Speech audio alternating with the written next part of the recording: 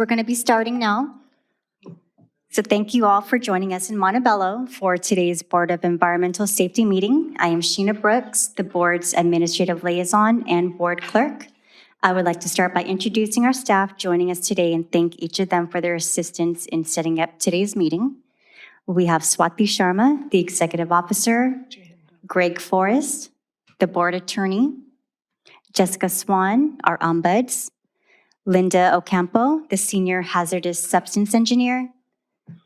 We have DTSC staff here that assisted us with today's preparation: Adam Cavilo-Kane, Matt Cummings, Jenny Sanchez, and from CSUS, we have Gabriella Cinquini and Sue Woods. From CIT, we have Albert Souza and Aldo Renteria and Joe Gonzalez. And from Cal Recycle, we have Abe Myers, Joaquin Murrieta, and Josh Levesky. Today's meeting is being live streamed and recorded, and by your continued participation is acknowledgement that you are being recorded. Today is April 27th, 2023 at 12:02 p.m., and the meeting is now called to order. Thank you, Sheena. Will you call the roll, please? Thank you, Madam Chair. Jeannie Rizzo. Here. Sushma Bhatia. Present. Georgette Gomez. Here. Alexis Strauss-Hacker. Present. Lizette Ruiz. Present. All members are present. A quorum is established. I will now review some logistical items for this meeting. We are conducting today's meeting in person, as well as offering remote options for public participation by phone and Zoom. For those of you joining us on Zoom, I would like to instruct everyone to select their preferred language option so that you will be able to fully participate in today's meeting. To do so, everyone needs to select the interpretation icon on your Zoom toolbar, which is located at the bottom of your screen. Here you will see 3 options. Please select your language preference by selecting either English or Spanish. If you select Spanish, you will be placed in the Spanish interpretation room. Please note, if you do not see the interpretation icon, you may need to update your Zoom application. For participants who have joined us in person and would prefer to participate in this meeting in Spanish, we have headsets at our interpretation station, which can be found right outside the chamber entry doors. Please make your way to the station and someone will assist you. For those of you in the room, if you will be following along on Zoom, please ensure that both your speaker and microphones on your devices are muted. If anyone experiences connectivity issues with Zoom, you can call in for either English or Spanish. The phone numbers are provided to you now on this slide. They will be provided in the chat, and they are also posted on our website. We will now hear one of our interpreters provide these instructions for us in Spanish. We would like to thank both Albert and Aldo, who are joining us in person today to interpret today's meeting for us in Spanish. The evacuation information, please take this time now to look around you to identify 2 exits closest to you. In some cases, an exit may be behind you. Should we have to relocate out of the building, please obey all traffic signals and exercise caution when crossing the street. Restrooms are located outside of the chamber doors to the back and then directly to the right. The water fountain is also located next to the restrooms. Please note that there is no food or water allowed in chambers, and that does include water bottles. So please note again, there are no food or water allowed in chambers.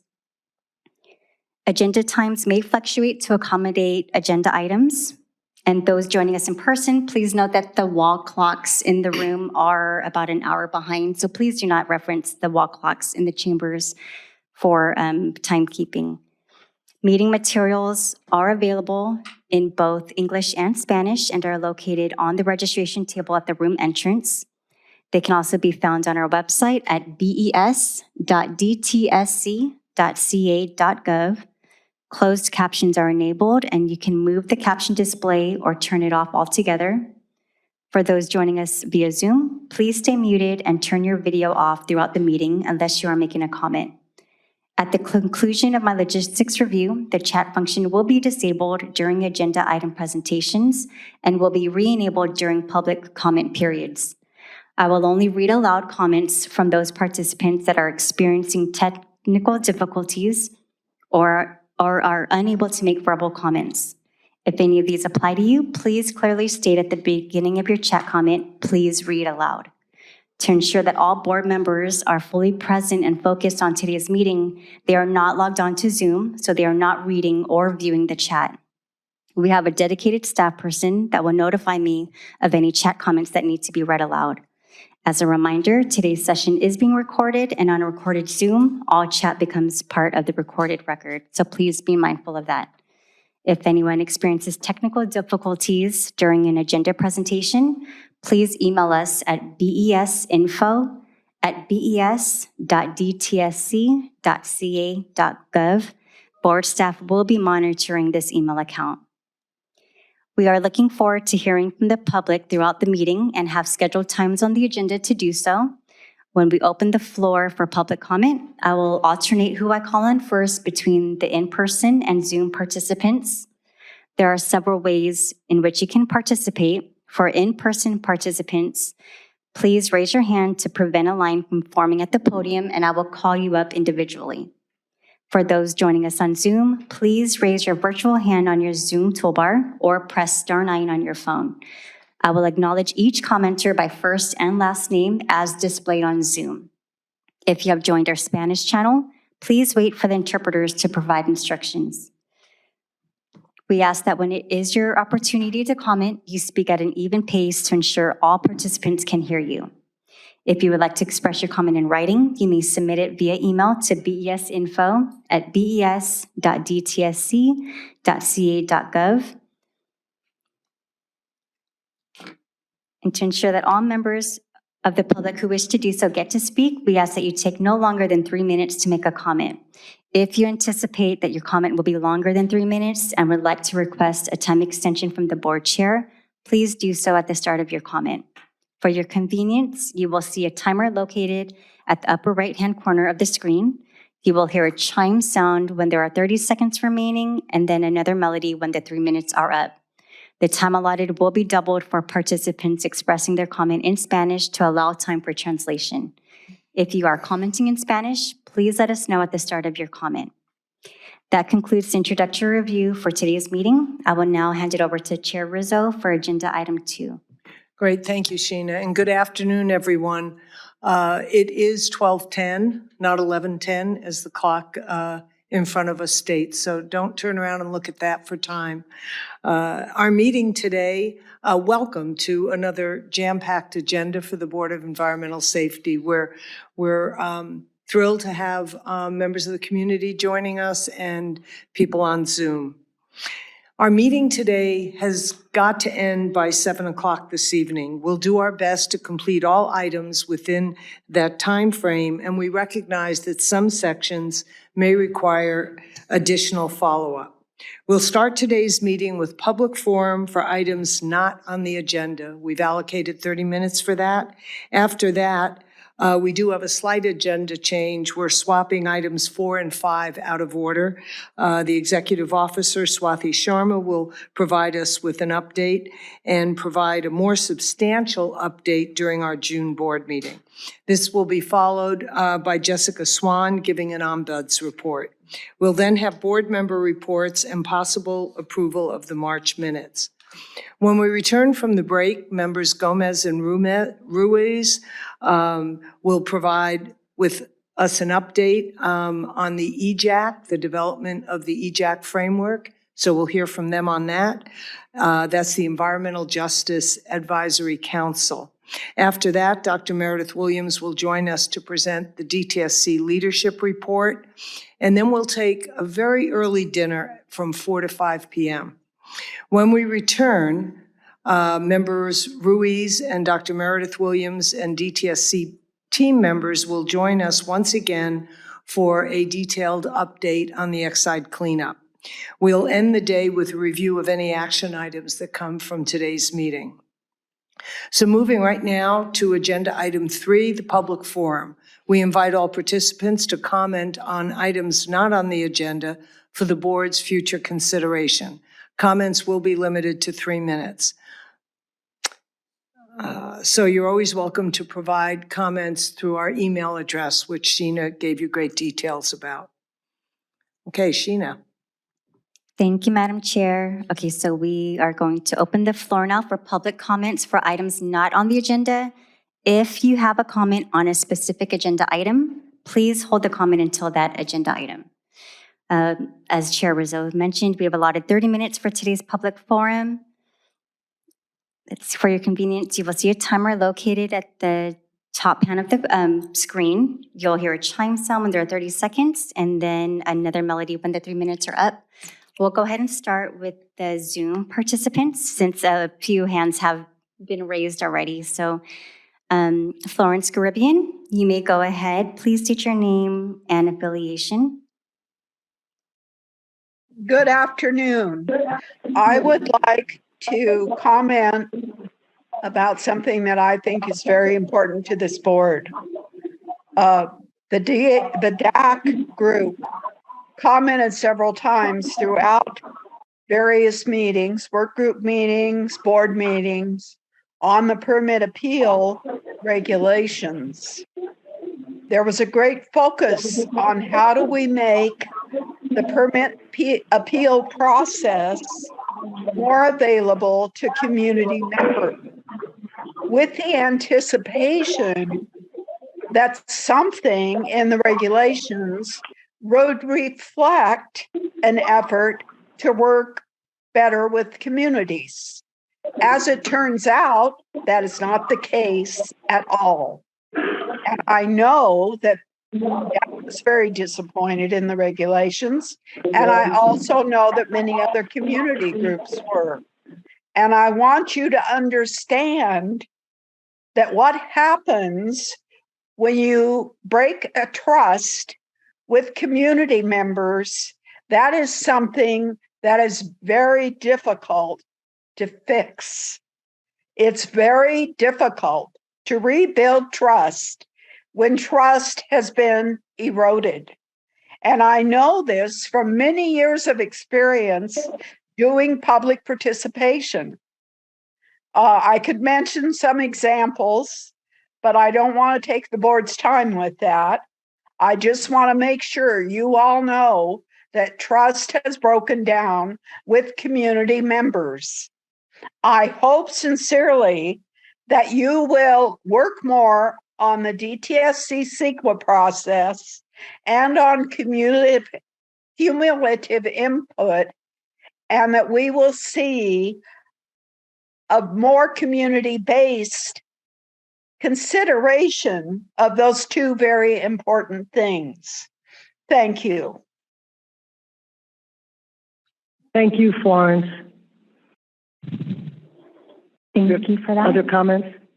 Stephanie Serrano, you may go ahead, please state your name and affiliation.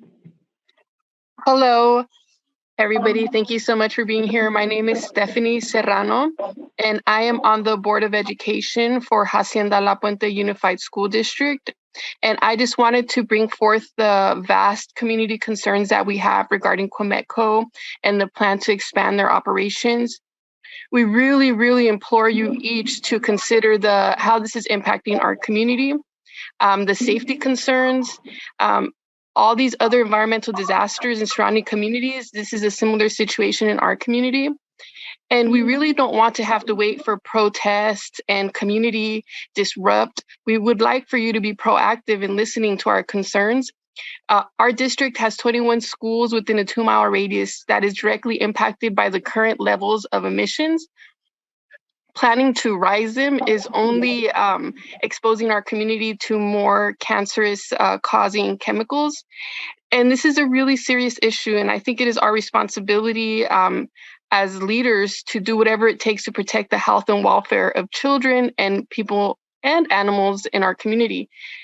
This is a serious crisis as we are planning to increase battery-powered vehicles and state policy. That means we're going to have more batteries being recycled there and these toxins emitted into our community. This is really hazardous. This is dangerous. Once again, the community is extremely involved. We are aware, and the fact that it's being allowed or considered is negligence. And I am a community organizer as well, and I just want to encourage you all to be proactive in listening to our concerns, versus waiting for protests and actions. Please listen to our community. We're trying to do all the channels, all the steps that are appropriate to get your ear, to get to your heart to understand, and just please support our community in not allowing Cumeco to expand. Thank you. Thank you for that comment. I really appreciate it. Myrna Hayes, you may go ahead. And as a reminder, those joining us on Zoom, if you would like to share your video, you may go ahead and do that. I am Myrna Hayes, Community Co-Chair of Mare Island Naval Shipyard Restoration Advisory Board. Tonight is our 29th anniversary RAB meeting. Our 5,000-acre base produced a complex array of industrial and military contaminants spanning 140 years of naval operations, and DTSC has provided oversight for more than 30 years. The original construct of our Restoration Advisory Board was jointly agreed to by DOD, US EPA, and DTSC. It was founded shortly before the BRAC base closure so we could contribute meaningfully in a fast-tracked environmental cleanup process. DTSC's project manager and public participation staff coached us. This past supportive approach to community engagement has waned and is virtually non-existent. This is worrisome and frustrating. And as community members, we're no longer consulted by regulatory and public involvement staff as valued integral members of the cleanup team. So there's no legitimate fulfillment of our mutual mandate right now to engage in early and often communication in the RAB about our concerns regarding cleanup plans. And now with 3 responsible parties, and all their regulators, it's even more difficult. So we don't receive regular briefings from the agency perspective. There's little follow-up to requests about the status of specific sites. Community participation is clearly almost viewed as a bother. In our RAB process, we receive virtually no information other than that documents are in review. It's a complete failing of DTSC's participation in the RAB, a key venue for the responsible party and the regulators to communicate directly with community members. With the Navy having gone from monthly to quarterly meetings, it's generally contributed, nothing's contributed by the agencies, and the RAB process just could be considered a waste of time.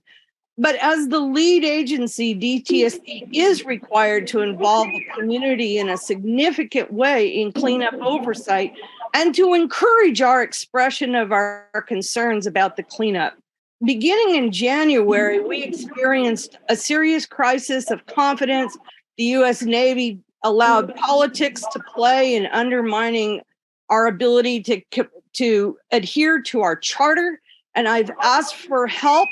And what I'm learning from the agency is we're trying to make a politics-free zone. They're saying they don't acknowledge their authority to intervene, and they're uncertain about who to escalate to. I need help, and I'd really like to know who to turn to get even a minimal support to get the community involvement back on track. Thank you. Thank you for that, Myrna, I think your name was. I know that our ombuds, Jessica Swan, is documenting, as we are, all the public comments for items not on the agenda for us to follow up with DTSC about and or to bring forth to a meeting. So thank you for that comment, and Jessica will record it and may very well need to or want to follow up with you. So I hope we have your contact information. Thank you. Myrna Hayes, do you mind repeating the name of that site, please? It's Mare Island. Mare Island Naval Shipyard Restoration Advisory Board. Thank you so much. Thank you. Adriana, you may go ahead. If you would like to share your video, you may go ahead and do that.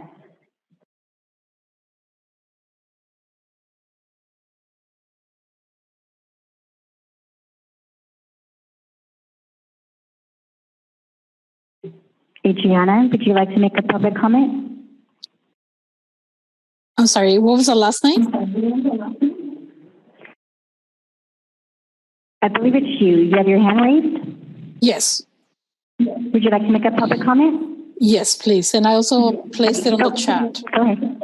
Okay. Good afternoon. My name is Adriana Quiñones, a resident of Hacienda Heights. For too long, our communities of Hacienda Heights, Avocado Heights, North Whittier, and La Puente have been affected by Chemetco.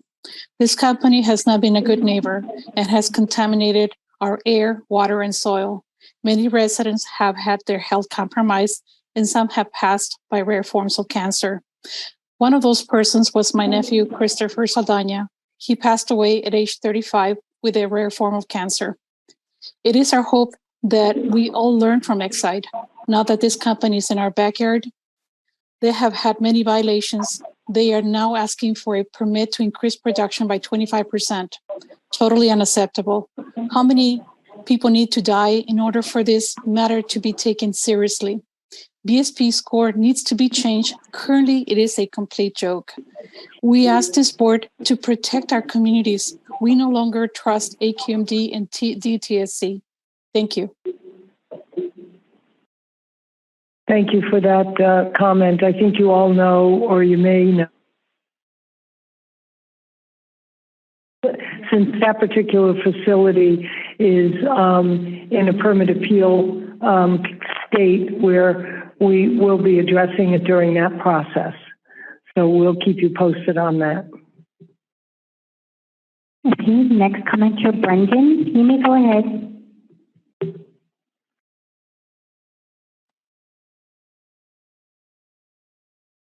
Brendan?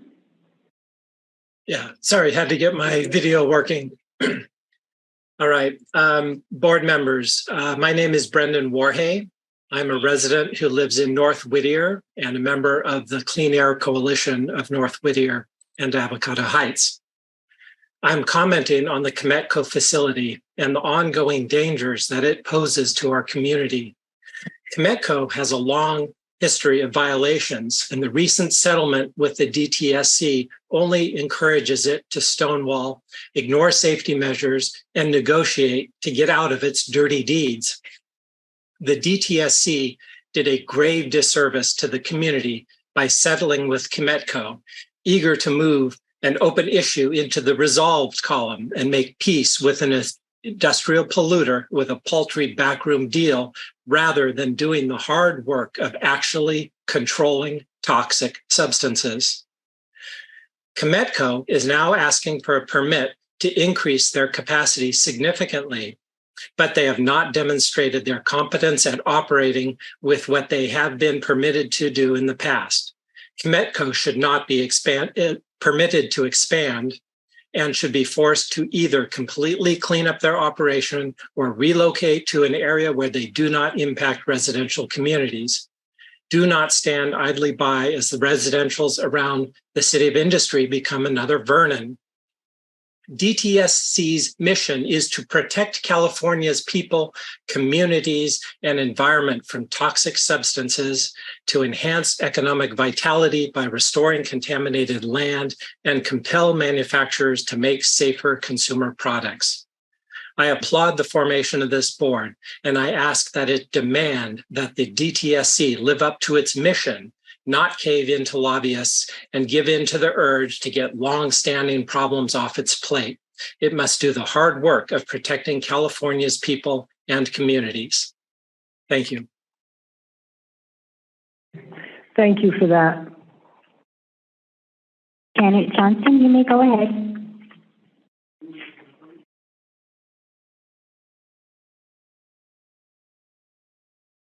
Janet? There we go.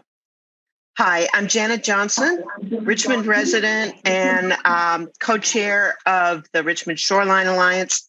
My comment is regarding the Campus Bay Zeneca Superfund qualified site.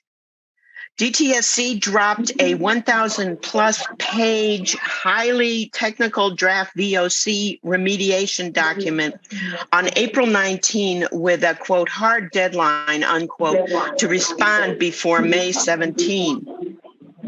We feel that this deadline flies in the face of best practices for public participation, as the document appears to obfuscate the VOC sample data range used possibly to hide what appears after hours of internal CAG review, to document conclusions based on VOC sample values from only October 2020 or earlier.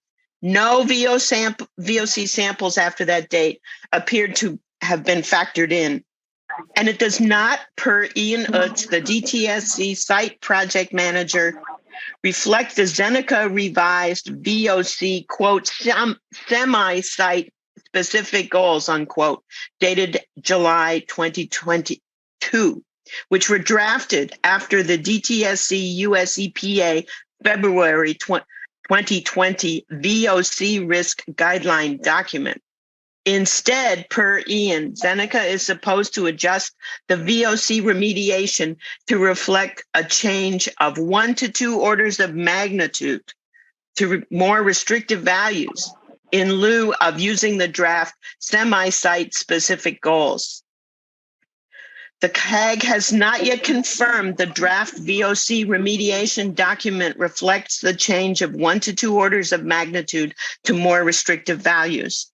And it was certainly unclear to us if that change to more restrictive values is reflected in the VOC remediation document. Janet, just give us a moment. We'll have you comment again, but I think we're going to pivot to in-person comments right now while we figure out what's going on in Zoom. So Janet, we will give you your full 3 minutes again, but just let us come back to you right now. If there's any in-person comments for comments not on the agenda, we would ask that folks please line up and at the podium if you'd like to give your comments. Okay. Please state Thank your you. name and affiliation.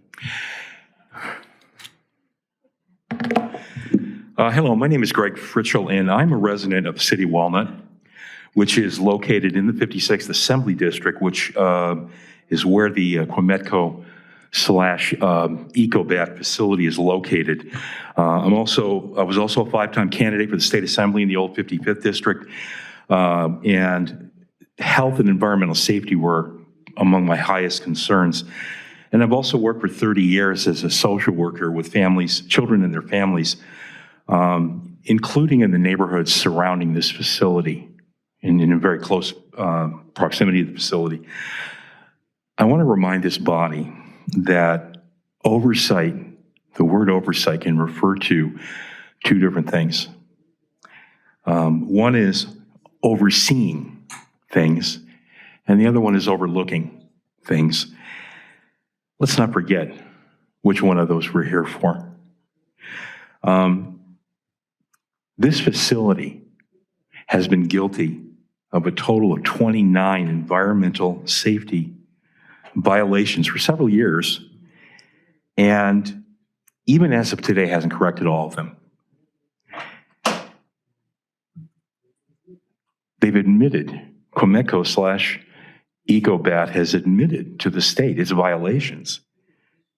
Yet publicly, it still states that it continuously meets or exceeds all applicable environmental standards and requirements, thereby grossly misleading local residents about their safety from environmental threats. It's time to stop their ongoing environmental damage once and for all. I therefore ask that you hold the Department of Toxic Substances Control accountable to the people that is mandated to protect.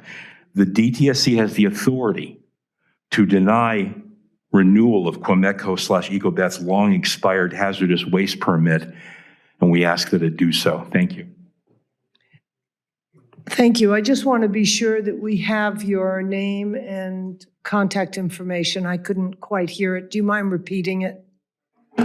First name Greg, that's G-R-E-G-G.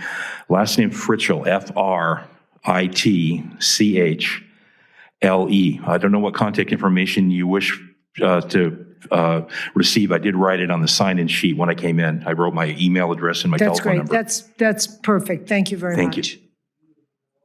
Thank you so much. We're going to go ahead and take another in-person participant while we still finalize the Zoom settings. Are there any other additional in-person comments for public?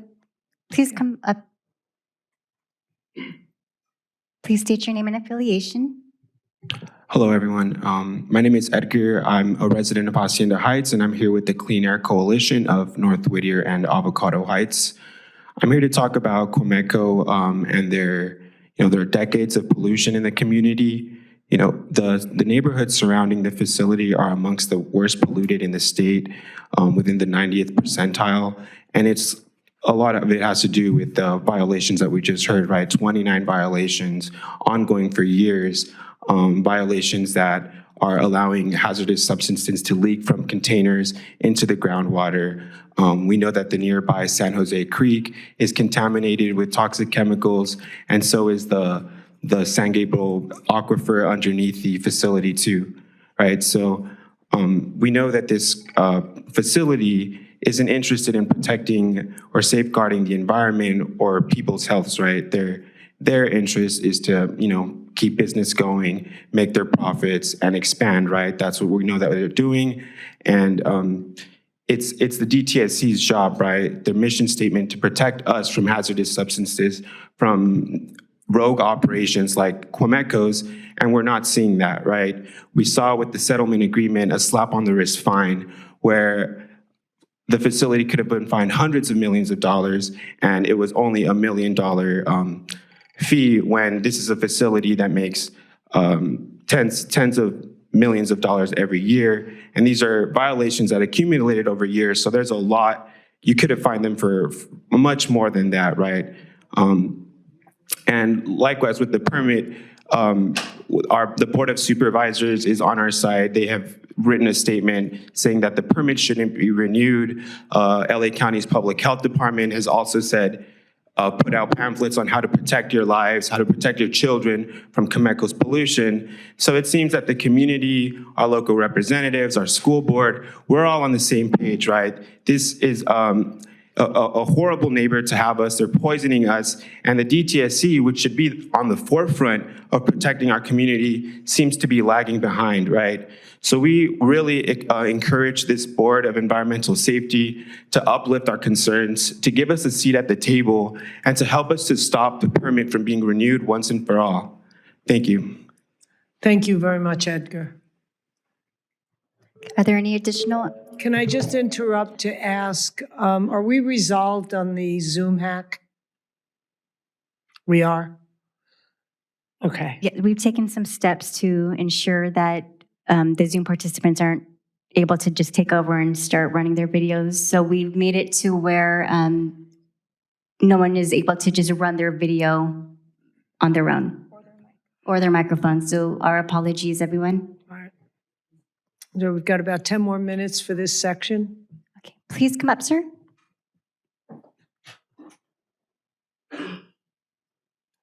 Please state your name and affiliation.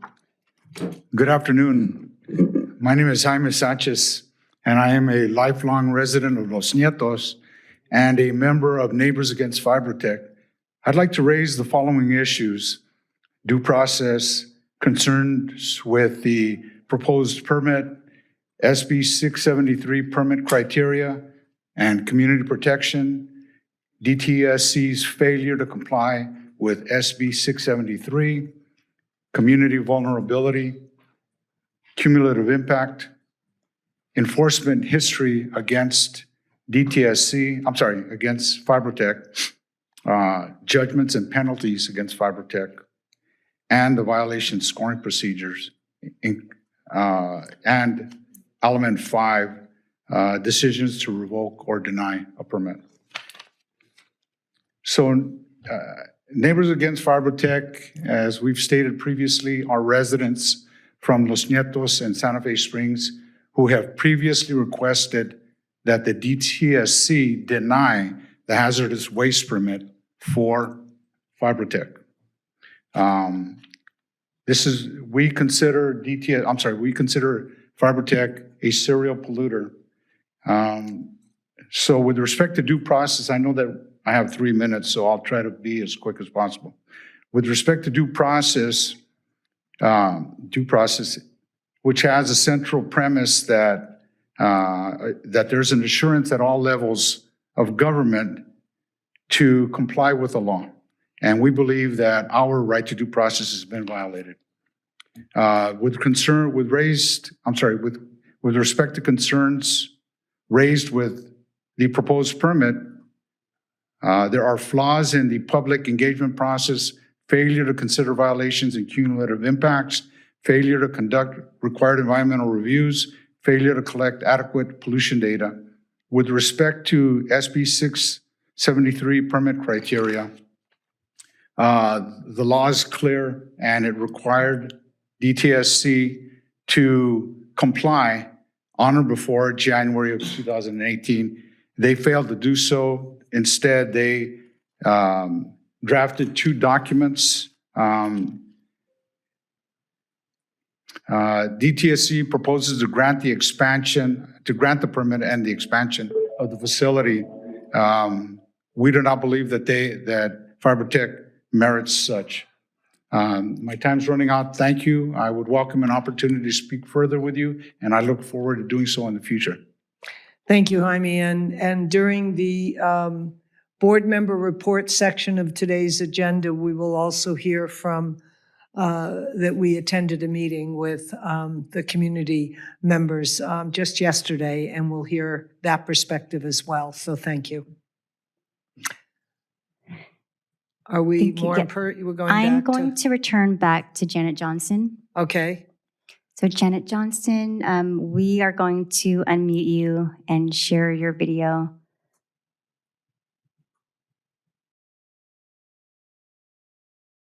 Okay, great. Can you hear me? We can. Go ahead. Okay. I'm told that I can't share my video, but you saw my face already. You know who I am.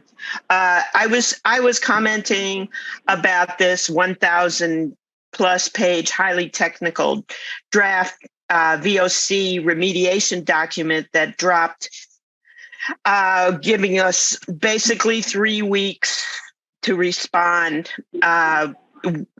We received the document as a courtesy heads up.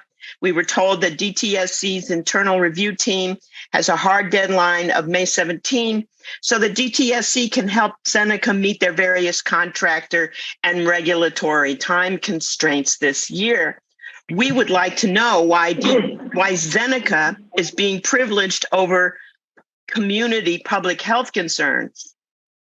Moreover, DTSC hasn't told us how they're going to consider rising groundwater at the Seneca site now that that is a requirement statewide.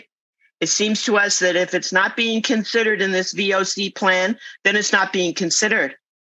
And since this is a new plan, not an existing one, i.e. it will be approved after that guidance came out, it seems like it should have to follow whatever method they're using to, quote, consider, unquote, rising groundwater.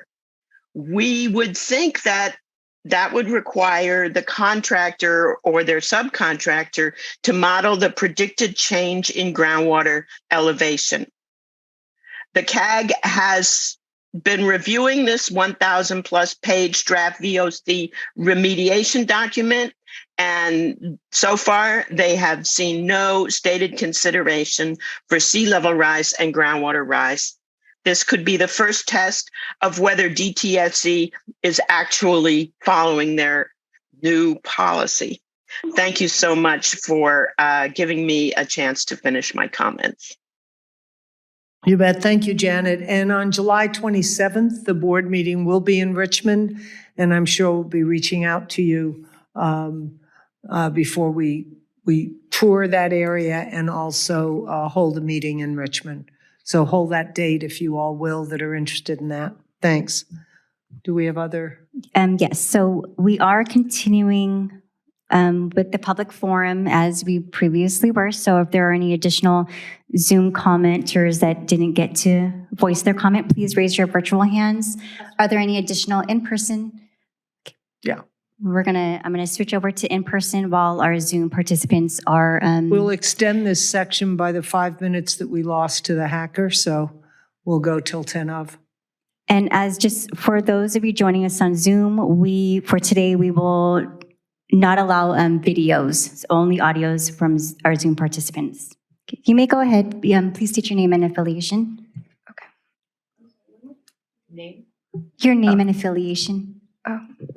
Hi, my name is Gabriela, and I am here with the Clean Air Coalition. I'm a lifelong resident of the community of Bassett, which is an unincorporated neighborhood that has been negatively impacted by industrial pollution.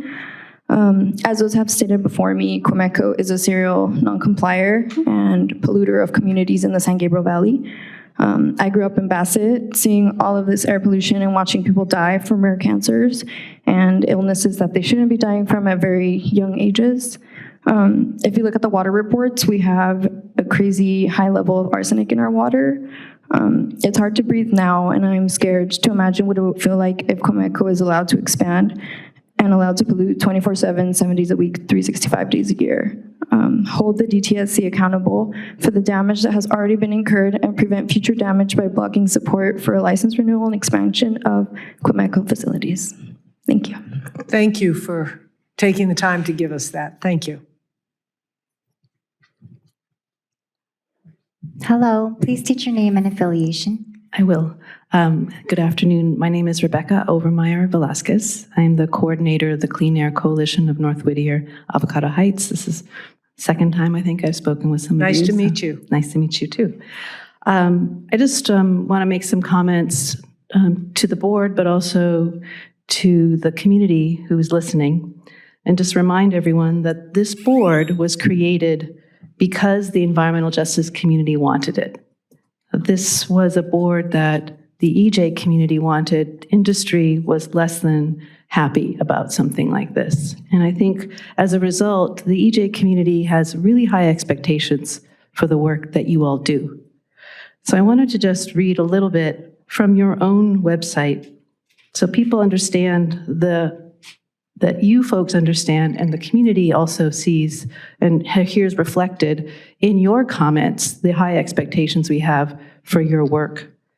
So, Chair Rizzo, on the webpage, this is the Board of Environmental Safety webpage, you state, "My goal is that people will feel the benefit of this board's work in their everyday lives." And this follows what current DTSC Director Meredith Williams states, "The board will provide stronger governance and transparency, something communities have long asked for." Board Member Bhatia's personal statement is long and really personal. "There are intense moments during our public hearings where we get to hear deeply personal stories from impacted communities. I carry the weight of people who feel the state of California isn't solving their problems.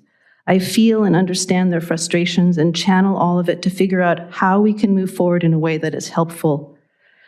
I strive to balance both the corporate impulse to go as fast as we can and the need within government to slow down intentionally because it's so important that we get it right."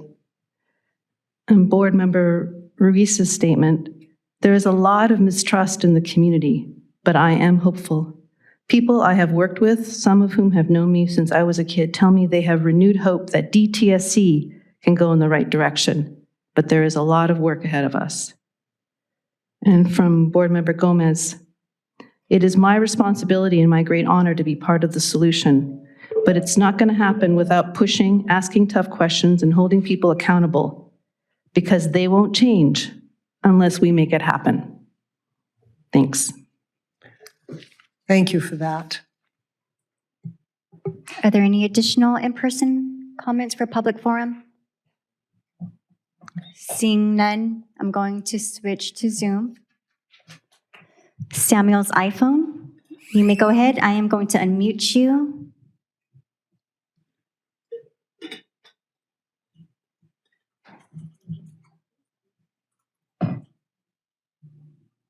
You may go ahead, Samuel's iPhone.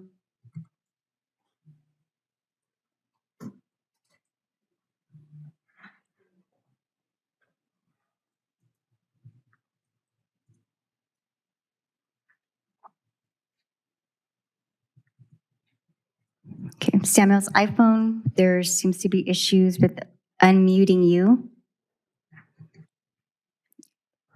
Are there any additional I think in-person? there's one more gentleman here who wanted to make a public comment. Just really quickly, when you're speaking to a microphone, don't get too close because it's causing background noise. Please state your name and affiliation. Sure thing. Yeah, hi, my name is Max. Can you guys hear me okay? Cool. Hi, my name is Max Gabalden. I'm a resident of Avocado Heights and a member of the Clean Air Coalition. I live within 1 mile of Comecco, and Comecco has been around for more than 60 years and has been a dangerous force in our communities, emitting lead onto our people, the air we breathe, the soil that we stand on, and the water that we drink. Lead exposure, when exposed to it, can give people cancer, respiratory problems, learning disabilities, and so on. But not only is this place just like outright dangerous, but it's been like super reckless. They've like always, time and time again, with whatever trust the community, or not even the community, like the institutions that regulate them, give them, they always break that, and they always go much further than they should be. And this all happens like within a 2 mile radius of like 20 schools. And again, if I have to I should reiterate that when you're exposed to lead, especially as a child, that can lead to like lifelong consequences. I've lived in Avocado Heights my entire life, and I'm the only one in my family that's ever lived there for the whole time. And I've dealt with a massive roadblock in my life with living with ADHD. I've done a lot of outreach, and I've spoken with a lot of neighbors. And I've met people that, for instance, like one person I know personally, they had a rare form of ovarian cancer onto them, and they had to get their ovaries removed, and unfortunately can no longer have children. And I've met like other people. I've met one lady that one time, one lady told me that she's undergoing her second treatment of cancer, and she's been a lifelong resident of Avocado Heights as well. And all of this is done, while we're all bearing this brunt of like the exposures to lead, Comecco just keeps going and going and going and going. And, it's just, sure, like they've been fined a couple of times in their existence, but, to us, it's really just like a small fee that's just given to them just for them to continue to operate. And none of these fees have really led to any cleanups that should be done to these communities as well.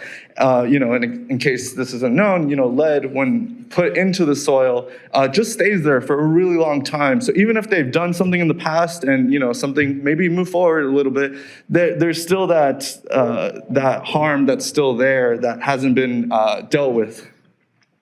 Comecco, they've destroyed our trust as a community.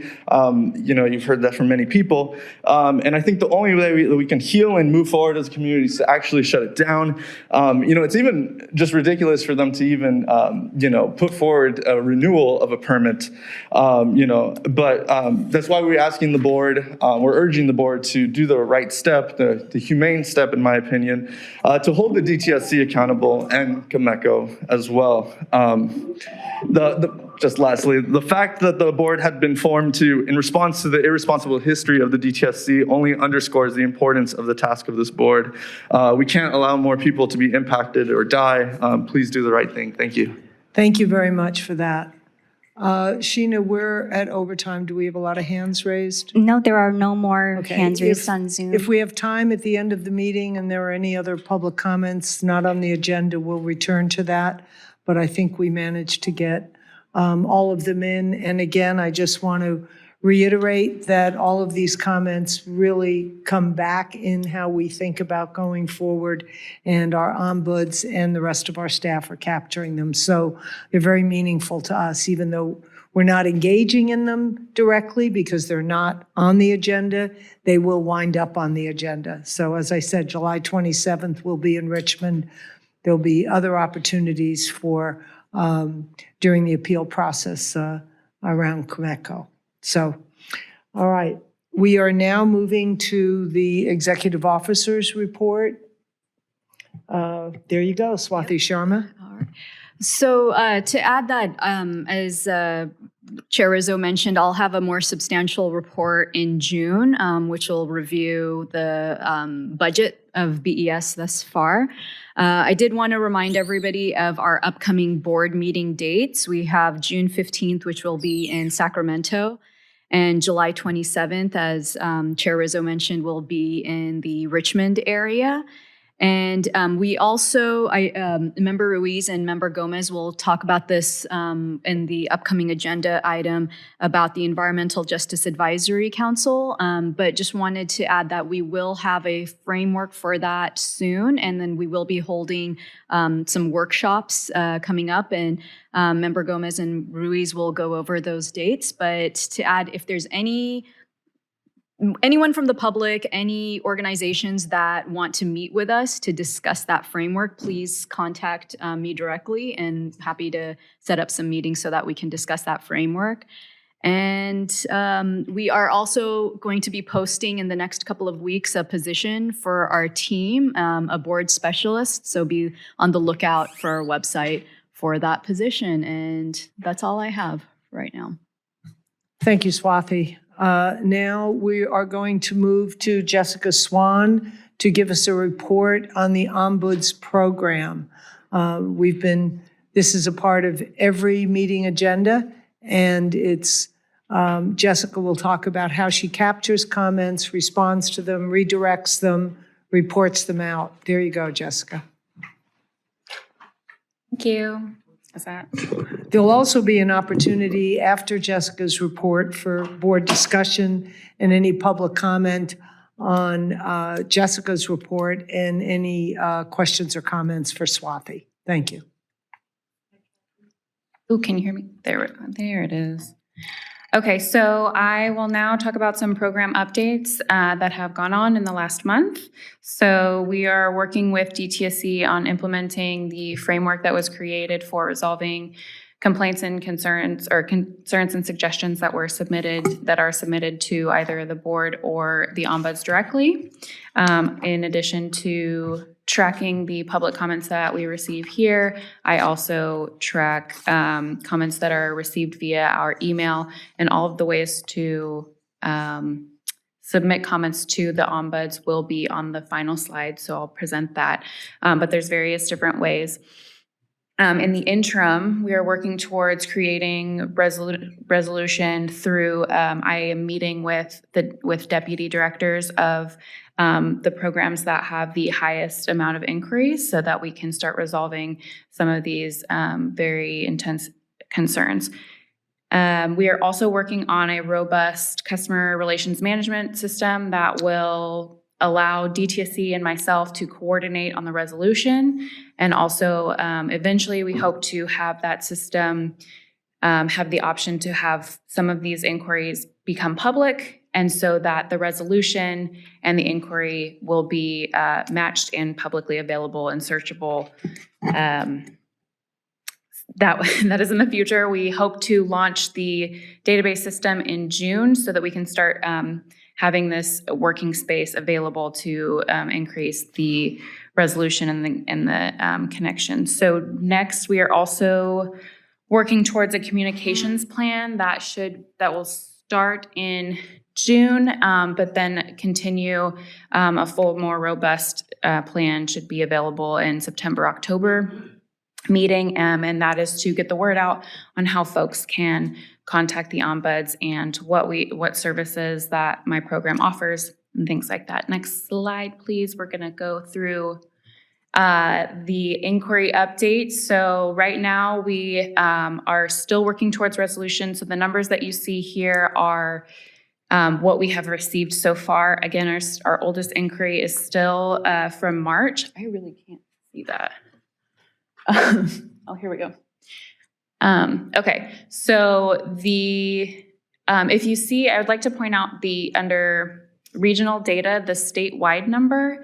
So those inquiries specifically are, well, kind of inspecifically, are anything that's going to be across so it's not site specific, it's not going to be facility specific. These ones are more DTSC in general or as a whole. So we have a significant number there. Previously, the numbers were more equal. The method received, as you can tell, the public meetings are the highest right now. And I think that part of that is because we have not had this robust engagement plan, because we are still working on getting set up for a system that's going to work for us and other people. Next slide, please.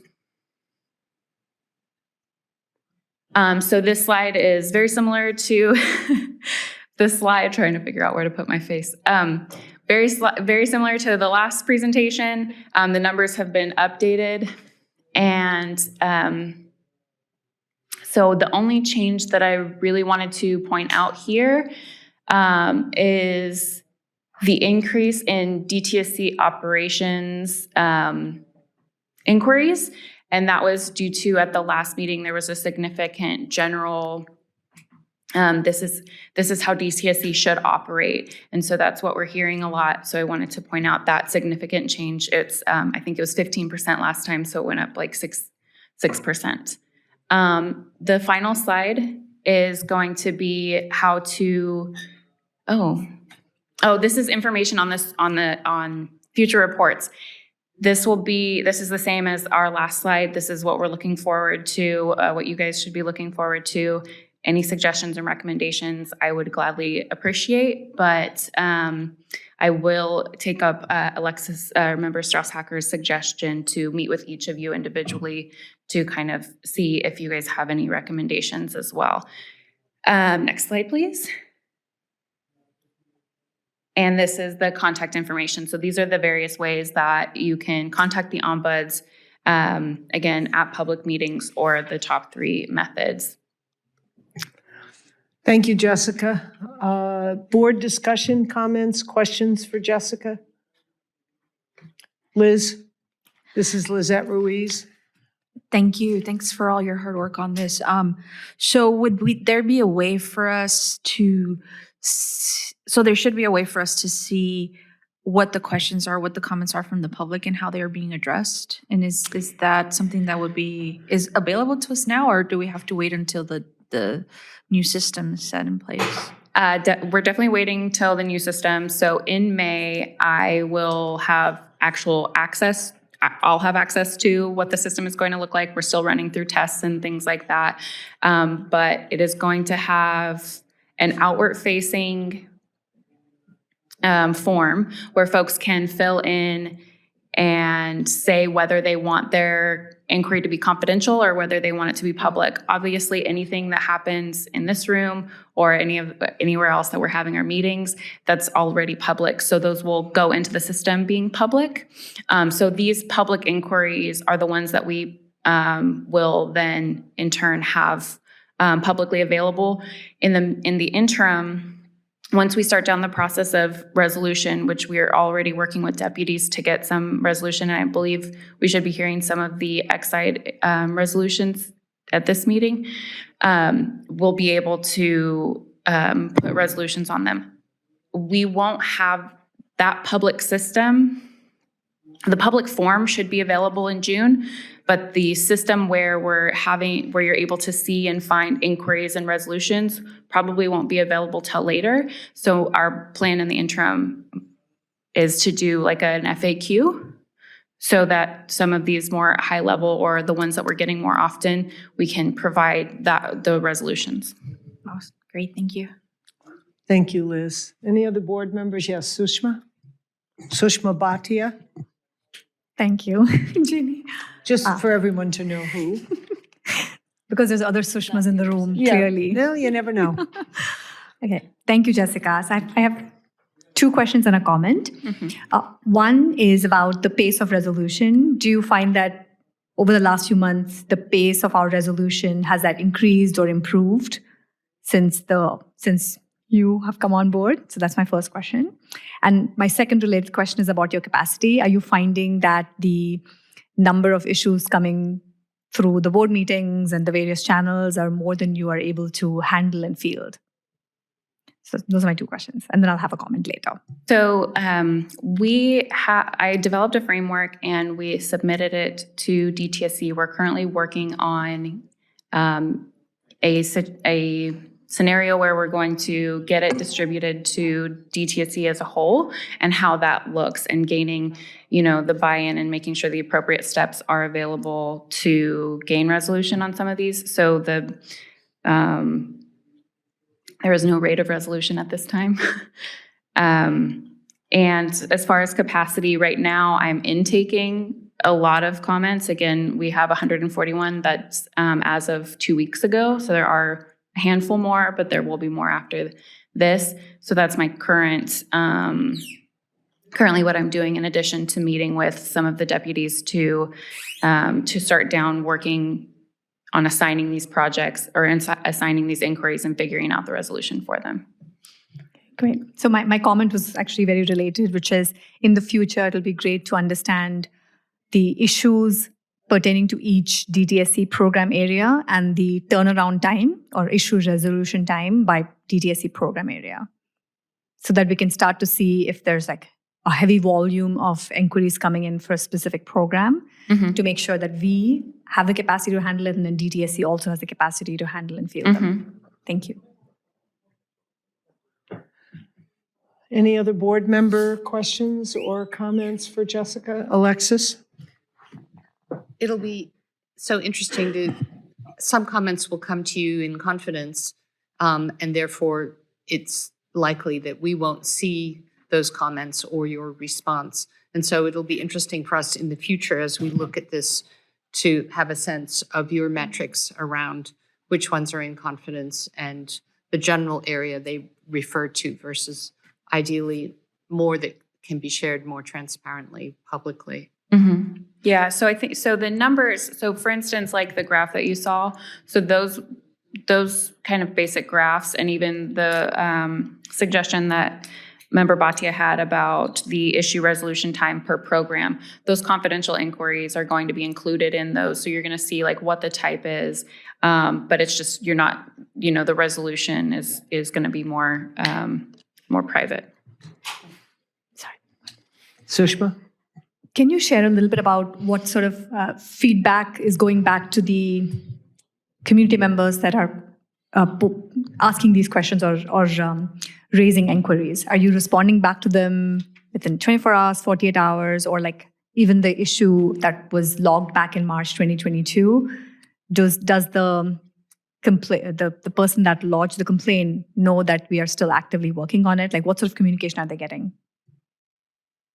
It depends on the inquiry. So anything that's been received during a public meeting we've not done the outreach to, let them know that we're currently working on it, but we're currently working on it. If some of them I don't have contact information for, so that makes it also tricky, but to the extent that we are still responsible for making sure that this issue is resolved, that I feel that sense of responsibility. As far as like, for instance, so it's convenient because recently I was speaking with Todd and I got some SSF, some Santa Susana Field Lab inquiries. And so I was able to get work down the path of getting those resolved. So that was actually very quick, getting responses on that. But that's a very microcosm, So the idea is if you have suggestions on how we can make sure that folks know, then we can do that. Would love to work with you offline and give you some suggestions. Great. Thank you. Thank you, Sue.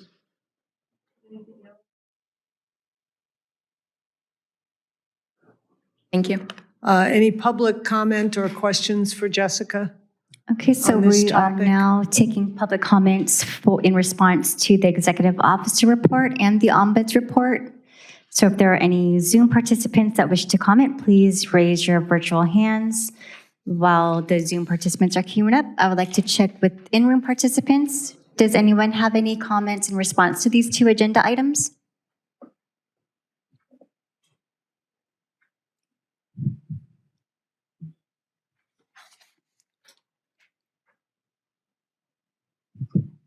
Hi, please state your name and affiliation. Hi, my name is Ivana Castellanos with Physicians for Social Responsibility, Los Angeles. I just have some kind of questions or considerations regarding the Ombuds report. First is just kind of interest in knowing, whether we will be getting report outs on inquiries maybe by language or just getting a better understanding of the Ombuds program's ability to respond to inquiries in languages other than English. And let's see. Sorry, I'm just looking at my notes here. I'm very excited for the community engagement plan and hope to work with you on that moving forward. And a concern or just consideration that I have is just as word spreads about the program, how prepared is the program to accommodate a larger volume of inquiries? And I think just Sushma's point, Board Member Sushma's point about the feedback loop, I would love to work with you on that as well. So yeah, and I think just a broader comment, I think it would be really important for the Ombuds program to find ways to address patterns of persistent issues that community members are experiencing and trying to navigate DTSC. Thank you. Thank you. Jessica, do you have any response to that?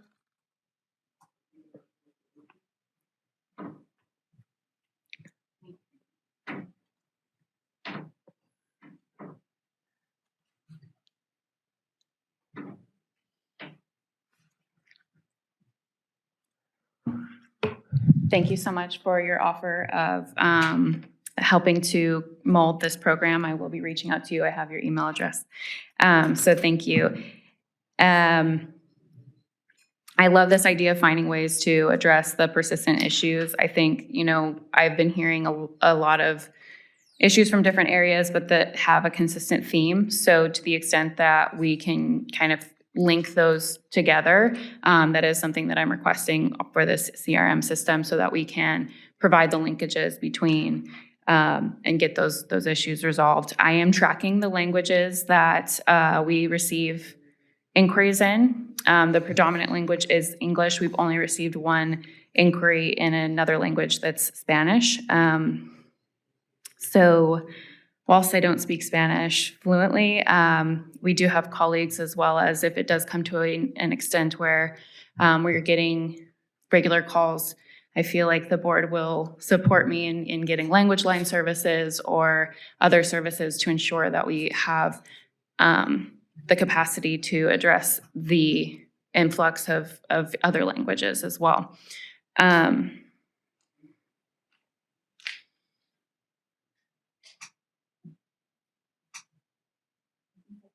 Okay, thank you. So the two of you will connect. I can see it coming. Thank you. Any other public comments on ombuds and or the executive officer report? Hi. Hi. My name is Idalmis Vaquero. Oh, well, that's loud. From Communities for a Better Environment. I have 2 points. Yeah, in terms of the translation, and tracking for inquiries in different languages, I would just ask that the form that you are creating and all the other materials be translated in multiple languages. I hope that's also been already thought of, but just in case it hasn't. And then the other thing, when it comes to the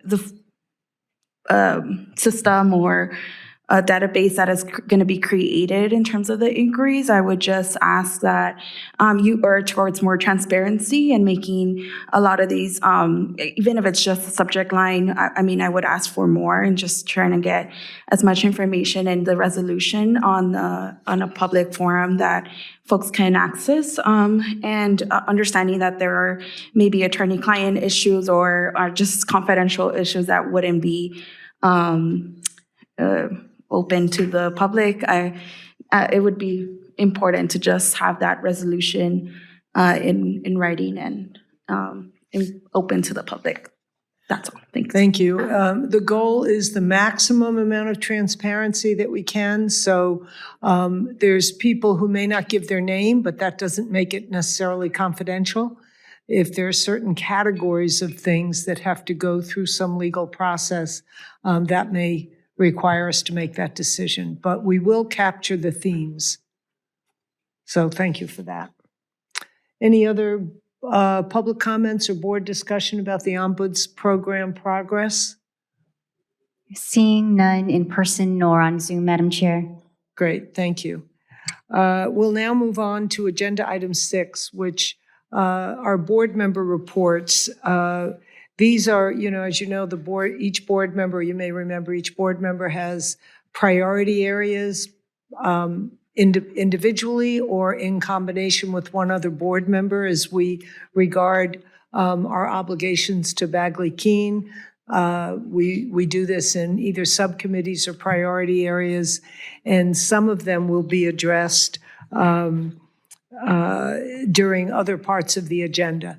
The Exide piece of it will be during the Exide part of the agenda. But right now, I want to hear from the follow-up, kind of closing the loop on where we are with the permit appeals regulations, and that's Lizette Ruiz, Alexis Hacker, were the primaries on that whole process, with support, of course, from our attorney, Greg Forrest, and Swathi Sharma and Linda Ocampo, who have been working on this. So, Liz?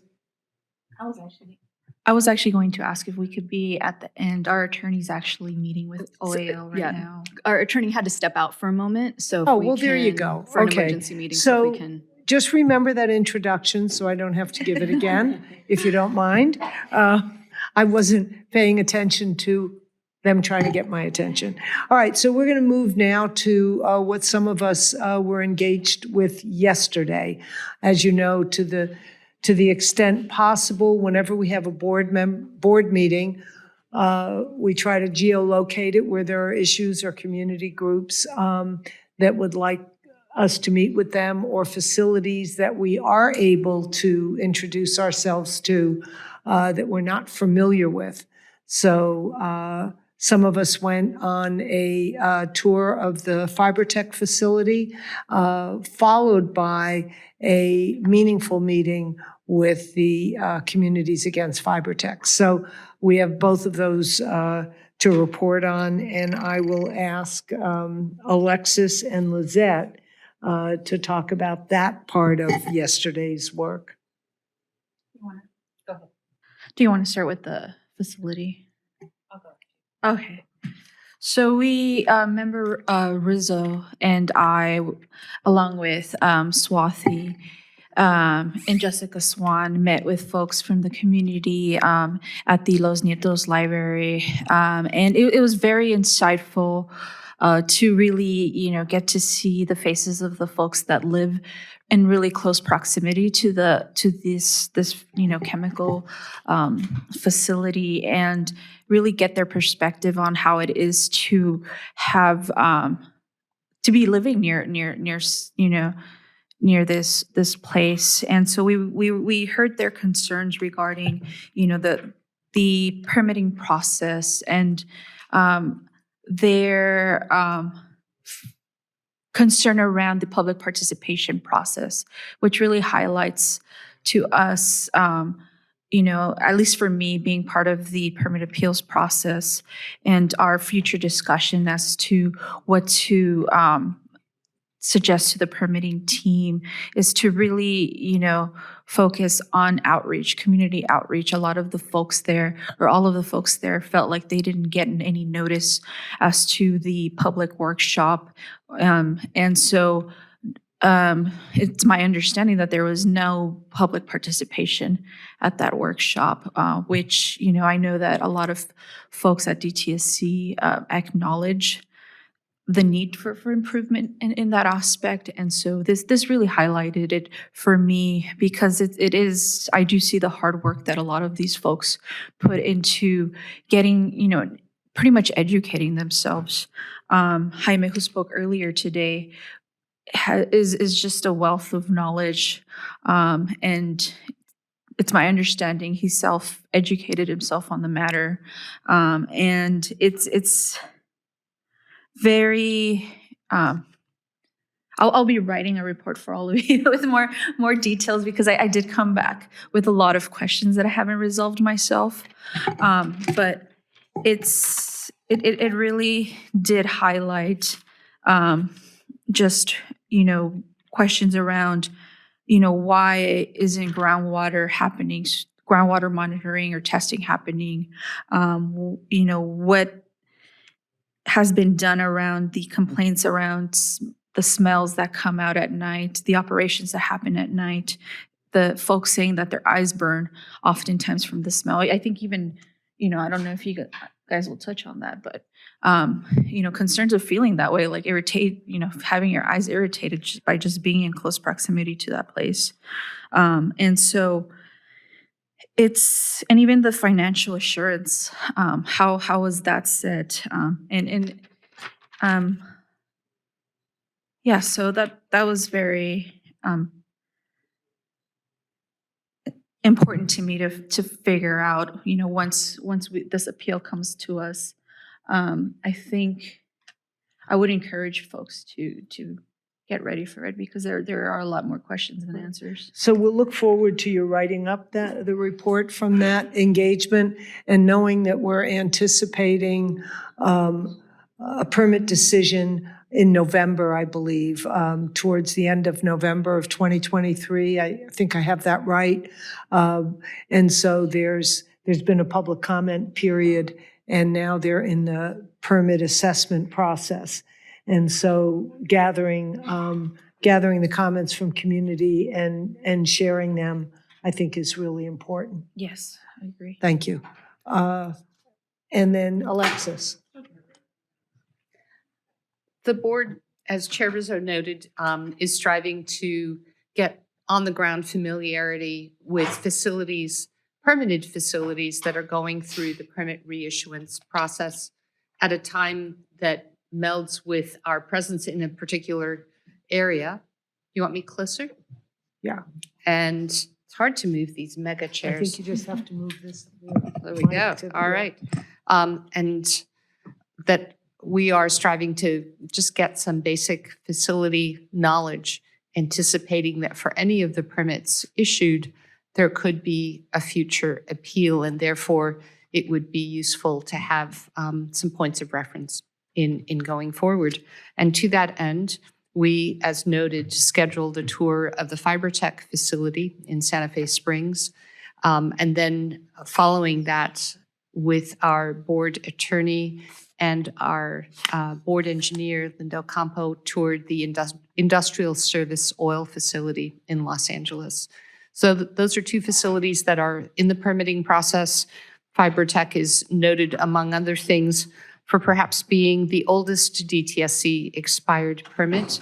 It was issued in 1991 and is now in the year of being updated and proposed for reissuance.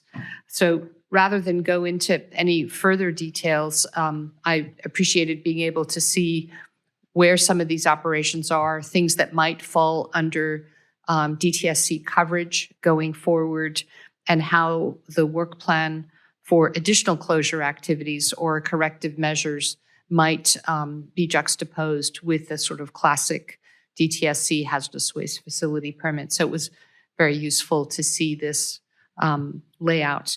At Industrial Service Oil, a different kind, it's an oil recycler, among other things. Their permit was issued in June of 2008 and is also slated for finalization. So these are all part of Director Williams' goal to bring up-to-date long expired permits, an incredibly important goal that we share. So we're hopeful that by being present at these facilities, should any of them result in an appeal that the board accepts, that we would be well prepared to address them. I wanted to make particular note, since we were accompanied by DTSC permitting manager Wayne Lorenzen, that at Industrial Service Oil, the Clean Harbors representative was particularly complimentary of just the hardworking and frequent interaction between the department and the facility to make this particular long overdue permit reissuance go well, that there was very frequent interaction and they feel that this is going smoothly. And I think it's always important to bring that forward. So for me, it was very helpful to have a sense of what these facilities are like on the ground and what some of their operating parameters and challenges are. Madam Chair. Thank you, Alexis. So let's go on to the permit appeals now that our board attorney. Oh, I'm sorry. Yes, Swati. I just wanted to share that part of our meeting packet material, and I believe Director Williams will be addressing this later, as well as just the DTSC permit decisions that are anticipated. So, and that's on our website also, but just wanted to let folks know so that they're aware of the various draft permits and final permit decisions. Thank you for that reminder. It was a request we made that DTSC will be providing that updated list at each of our board meetings.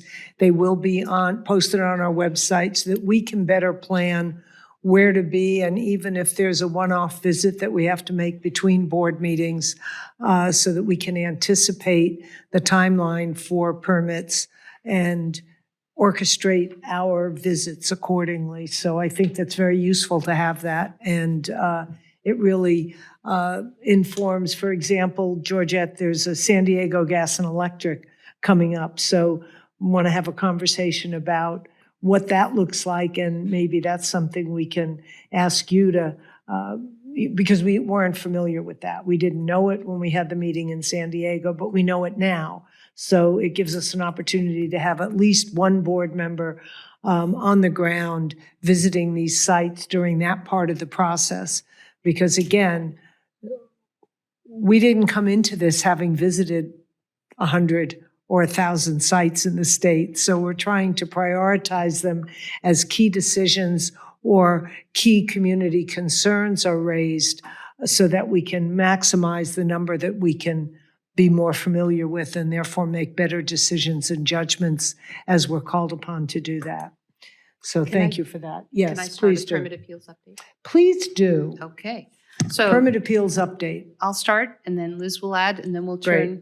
turn to our attorney for any further updates. We had met last month on the 23rd in San Diego and provided an update at that time. Since then, per the requirements in adopting regulations, including our emergency regulation package, we sent on April 6th a mail out to 1,100 people on our mailing list, including tribes. In particular, we were much helped by DTSC's legal staff and administrative staff in getting all those envelopes stuffed and in the mail in this electronic age. Following that mail out, we were ready for submittal to the Office of Administrative Law on April 19th, which begins a comment period of 5 days, followed by 5 days of OAL review. OAL review has been underway and they have received some comments. We are waiting to hear further, and let me turn it over to Board Member Ruiz. Yes. So, as I mentioned earlier, there should be an update on how that process is going, and pending the update, whether or not we can move and have our the date we had planned for it to become official. So just put it to Greg. Sure. So in terms of process, obviously. Identify yourself. I'm Greg Forrest. I'm the attorney for the board. I've been working with Board Member Ruiz and Board Member Alexis Strasshacker on the permit appeals process. Obviously, you're familiar with what happened at our last board meeting. The board approved the emergency regulations, and then we did a mail out as required by law and now have submitted those in final form to the Office of Administrative Law. They held a 5-day comment period. They did receive comments during that comment period. They're now in a review process where they go through and look for certain elements to be met, which have to satisfy a legal standard for clarity and for certain references that are made. They basically want to make sure that these regulations can be understood by the public. And so we provided information in our notice that helps to explain the rationale and the purpose for the regs. And so they're now going through and making sure they can understand it and asking us to provide additional clarity or to sort of educate, because now the board is new and it's the first time the board's exercising its rulemaking authority. So there's a little bit of back and forth process that we have attorney to attorney within the Office of Administrative Law. But we're anticipating that the regs will take effect on May 1st. That was the date that we requested. And so it does appear that we're on track for that. We're not quite there. Obviously, there's a couple more days left, but things are looking good. So we'll be able to report more at our June meeting. Okay. Thank you for that, Greg. And does anyone have anything else on the permit appeal process? No. Yes, Georgette? I have a question just in terms of understanding. So what, based on the timeline that was laid out for adoption, does that get impacted or are we on track or can you speak more to that? Just so, and the reason that I'm asking, I just want to make sure that we are aware of that, but also the public. Sure. So we sent out a notice by mail and on April 6th, and there was a mandatory 5 working day waiting period before we could submit our final regs to the Office of Administrative Law. So we waited those a little longer than that. We submitted to the Office of Administrative Law on the 19th of April, and so they held a 5 calendar day comment period. They received comments within those 5 days that passed on Monday. Monday was the last day, and so starting Tuesday, there is another 5-day review period.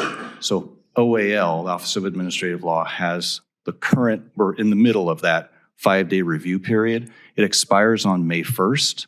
So they're going to be talking to me more tomorrow about this, but we're anticipating that they will give us the approval on May 1st, which will coincide with the regs taking effect that day. So it'll be shown on our website. People will know that they've taken effect because we will have that approval at that time. If for some reason we don't anticipate there being a problem with that, but if there is a problem with that, then we'll also make that known to the public using our website. So thank you for that. So that's pretty clear. Now I know exactly what to expect. So in terms of notifying either approval or non-approval on May 1st, are we just putting it on the website or are we going to be sending a mailer or an email or how are we communicating aside from putting it on the website? And perhaps this is not a great question. I don't think it's a great question. Yeah. I think it's an excellent, since we've gone out to tell people, I don't think there's a problem with doing an email blast, letting people know that. Is there a problem with that? Yeah, there's no problem with an email Okay. blast. Mailing blast is another undertaking, but I mean, if there's a need, we can do that. I think but we should do that. I think we should at least do that, yeah. A mail, An email blast. We'll do an email. Is there a request to do a mailed? Because we've already done one already. We've done that one to notify people, right? Right, yeah. I think we need to be consistent, so I'm going to say yes, that it's taking into effect May 1st. Or did that original mail made reference to May 1st? The original mail basically said that it's being submitted for a certain timeline, right? Okay. So now is your opportunity for any public comments, because after that date, it'll be OAL. But what you're saying is the people who maybe received snail mail wouldn't necessarily know that, yes, now It's that's in effect. implemented. That's what you're Yeah. raising. Just consistency. Well, why don't we evaluate that? Yeah, if we're Okay. capable of it, I think Looking it at would be Greg, good. I think we can do that.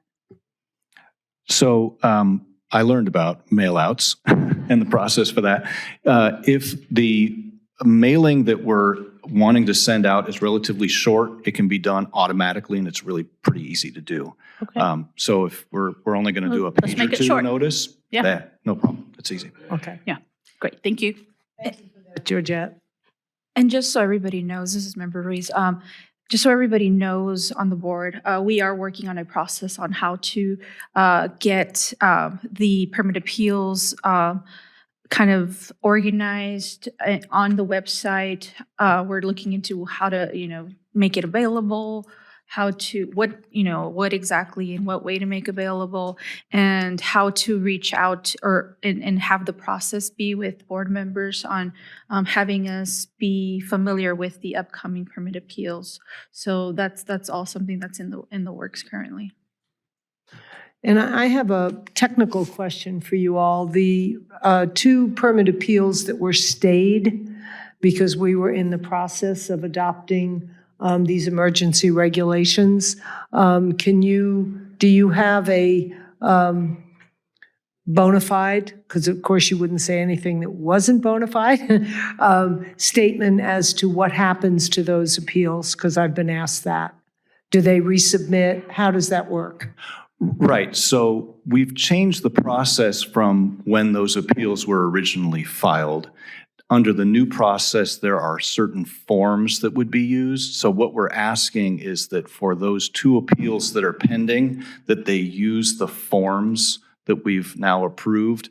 They haven't taken effect yet. Obviously, they take effect on Monday. So after Monday, there'll be a period in which those appeals can be refiled, and we are asking that they be refiled since there is this new process. And I'm assuming we're communicating directly with the appellants on that so that they know to do that, correct? Right. Okay. Is that, yes? Okay. Okay, so the third area in our board reports, report outs are Sushma Bhatia on metrics. Just where are we? All right. And Georgette will jump in as well. Okay. So Georgette and I are on a metrics subcommittee.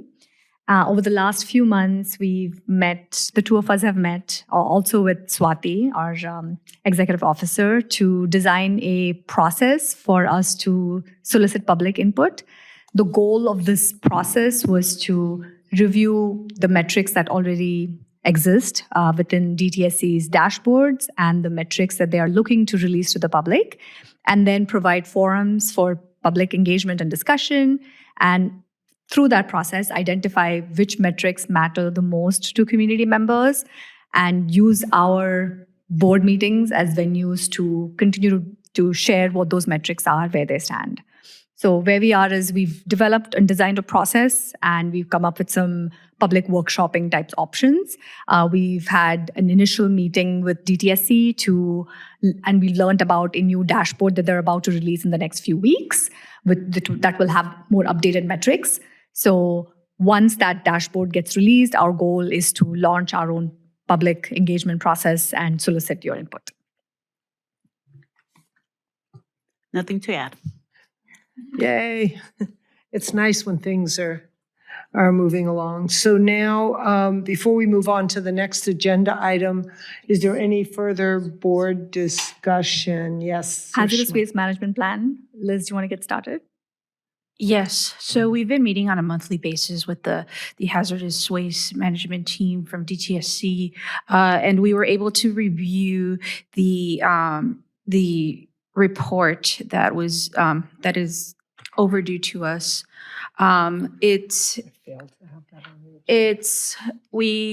Sushma and I, as well as Swati, were able to kind of add some comments and edits, and it's our understanding that it's still going back to the upper levels of DTSC for self-review, and hopefully we'll have that presented to us at the next board meeting. Thank you. Not much of an update here, but clarification again that the hazardous waste management report is what's due in the next few weeks.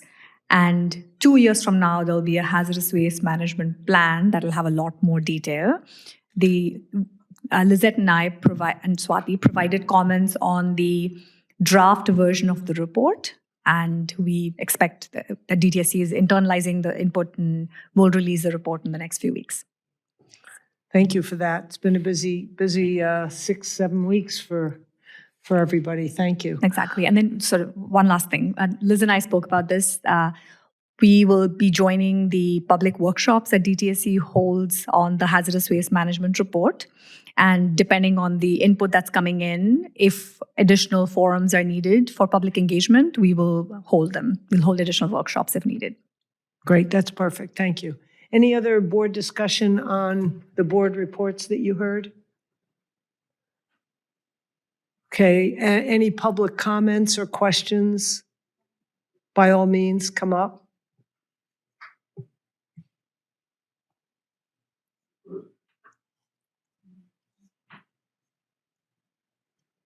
Please state your name and affiliation. Good afternoon. I'm Angela Johnson-Mazzaros from Earth Justice, and I wanted to make two quick comments. The first is I wanted to make sure that the board is aware that Quemeco has submitted a new version of its Class 2 permit request, and they will have public comment, a public hearing on May 9th, and we are expected to provide any comments on that permit by June 12th. I requested information from DTSC about the status of the current permit. I requested information from DTSC about the status of the current pending permit, and I have not yet received that information back. The second thing that I'd like to just note is related to the appeals regulation that y'all have adopted. You'll note that there were 19 comments at the last meeting related to this item, 17 from community members who were all opposed to adoption of the regulation, and 2 from industry representatives who supported adoption of the regulation. We don't have any additional information about how this is going to, as you're well aware. My client, the Clean Air Coalition of North Whittier and Avocado Heights, has an appeal that's currently pending. We have not received any information about how this process will move forward, and I am hopeful that we will after the rule becomes effective on May 1st. And I just wanted to highlight for the board that our client submitted a 14-page letter during the rulemaking process. We received no feedback about that, but our position that the adoption of this rule is not only ill-advised, but additionally unlawful remains. Thank you. Thank you for that. Are there any additional in-person comments in response to the board member reports? Seeing none in person, I'm going to go to Zoom. Florence Caribbean, you have your hand up.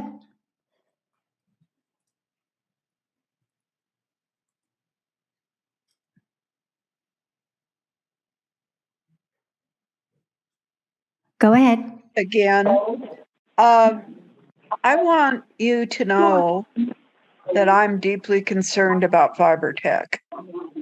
And my concern is based on reviewing the materials that were on the Fiber Tech Enviro store, but also noting that they've had a number of serious violations, et cetera, including when I was a branch chief at DTSC, and they were operating way above their permitted capacity. My inspector shut them down, and we had things happen after that. But what concerns me, and I want to do more homework on this, is 2 things. Number one, they're asking for a very substantial increase in the volume of waste that they can accept. And maybe you don't just give companies that have a lot of violations what they want. Maybe you think about not giving them what they want. And the other thing I want to know is actually what do they do there and how do they do it? And make sure that we understand that. And I will add that they do have groundwater problems there. My concern being that those groundwater problems might get even worse. So I am deeply concerned about the fiber tech permit, and they have changed the date the final permit will be issued from when I did my Enviro store research and put it off until November. So I'm not sure I know why, but I really am deeply concerned about this facility and the potential harm it may have to the environment. They do have hexavalent chromium in their groundwater, and I'm very concerned about that. So thank you very much for listening. Thank you, Florence. Thank you for that. And I see an additional hand raised. Ingrid Brostrom, you may go ahead.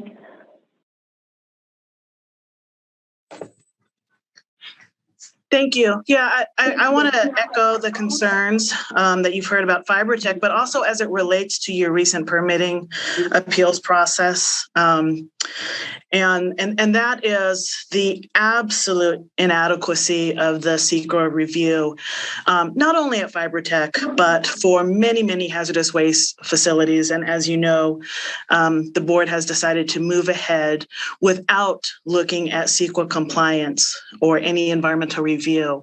FiberTech, I think, is one of the best examples of why it's so important that there is some space for residents to raise environmental considerations and public health considerations in front of the board.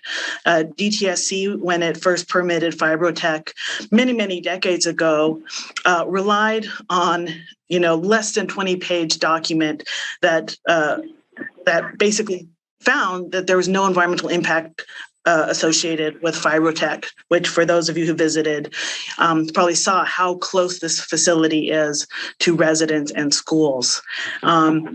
With this latest iteration of the permit decision, again, DTSC declined to do any environmental review and relied on a 15-page addendum to the negative declaration. If a facility like FiberTech can get away with a negative deck and less than a couple dozen pages for all of its environmental review and public consequences of this facility, then CEQA is completely meaningless. And right now, residents have no recourse based on this board's recent decision. So again, I know you have been open to revisiting the CEQA compliance issue, and I strongly urge that you do take a second look at how this board can help address some of the environmental and public health impacts of permitting decisions. Thank you. Thank you for that, Ingrid. And we definitely we share the concern about CEQA. We talked about this at the last board meeting. Our capacity to hear CEQA appeals is not in place where we could actually handle the entire appeal. That doesn't mean that we're not involved in understanding CEQA, how it goes into permits, and any recommendations that the board might have to provide to DTSC. So all of those are very much on the table, and we'll be engaging with that and engaging those of you who are much more expert on it as we explore this. We haven't set up a timeline yet, but we will. So thank you. Madam Chair, I have one more hand raised on Zoom. Pardon? I have one more hand raised on Zoom. One more. Yeah. Phone number ending in 5528. You may go ahead.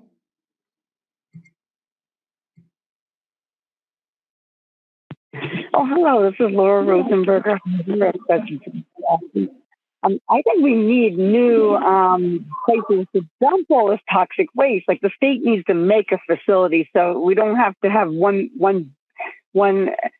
unapproved site after another to choose from. I mean, there has to be like a site that meets CEQA somewhere to choose from. And the state needs to do some work and making a safe place to dispose of toxic waste near where no one lives and not in a disadvantaged community and not on tribal land. All right, thanks. Did we catch all that? Are you able to email us your comment in addition to, we had a hard time hearing you, it was breaking up? I emailed it already. Okay, great. Thank you for that. Appreciate it. Okay, seeing no additional hands on Zoom nor in person, Madam Chair. Great, thank you. Okay, so now we're going to the minutes from the last board meeting, which everyone has had the opportunity to read in advance. Or they're reading them right now. I can't tell which, but here we are with the board minutes. And I think we have a motion coming. Alexis. Madam Chair, I'd like to propose 2 corrections to the minutes on page 5, the area in bold with regard to our permit appeals work. and I will share this with our board clerk just to amend this, that the line that begins, secondly, comma, motioned to adopt Standing Order BES 2301, rules for administration of appeals and appeal forms.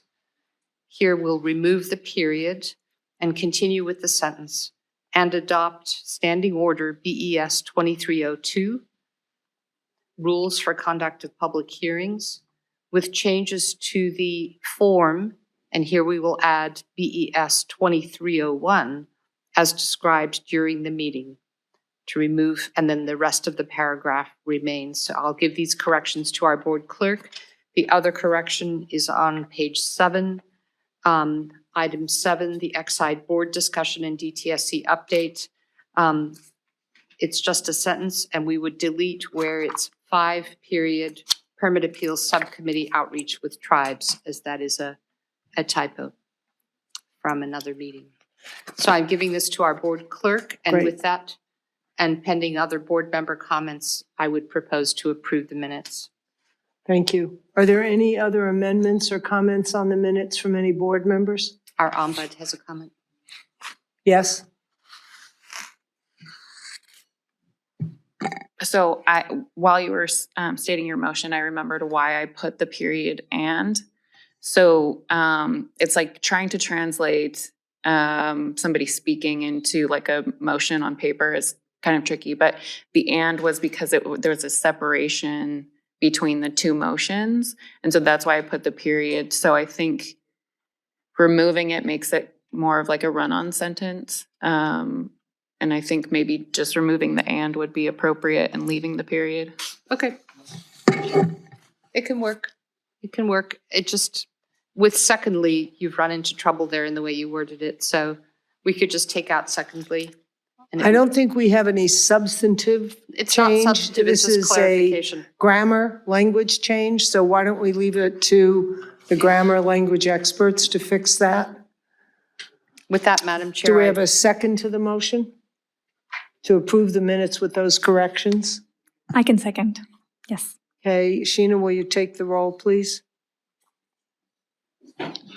Which we can do by voice vote. No. All those in favor to approve the March 23rd, 2023 board meeting minutes as amended? Yes? Aye. Yes. Member Gomez? Okay. The motion passes unanimously. Okay, now we're taking a break, right? All right, you're all going to love this next agenda item. We're going to take a 15-minute precisely break. We'll be back here at, I can't look at that watch, 2:05, not 1:05, 2:05. So take 15 bio break, and we'll be back promptly in 15 minutes. Thank you.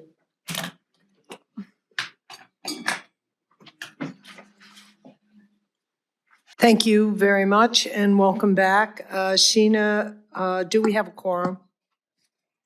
Thank you, Madam Chair. All members are present and quorum is maintained. Okay, moving on to agenda item number 8. I'm going to hand this over to Member Gomez and Ruiz to introduce the Environmental Justice Advisory Council discussion. Thank you. Thank you, and I'll go ahead and start, and Member Reese will add if I miss anything.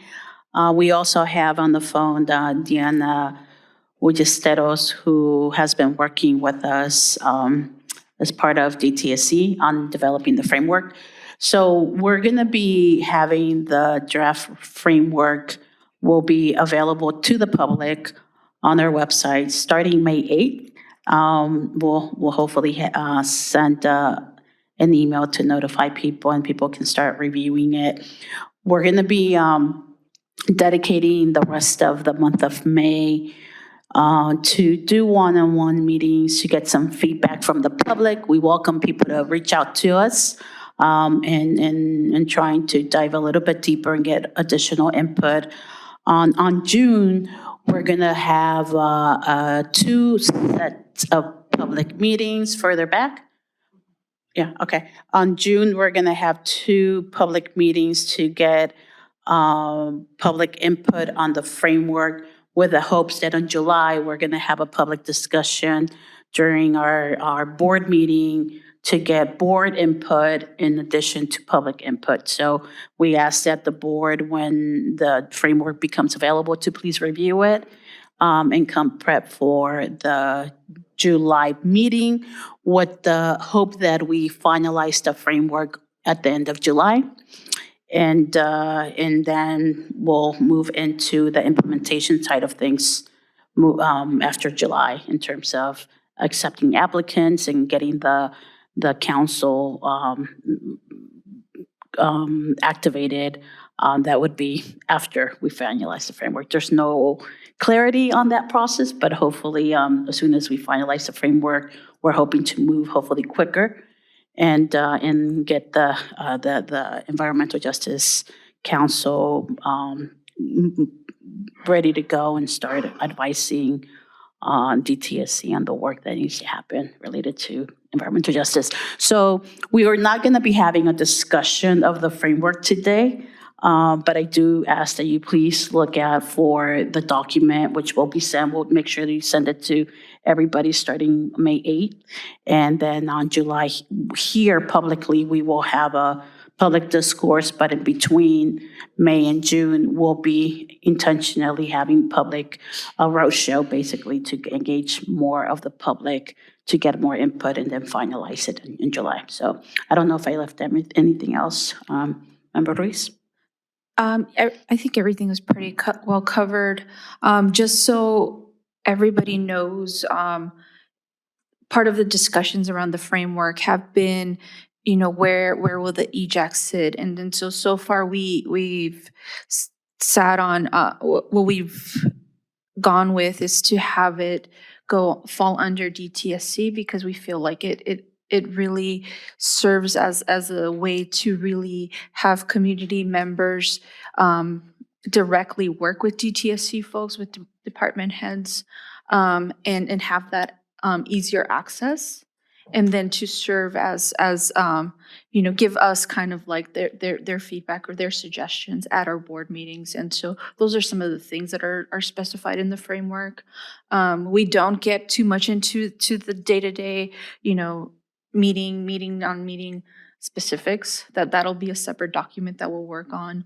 But the important thing is the overall arching goals and purpose that is included within the framework. So we kind of cleaned it up in that way. So it's a little more readable, more accessible. And so we've kind of slowed down on our time frame. We really see the importance of getting it out, but at the same time, we really want to get the community's input and see the importance of not overwhelming them, because we do ask for them to be involved in so many things, and they're already involved in so many things in their respective communities. So we're hoping that by slowing down our process, we can get a more substantial community response.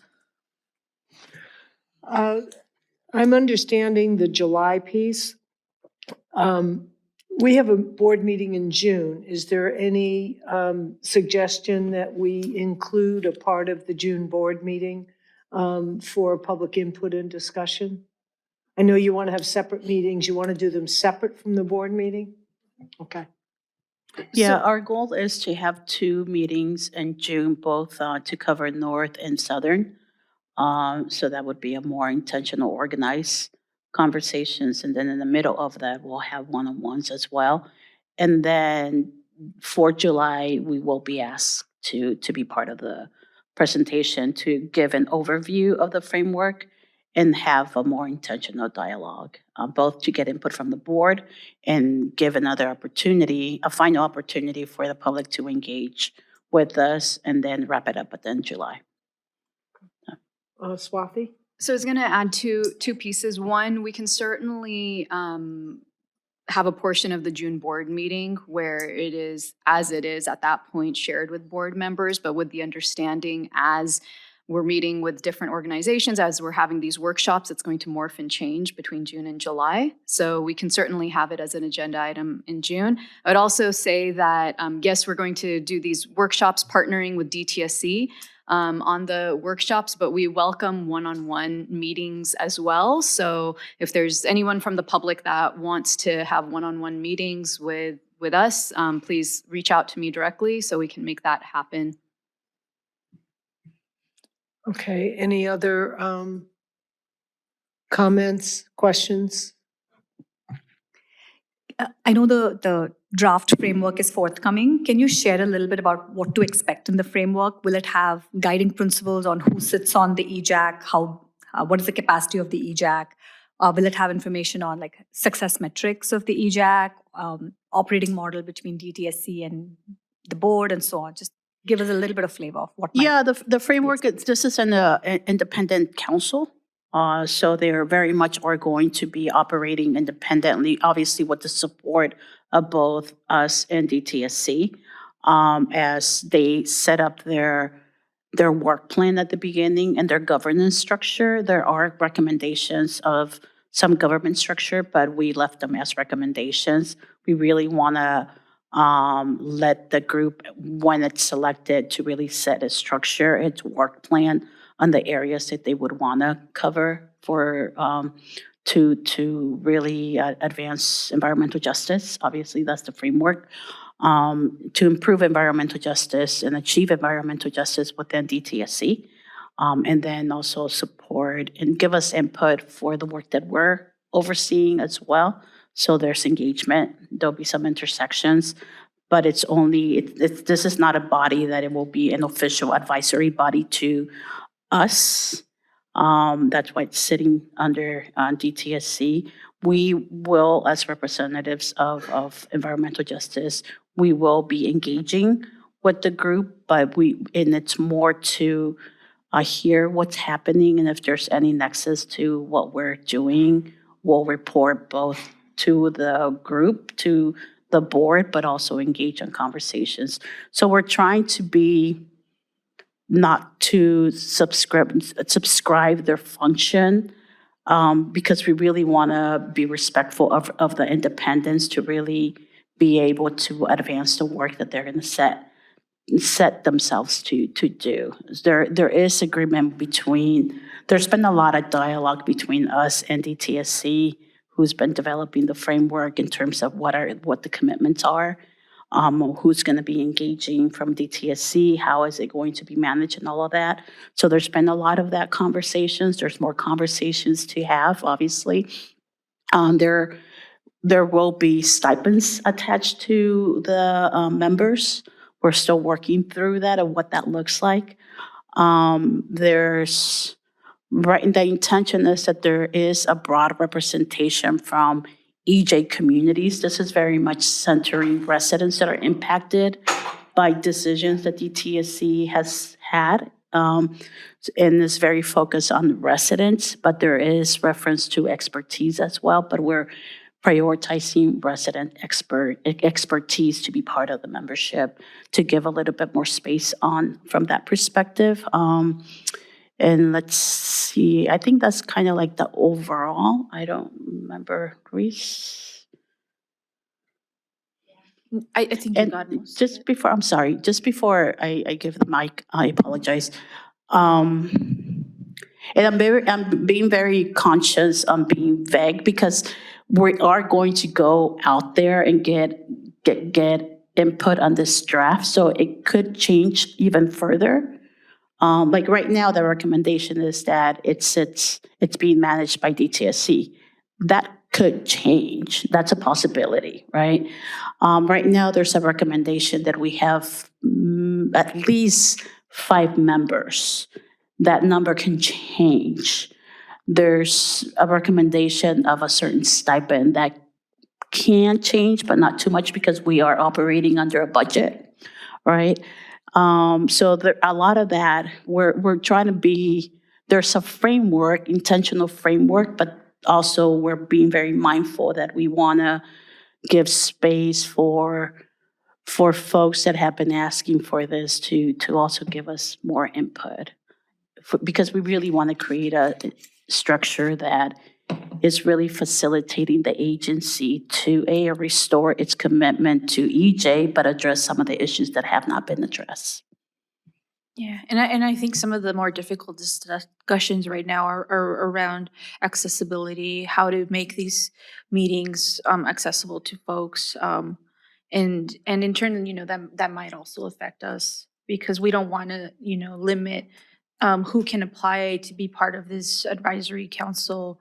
Um, and so even with that's why we kind of step back a little from what we would like them to focus on, because it started out pretty long.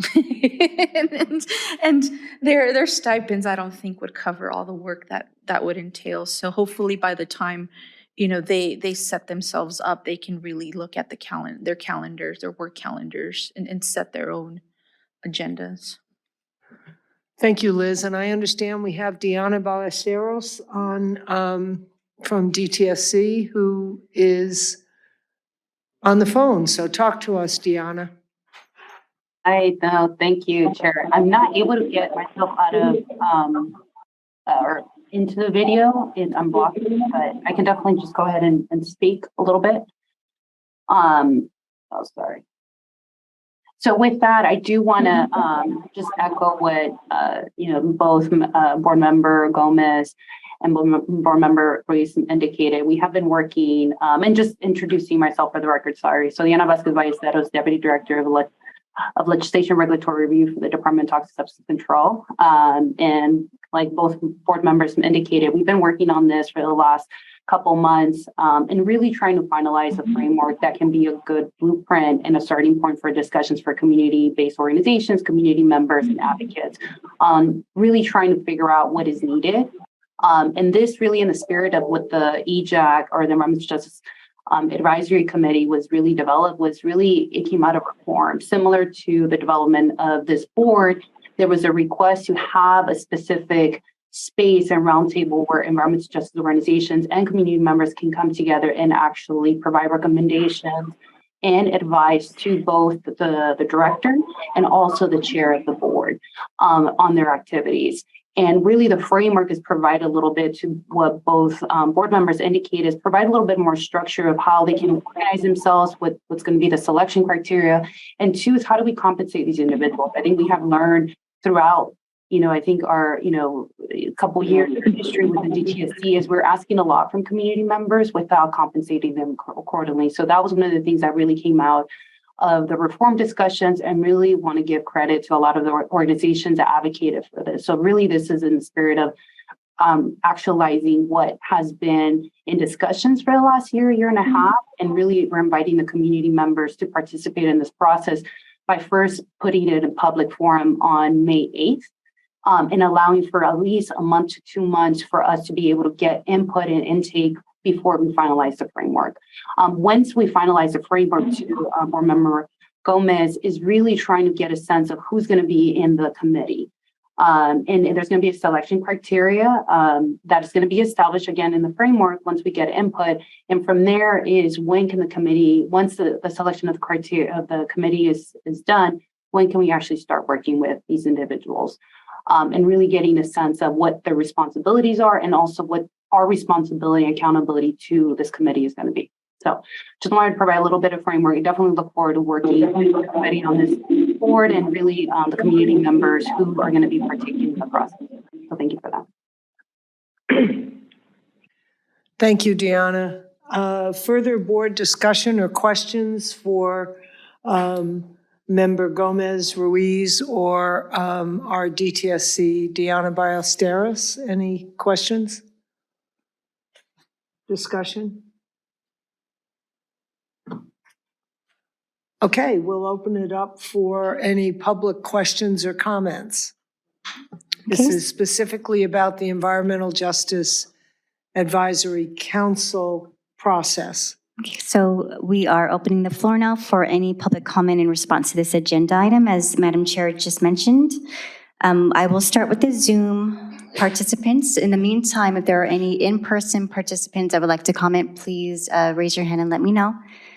Jenny Knack, you may go ahead. Let me send you a request to unmute.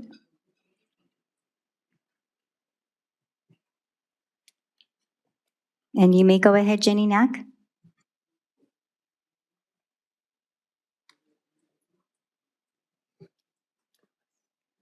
I think all of you here and most of you on Zoom know that we are having to limit the video as a result of the hack that happened this morning. So that's why you're not seeing the videos of the people who are speaking.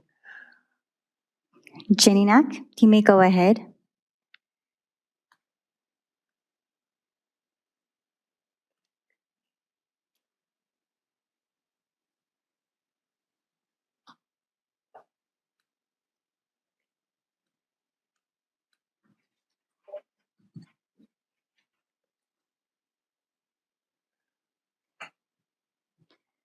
Jenny, we still can't hear you. I don't know if you would like to call in.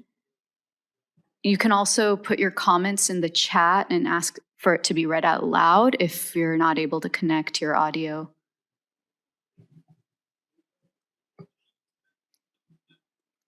Okay, while Jenny Knack works that out, I'm going to move on to Ingrid Brostrom.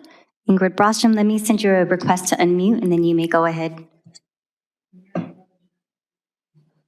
Thank you. Sorry, I stepped out, so I missed a tiny bit of the presentation, but just wanted to offer some kind of broad considerations as you finalize what the EJAC is going to look like. One thing that I think is very important is to figure out whether this body is really targeted for residents that are living and experiencing living next to a hazardous waste facility or remediation site versus members of CBOs who have technical expertise but are not personally affected. And so I think really figuring out if there's a mix, if you really want to focus on residents, which I absolutely believe that residents need to be included on this body, but getting really defining that membership criteria in terms of residents versus advocates and CBOs, I think is going to be really critical. Secondly, in terms of compensation, we know from the Air Board EJAC just the time commitment that folks have given to these types of bodies. And so that the compensation and the stipends should be robust and really take into consideration, all the time and thought that will go into making this body be effective. We want people to spend some time on this. And so that, yes, so the stipends should be, large and enough to compensate people for their time. And then thirdly, we really need to take the lessons learned from the Air Board EJAC, which has faced a lot of criticism because people have dedicated countless hours. And I think many folks will complain that all of their input, really wasn't taken seriously. And so how do we really make this body meaningful? Not just simply advisory or an exercise and checking a box, but really that the folks who participate in here can see outcomes from their deliberations and what the body discusses.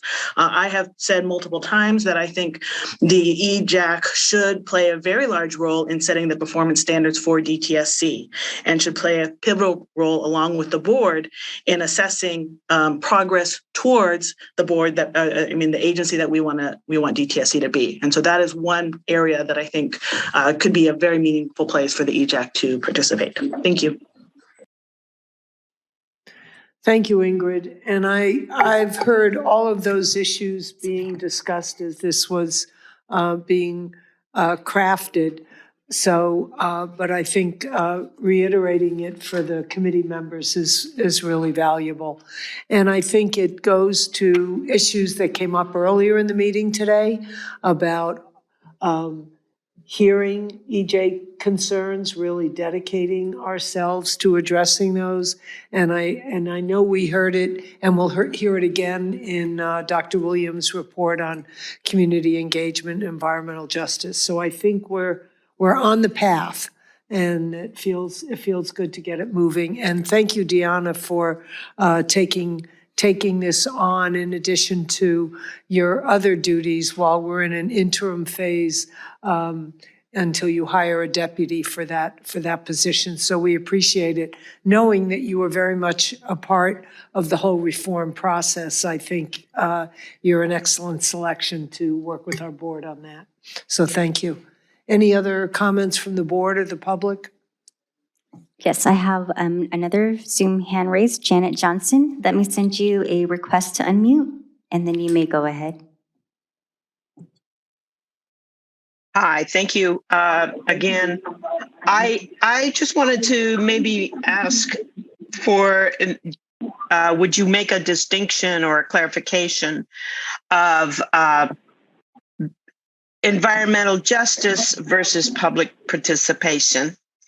And the second thing I wanted to ask or remind you is that public participation is not about feedback or input. It is like being at the table to make the decisions about these public health issues. Thank you.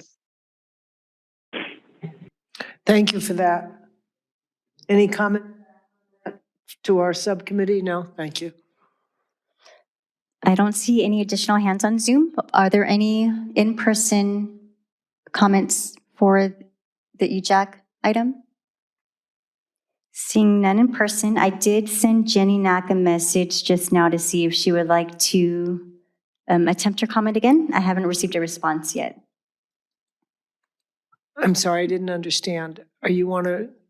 So I sent Jenny Knack a message to see if she would like to attempt her comment again, and I haven't received a response yet, but I did receive another hand raised just now. Phone number ending in 5528. Let me send you a request to unmute, and then you may go ahead.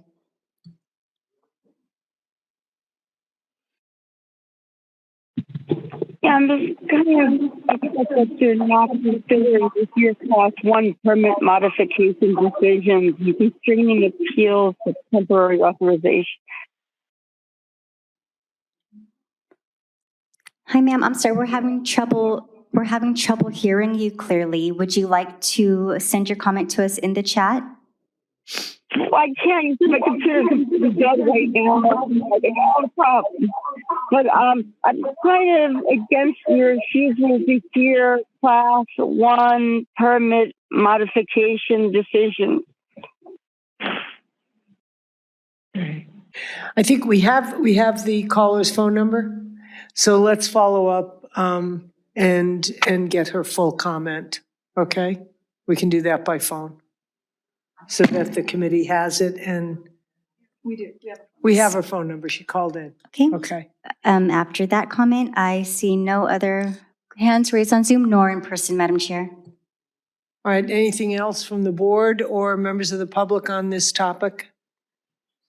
Yes, go ahead, Liz. Just to address Janet Johnson's comment, that's definitely one thing we're really looking at, really how to make sure, and that's a discussion that we want to have with the board, how to make sure that the suggestions or feedback from the EJAC are taken seriously and ask for our commitment to receive that and act on it. Thank you for that. And I would imagine, Sushma, to the issue of the metrics that you're developing, one of the things that we had been looking at, right, was that Georgette brought up early in the process, I think at our first board meeting actually, about what the EJ measurements would be. How do we actually know whether we've had success with this, that we're having impact, that there's a way to measure the progress? And so, no pressure, but I think that will be good to be thinking about as the EJAC comes together. That we don't lose sight of how it translates into assessment. Okay. Any other comments? In the chat, Jenny did comment, so Sheena, would you like to read that?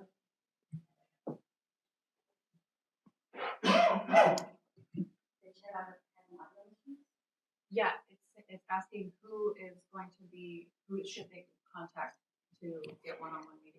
So Jenny Knack sent us a comment saying, I'm having audio issues, my apologies. Can you please tell me the person's name we are to contact to have one-on-one meetings? I'm on a phone and couldn't see the name of the speaker.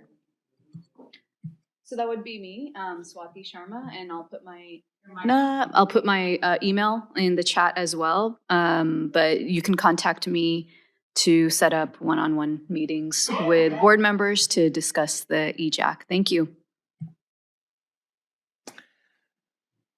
Okay, I think we've got a closure. Deanna, did you have anything else you wanted to add to this discussion before we close it down?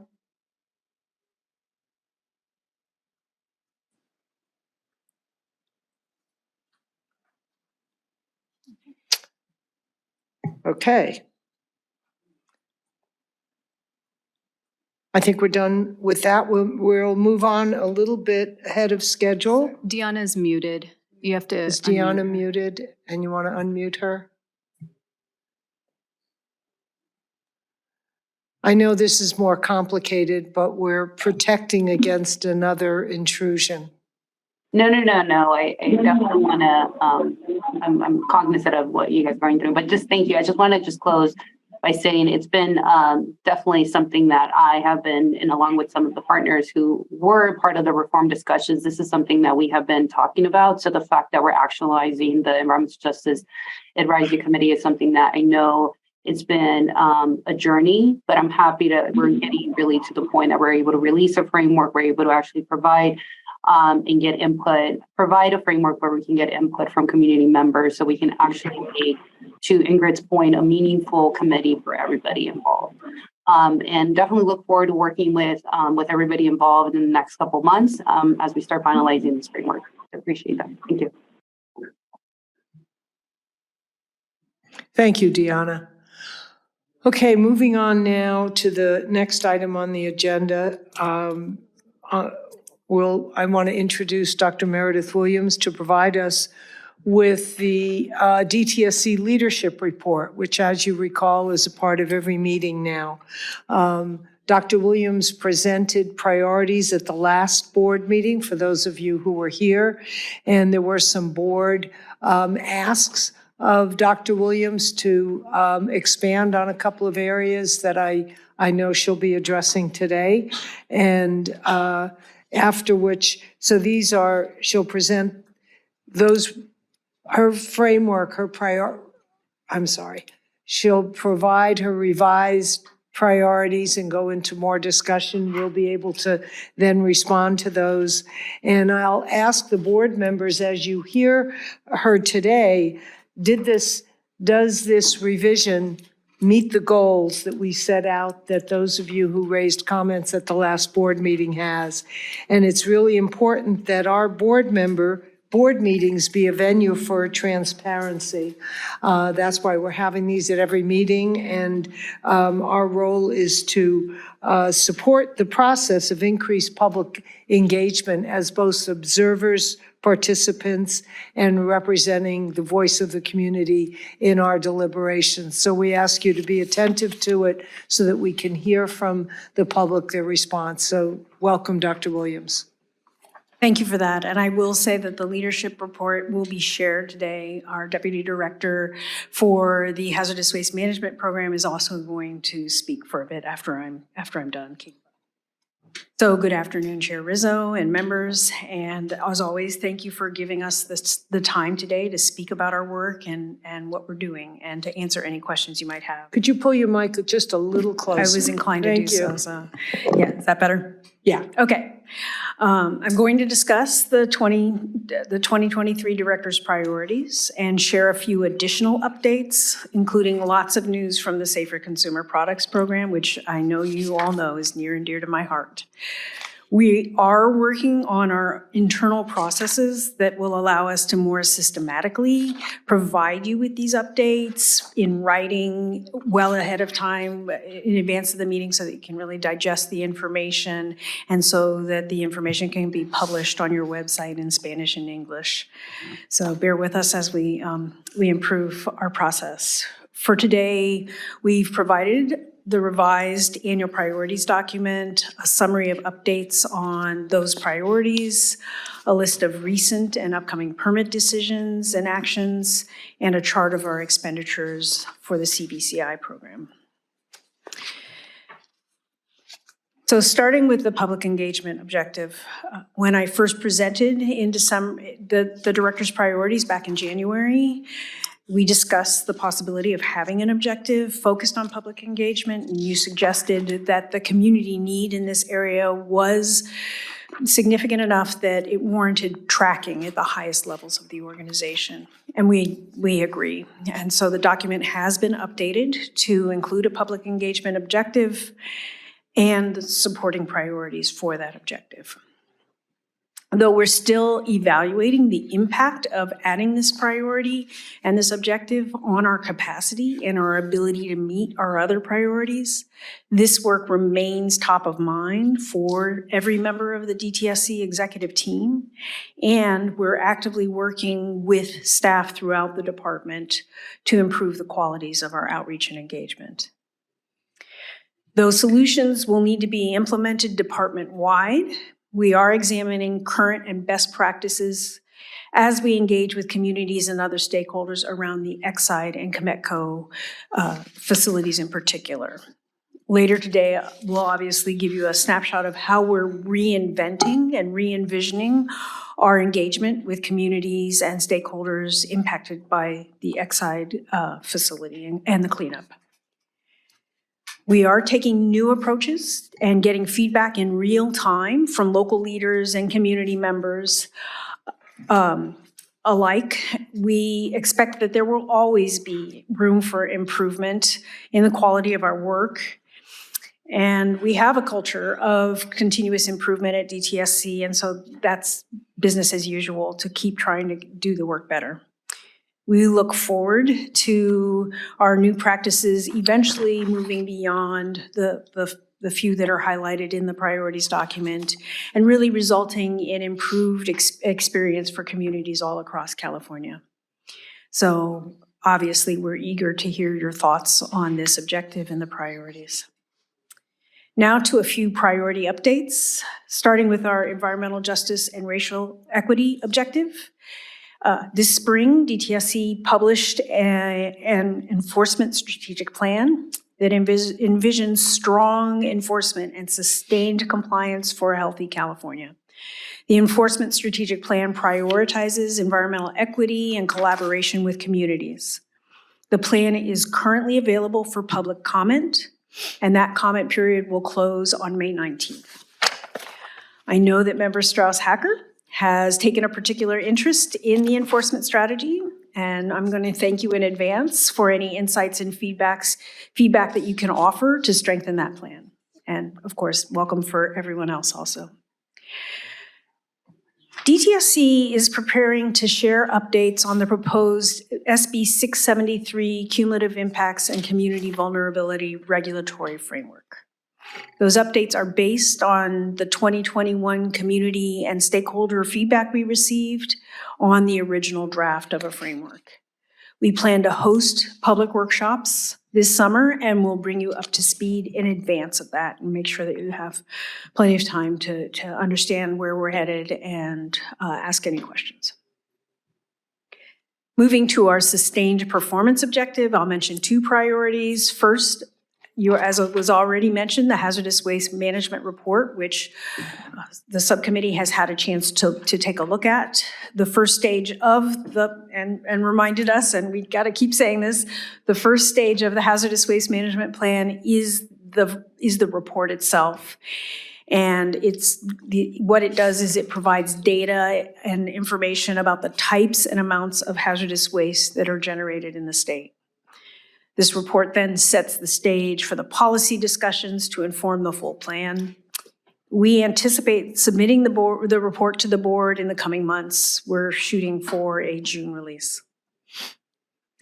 Data compilation is complete, the report is drafted, and we are preparing the final accessibility check and translation. And thank you again, board members Ruiz and Batia, who are on that subcommittee.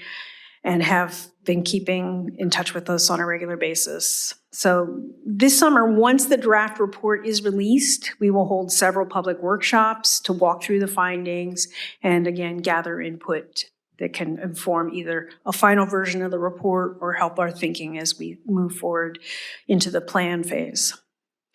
Also on that, under that objective, the sustained performance objective is the Santa Susana Field Lab Program Environmental Impact Report, and we're on track to release that in the near future.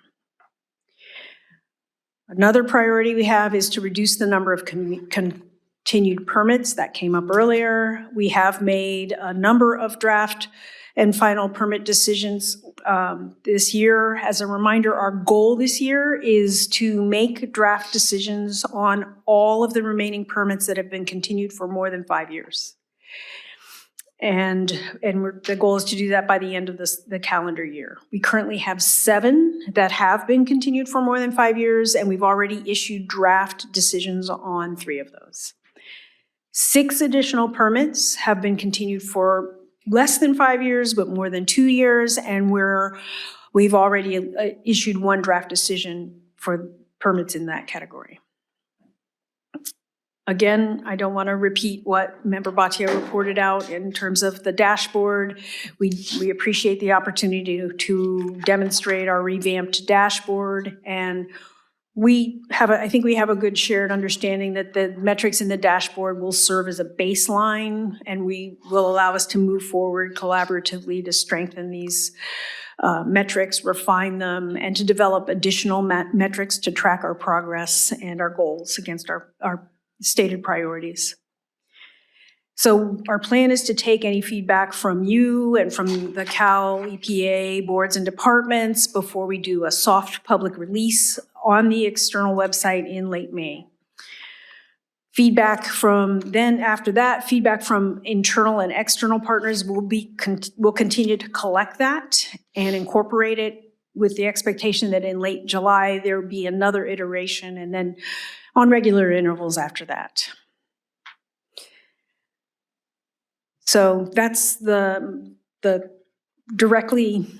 issues directly related to the priorities. I wanted to share that with you, and now I'm just going to move into a number of announcements and news of interest and various topics. It's kind of a hodgepodge. We did present budget and programmatic updates to both the Senate and Assembly budget committees. We will continue to respond to them if they have any follow-up questions as we move toward the May revise. We haven't spent much time in these meetings talking about safer consumer products, but I do have a number of updates with you, so be patient. So today, SCP has proposed adding 2 sets of chemicals to the candidate chemicals list. That's the list that governs what chemicals might be cause for concern in certain products. And this is the first time that the program has listed chemicals, has added chemicals to the candidate chemicals list. Under normal circumstances, the list evolves as the authoritative lists that we reference change. So the program has done extensive research on these 2 groups of chemicals, and the proposal is to add microplastics as a class, and then paraphenylene diamine derivatives, also known as PPDs, to the list. So bear with me while I get a little technical and use the word PPD a lot. So in the case of PPDs, DTSC is already adopting regulations. We're near the end of the APA process to designate motor vehicle tires containing 6 PPD as a priority product. And that's because it's been shown definitively that 6-PPD quinone is extremely toxic to coho salmon and toxic to other species. We expect that priority product listing to become effective in the fall. And currently, PPD and 6-PPD are the only PPD derivatives on the candidate chemicals list. Do I need to say that again? Oh, yeah. One more time, please. The only 2 PPDs on the list right now are PPD and 6-PPD, but there's a whole class of them. And so we're adding the whole class. And the reason the reason we're doing that is that we want to make sure that there are no regrettable substitutes. Right. The rest of the class has similar reactive properties that make them useful in certain applications, rubber being one of them. So listing that group of chemicals would ensure that if a tire manufacturer wants to switch from 6-PPD to another PPD derivative in response to our priority product listing, they would have to go through the alternatives analysis process to really understand the trade-offs and make sure there are no unintended consequences. So that's the PPD class listing. The other class of chemicals that we're listing is microplastics, and I suspect you're all aware of the growing concern about microplastics in the environment. We understand now that they're ubiquitous and that they're causing ecological and health outcomes, adverse ecological and health outcomes. The program discussed microplastics with the Green Ribbon Science Panel back in late 2021, and the panel was supportive of a candidate chemicals listing of microplastics. So the definition of microplastics that would be used for this listing would be consistent with the state water board's definition of microplastics in drinking water. So we appreciate our fellow BDO for doing the legwork to help us come up with a good definition. These proposed listings will go through the APA rulemaking process. There will be pre-regulatory workshops and documents published in advance of that. But if they are added to the candidate chemicals list, there's no immediate regulatory obligation. However, once a chemical is on the candidate chemicals list, it does allow us to evaluate products containing that chemical, and potentially that could lead to additional priority product regulations. My last SCP update is that the program has published findings from its information call-in on nail products chemicals. And on May 3rd, there will be a virtual webinar to provide an overview of the summary of findings. That report, and to answer any questions, obviously, about that, and any questions people might have about the call-in process, the data we received. The report summarizes the information that was reported to DTSC by nail products stakeholders that responded to our information call-in request. The findings are important. SCP received information from 31 stakeholders representing 1,300 formulations and over 13,000 products. 99% of the reported products contain at least one candidate chemical. The stakeholders reported 97 different candidate chemicals in these nail salon products. These 97 candidate chemicals then make up 11% of the chemicals that were reported in the formulations. Several of these candidate chemicals are carcinogens, neurotoxicants, dermatotoxicants, or have reproductive, developmental, endocrine, or respiratory hazards. So it matters that we're making this information more widely available, and we have the information we need to continue acting on these products if we need to. Lastly, of note, Safer Consumer Products has done they are hiring, as are many parts of the department, and they've been holding recruitment open houses, and in fact, there was one today. So they've been very well attended. So I'm going to close there, and we'll, as I say, continue to develop processes and tools to be responsive and transparent to you and to other stakeholders. I appreciated the feedback and the discussion for the Ombuds report about how do we give visibility to the issues that come in? How do we look for the common concerns, the themes across the requests that come in through the Ombuds or come in directly to DTSC? And we are similarly looking at technology tools to be able to report back on that. We welcome your feedback as always, both on my comments today and on the information we provided in advance. And we'll keep working toward a full package in advance of the meetings as we go forward. With that, I'm going to pause, and I don't know if you want to ask me questions or whether you want to start with Katie Butler. I'm happy to introduce Katie. Why don't we see if there's any pressing questions directly for you, and then we'll bring the other team members up.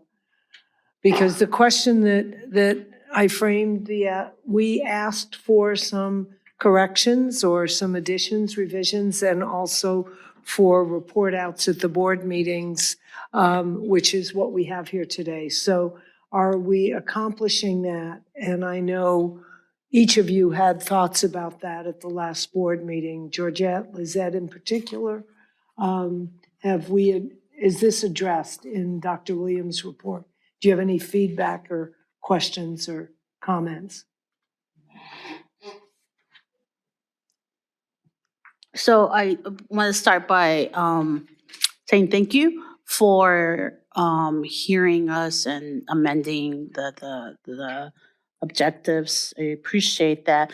The question that I really have, and I think it's more on the implementation side of things, is what does it look like? And more importantly, what is the timeline of the evaluation, the improvements, and is it working or is it not? Like, is there a timeline for those improvements to happen? Because I think that's there's one thing to put it on paper and reflect it, right? And I think we're all, and I think I'm part of that. I think we can create great language, but the implementation is key to it. So if we are committing to improve our public engagement, which is great, what comes after that? What should the public and what should we expect? That's a great question. And again, thank you personally for being an advocate for this new objective. We're doing the work now. And I think one reason we decided to be specific rather than saying general, we're going to do these things, we specifically point to Commetco, to our Equitable Communities Revitalization Grants, and to Exide. And the reason for that is it's happening now. And so it gives us the opportunity to really start to use new approaches and new tools and new ways of engaging and get the feedback in real time. And the way that we will be getting the feedback is because we're having conversations weekly and several times a week in some cases. And so you'll hear when we give our Exide update, I think it'll give you a better sense of what that looks like to identify. It's broad, right? It's everything from your community update is indecipherable, or you didn't give us enough advance notice, or how do I know you really took my feedback into account? It's everything from our large public meetings to more smaller conversations in safe spaces so that we can really dig in and start to build trust in new ways. There's a lot of, and again, technology is a part of it, right? Do we need to really take a step back and think about the digital divide? And we do a lot of things through email. That's one reason we do so much by snail mail, but a lot of people prefer to get stuff by text. Can we do that? So the things we're looking at are pretty broad. I know that in the case of Exide, things are evolving very quickly. And I think we'll be able to report back on this on a regular basis. And I think that part of the answer to your question is going to be, how do we ask some of the community representatives to come in who are participating with us and who are helping us build these new tools, come in and talk about their experience and talk about whether or not we're on track or making improvements and what the trajectory looks like. And I think we can do that certainly for ECRG and for Exide in the coming months. Thank you. And thank you once again. Appreciate it. Yeah, no, I really appreciate you guys uplifting this topic because it is definitely something that comes up a lot, throughout almost everything DTSC is involved with. And then I do see the progression, especially with a lot of the things going on with Exide. And, and I appreciate the community's willingness to share their experience with us because I think I know that you guys are listening and I'm really anticipating to see how you guys provide these changes. I know that at least with Exide, I don't know if I'm jumping the gun, but you've tried to work on the web page to make it more navigational. I know that at the recent community meetings, people are asked, did mention the digital divide and asked for more working more with local community organizations that already have those relationships with folks within the community to reach out to do door knocking and so hopefully that's something that can be implementing in the communications plan. I don't know if that's something you can talk about or Yeah. plan on talking so about we later. are going to talk about some of that in our Exide comments. We're going to talk about the promotores and the possibility of using, those very trusted folks who are out in the community on a regular basis to help us as we engage with the communities that are undergoing the cleanup. That's just one example. Yeah, but I definitely do acknowledge the seeing the progression in the intent to communicate better with communities and to really listen. And I feel like the community is seeing it more so now. Thanks. Well, I will say this because your comments reminded me to mention, it is asking a lot of these communities to continue to engage with us. I mean, we had a discussion this week and the frustration of, I told you this 2 years ago and you didn't do anything. It comes up, and yet we're still asking them to show up and take their time and tell us again. That's a lot to ask. And yet we are asking, and I'm truly grateful that people are willing to even enter into the conversation.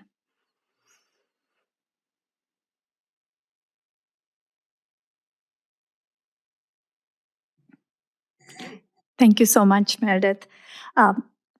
Couple of questions/comments. First, on the safer consumer products, you mentioned a lot of interesting data that I want to geek out on. So if you could just let us know where to find it. Specifically, you talked about the 99% of consumer products containing at least one candidate chemical. The nail products, yeah. So yes. So Yeah. Is this report on the website? Yes, it is. Great. Yes, Great. that's on the website, and the workshop announcements on the website, and the candidate chemicals listing. Okay. Can you just reference what is the name of the report? Summary of. I have to. Okay. Perfect. Great. I had it in my notes, so I should be able to. You're good. I think Jessica's put it in the chat so that whoever's Okay. participating on Zoom also Okay. has access to it. And so will I, so thank you. But it's a summary of findings. Great. That's first. I think there's a number of us up here for whom this progress on safer consumer products, nail salon products, classes of chemicals, of candidate chemicals are something that I think we're going into the 10th anniversary of the Consumer Products Program, right? Coming this October. So great celebration to see this progress. And it's very meaningful. Thank you for that. Great, thank you.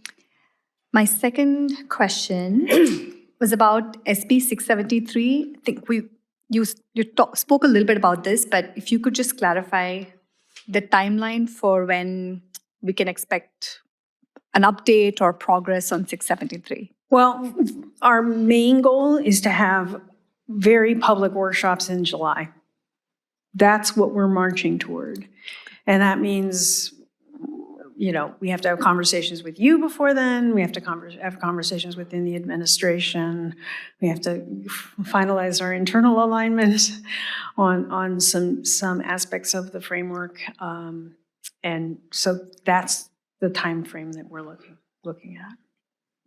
And in the meantime, is DTSC doing internal development of the framework and the process to get Oh, put yes. something out in the public? So nothing is out in the public? No, until July. nothing's out in public. And, we would want to have something out in public well enough in advance of a public workshop that people could digest it and internalize it and be prepared for the workshop. It wouldn't be an unveiling at that point. Got it. So perhaps, I think we don't have a board meeting in July, so we'd have to, we do have it. Maybe that would be great. Perhaps that's an Yeah, and opportunity. we're happy to meet with either the Environmental Justice Subcommittee or do hub and spoke briefings, or we know how interested you are and how much folks are asking you to continue to keep a Great, thank you. My third question is about the CRM tool. I think you mentioned you're coming up with a tool that can help you track public engagement, or sort of similar to our Ombuds program, what issues are coming in, and then how many of those are getting resolved and so on. Can you speak a little bit about the timeline for this? What to expect?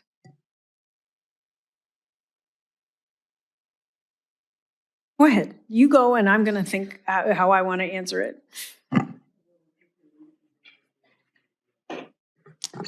The same team that's working on the Ombuds database is also working on the database for DTSC. And so presumably they would be launched around the same time. Which is? June-ish.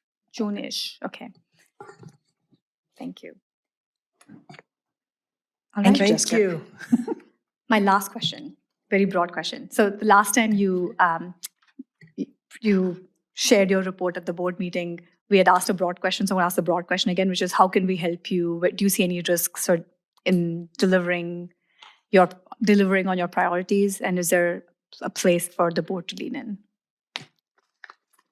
I think the biggest thing is going to be that forum, I don't remember what I said last time. I probably said the exact same thing, which is daylighting the work that we're doing and having people be able to tell somebody else, not tell us, whether or not we're getting it right. Because the folks who are impacted by the work at DTSC aren't shy, but they need to be heard. They need to be heard by you. And we need to hear them, and they need to be heard by us. But this platform is the biggest, most important aspect of what you can do.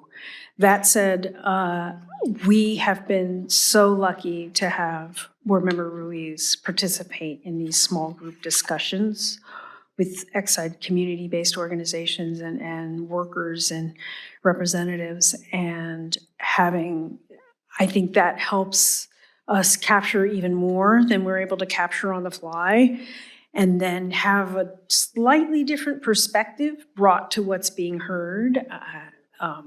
Somebody who hadn't been participating read your letter that you provided to us with your observations on Exide and commented at just how balanced it seemed to be. And that might be hard for us sometimes, and it's maybe hard for stakeholders sometimes, but I think that's a great service. And so I think that we will come back to you in certain circumstances and say, could you assign someone to participate in this process? So hearing that, let's ensure that one or two board members are engaged in the 673 forums, that doesn't just go by the calendar. I see a commitment being made. With that really good nod. No, but This I is think just the cultural nod. I pardon? think you shouldn't read into it. It's just a cultural nod. It's just the head. A cultural nod works for me. It's kind of like a yes vote.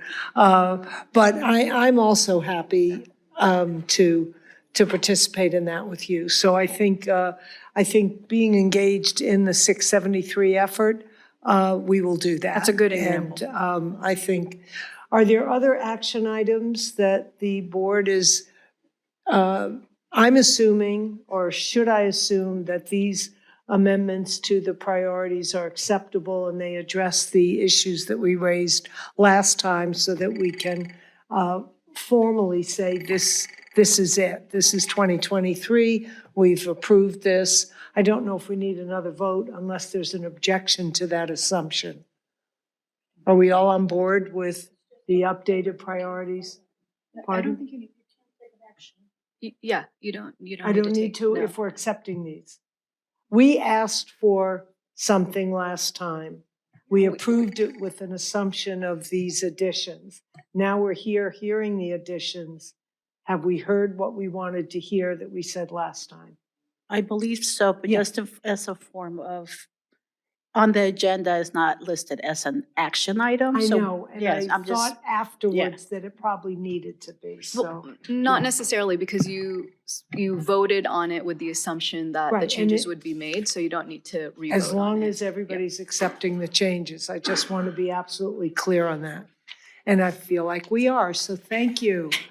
Let there be no doubt after the meeting that we thank you for, and you have additional. Did you have another question?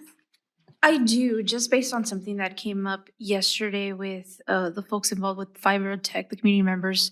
There is the availability of information on EnviroStore, and is there any update on any sort of revision or any sort of reorganization of the database? Can we take an action item to give you a more full picture of that? That would be great. EnviroStore it's old, it's not user-friendly, it's a wealth of information if you learn how to navigate it, but even some relatively sophisticated users weren't able to find everything they wanted for fiber tech.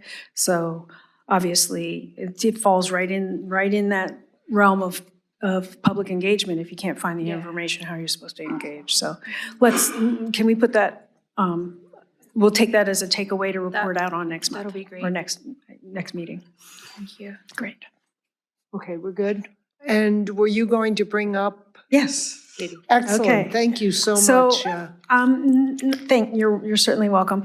Not all of you have had a chance to meet our newest deputy, and that's our deputy for the Hazardous Waste Management Program. Her name is Katie Butler.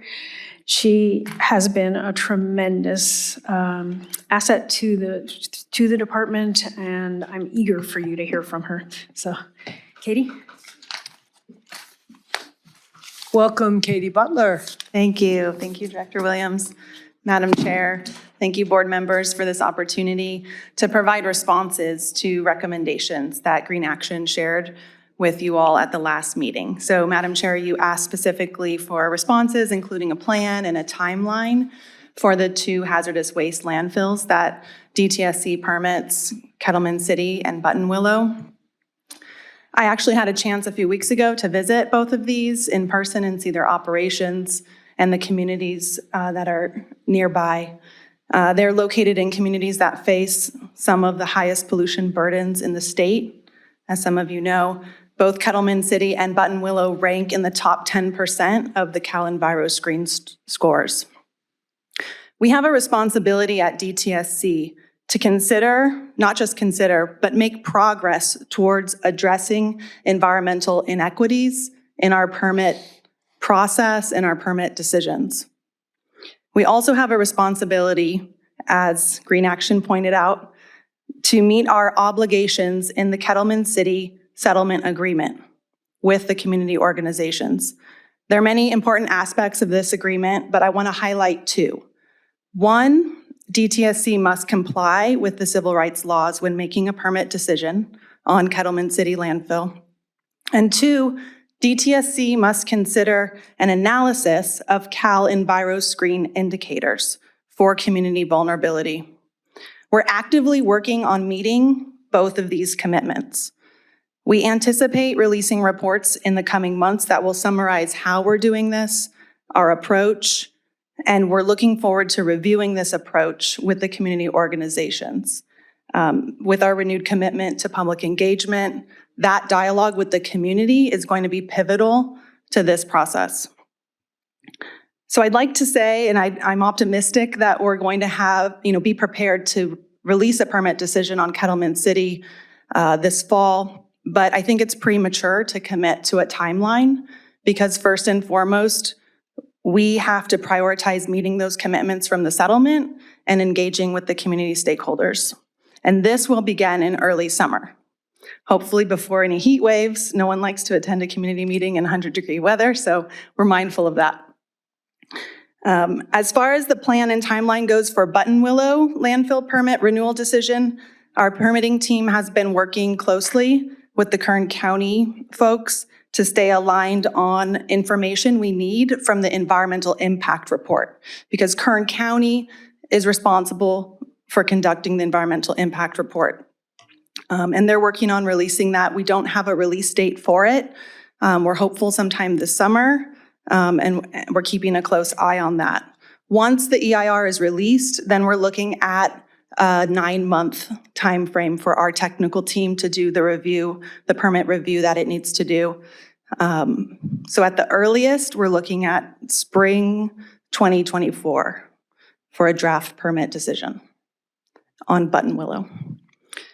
So we plan to take the same steps for Button Willow as we are for Kettleman City, of course, when it comes to complying with the civil rights laws, and also when it comes to conducting that Cal Enviro screen analysis that will look at the community vulnerability. So now switching gears from Kettleman City and Button Willow to issues that Green Action raised. They raised a number of issues regarding the hazardous waste management in the state. So as Director Williams pointed out, and thanks to Senate Bill 158, we are now working on publishing the hazardous waste management report. That will describe the types and amounts of waste generated, where it goes, lessons learned from waste reduction programs.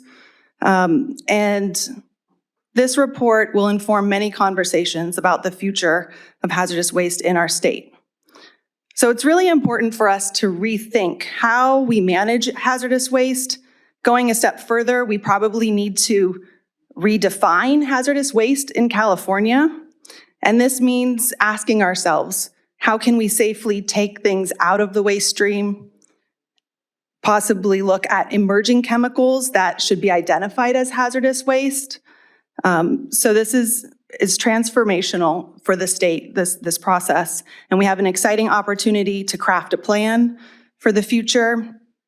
And through this planning process, we will have to take a hard look at the issues like those brought up by Green Action in the last meeting. I know there's a lot of stakeholders listening today who've invested their time and energy in the past on hazardous waste issues for the state. I'm appreciative of that, and we want to build on that because we're not starting new. This has been a conversation for a while in the state of California, and we really want to build on those, the efforts in the past.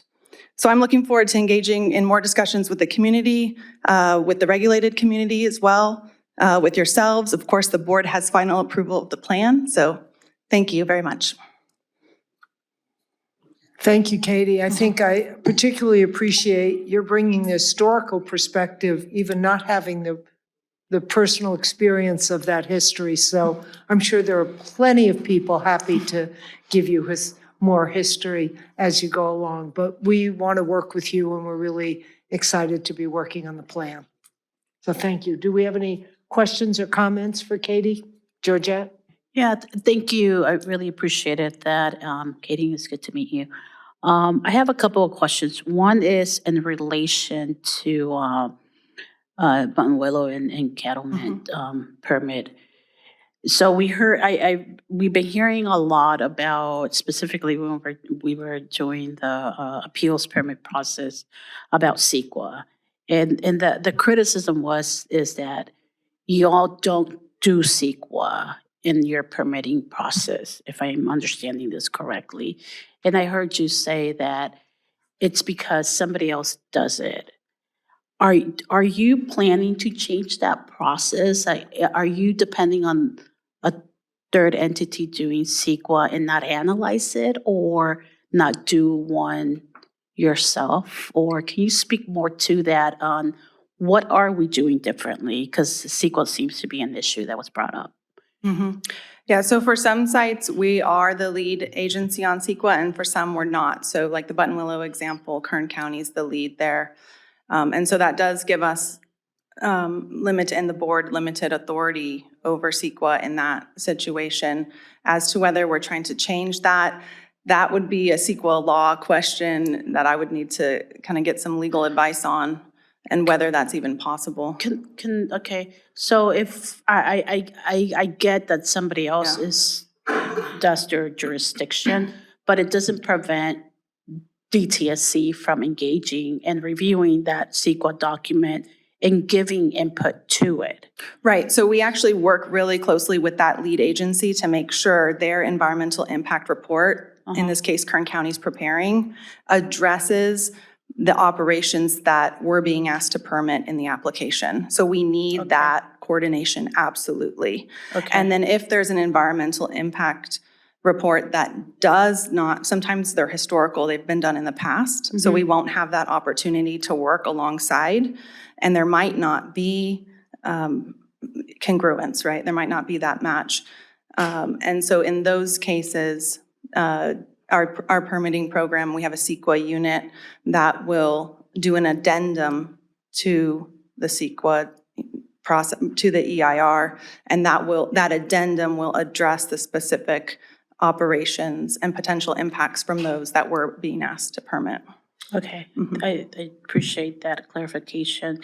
Then on the hazardous waste, I appreciate the reference to we have an opportunity to do things differently.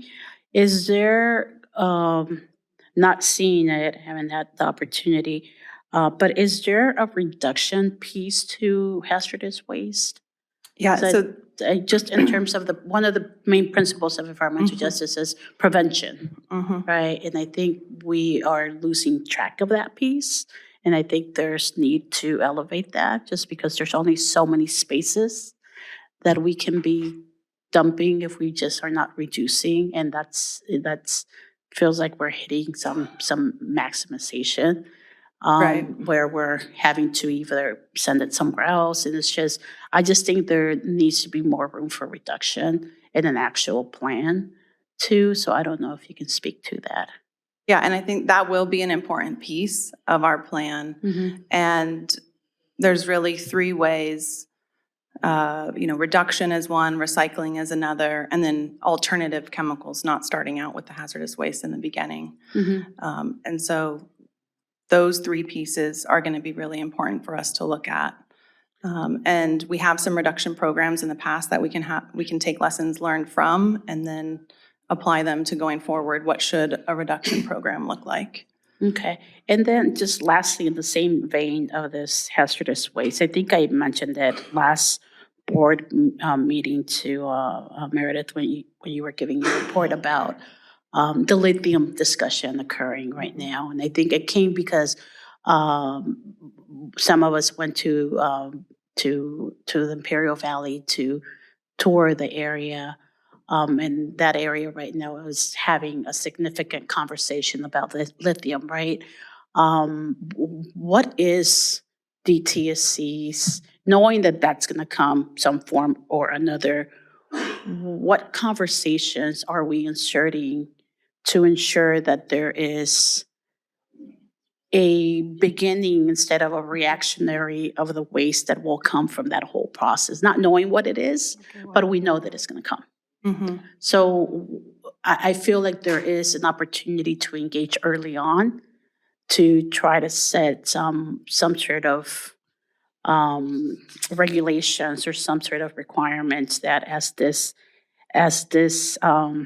development happens, it needs to, I just feel like there's an opportunity to insert the conversation about reduction early on, specifically in this area, just because it's already an impacted area.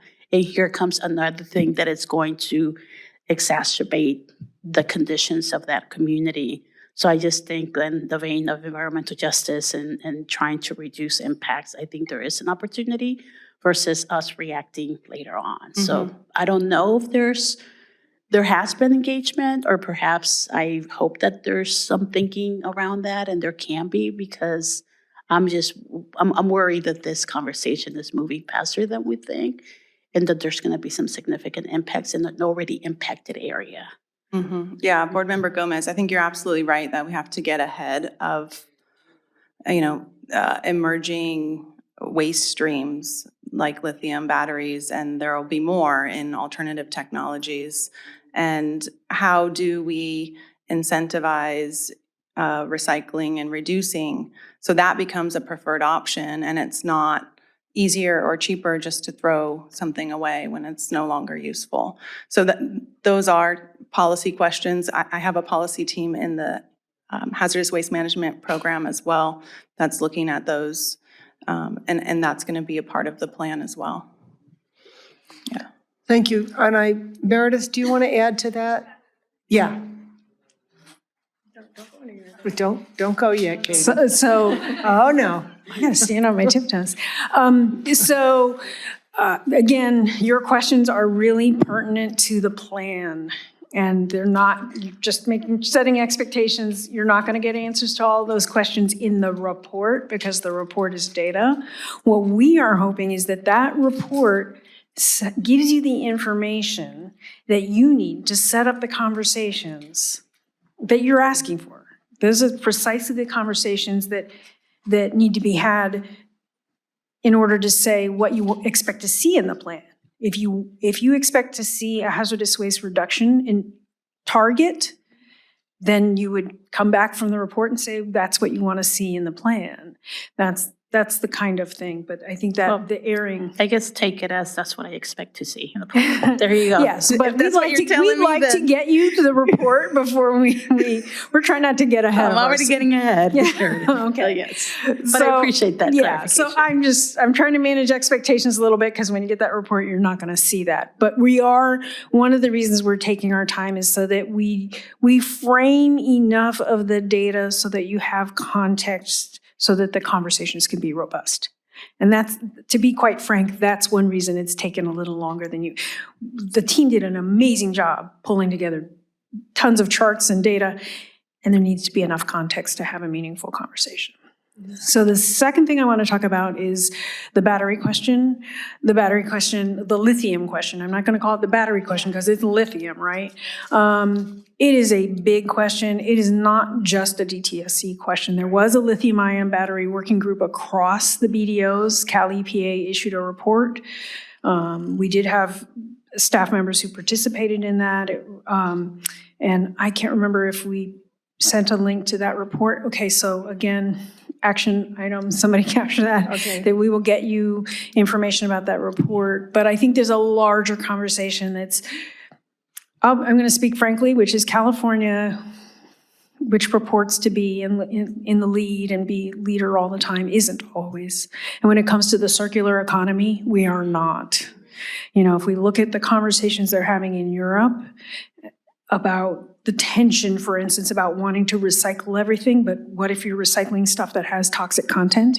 We're not having that discussion right now, and we need to be having that discussion. So DTSC can't tackle the lithium question on its own. We need our partnerships with Cal Recycle, OEHA, and everything. So, thank you.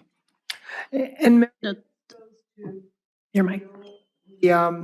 The old pollution prevention plan, right? It all fits under that at some point. The resurrection of a pollution prevention plan and the resources needed to do that seem to be something that I would expect might come out of this, right, as a recommendation. Well, that is a gap that we did not close in the reform. In the reform, we got enough resources to do this work to generate the plan and the report. But we gave an estimate of what it would take to establish a pollution prevention program that looked like the old one. But we learned a lot from the old one, and we as a department would not recommend just go out and do it the way you did it before. Because, well, for a lot of reasons, which we're happy to talk about at some for future date. But again, if the board wants to take that up and talk about whether or not it's a critical gap to close and whether or not the department should have additional resources to do that, that's obviously your purview. Yeah, and I'll just close, and I'm sorry, but I appreciate everything that you're sharing with us. I just think that it is, and I also need to recognize that I'm not saying it in the vein of putting everything on DTSC. Specifically on this conversation of lithium, because I know that it's going to take. There's a lot of agencies that should be at the table to think about prevention, from air to movement to where we're extracting something that is going to impact. Let's forget about the environmental impacts. The fact that we're extracting something, there's an impact there, right? I'm not a scientist, but if you remove something, something's going to happen, right? To me, the reason that it's really, really critical is in the whole. This is already a pretty impacted community. Oh yeah. Right. You go and you see it. It's very visible. So to have this conversation in the whole framing of this, it's the new gold, right? Which we'll constantly frame these conversations from an economic lens. We will continue perpetuating the environmental injustice that has been done in this community. So I just think that as the conversation evolves, in whichever way it ends up, I just think environmental justice needs to be uplifted in a significant way, just because of the community is already in the negatives. I don't want to speak for my secretary, but the secretary would probably be heartened to hear some of your comments. I think she's very well aware of the impacts in those communities and, of the freight train that's coming. So I'm not going to put words in her mouth, but it is on the radar. Great, thank you. Thank you. Did you have more, Katie, or do we have more for questions or any closing request or no? We'll have you back though. You'll come back. Thank you, yeah. Frequently, Happy to come okay. back. We'll Thank see you, you next everyone. month. Okay, thanks, Katie. And Meredith, are we hearing from anyone else? Okay. Yes, I will. I'm just checking to see. I thought there was one more presenter, so that's why I was asking. Public comments, questions. We are We going have to open people the in queue floor now. online, I know. Do we have anybody in the room?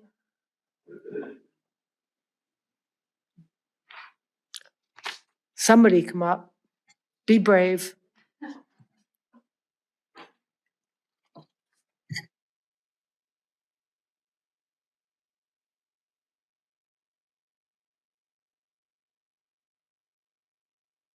Hello again, this is Ivana Castellanos with Physicians for Social Responsibility, Los Angeles.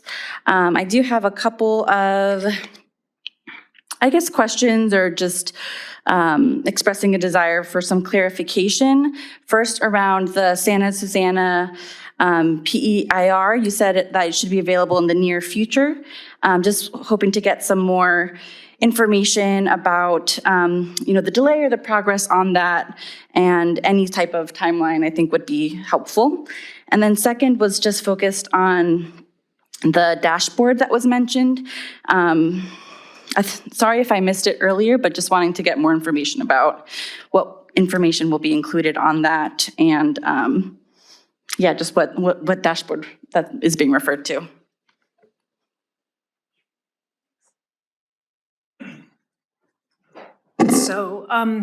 So with respect to the Santa Susana Field Lab PEIR, it's in the very final stages. Our goal is to get it released in May and get it certified in June. The very end of May, it's likely to get released. Things happen. It's a 13,000 page document. So you can imagine trying to get the accessibility right and dot all the I's and cross the T's is a big job. So I'm hopeful, but I'm not counting on it being, I don't want anybody to hold it against me if it's the end of, if it's the beginning of June as opposed to late May. We have a dashboard that's already available on our website. And we have always said we're going to learn as we go and improve that dashboard. And so the dashboard has some metrics. Those metrics are not as dynamic as we want. They don't have, for instance, that much trend information, so you can't really see if the department's headed in the right direction. All you get is a snapshot. It really doesn't, some of those metrics don't effectively measure the outcomes that we're striving toward. They're outputs, they're widgets, but they may not be as meaningful as we'd like. So the intention of the new dashboard is to have a more dynamic, more informative, a set of metrics that are readily understandable, but that really tie better to the department's outcomes. Thank you for that. And just to add, what I've also understood is the whole data governance process that DTSC is involved in. You have to collect the data in order to have the data drive into a metric in some way. So there's that effort is part of it. It's not just something at the end. We've been standing up. We're trying to get from very manual data collection to more automated, and that means you have to have data at the program level that feeds into the departmental level, and that it's, the data quality checks are in place and all of those other good things. Yeah.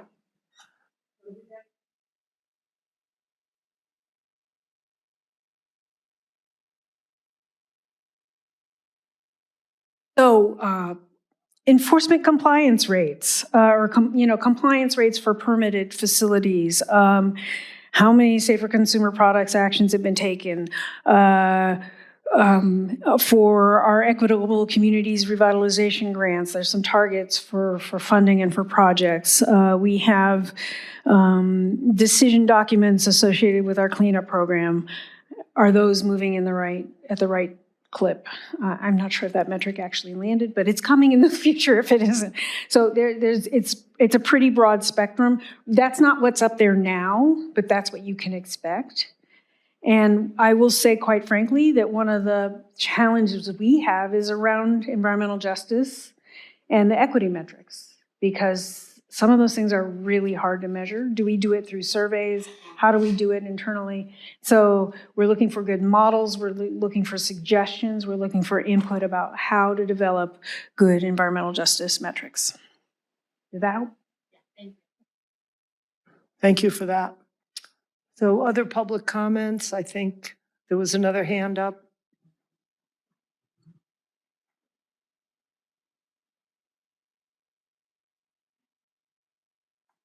Good afternoon. I'm Angela Johnson-Mazzaros from Earth Justice, and I have an observation and a couple of questions. So I'm gratified to see that there's a lot of activity happening at DTSC, and I'm concerned about how all these things are going to overlap, because I kept hearing the summer. Oh, in the summer. How they what? Say in that the again. summer. In the summer, we're going to do this. In the summer, there's going to be that. And I just want to note two things about that.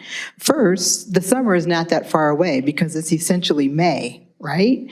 But if we're going to have workshops on SB 673 in July, for example, and there's going to be time for people to take a look at the materials in advance of that, in order to facilitate a robust conversation, I'm just wondering what we're thinking is the time frame for when we're going to get information so that we can be engaged in the conversation, especially as we have other things that are happening.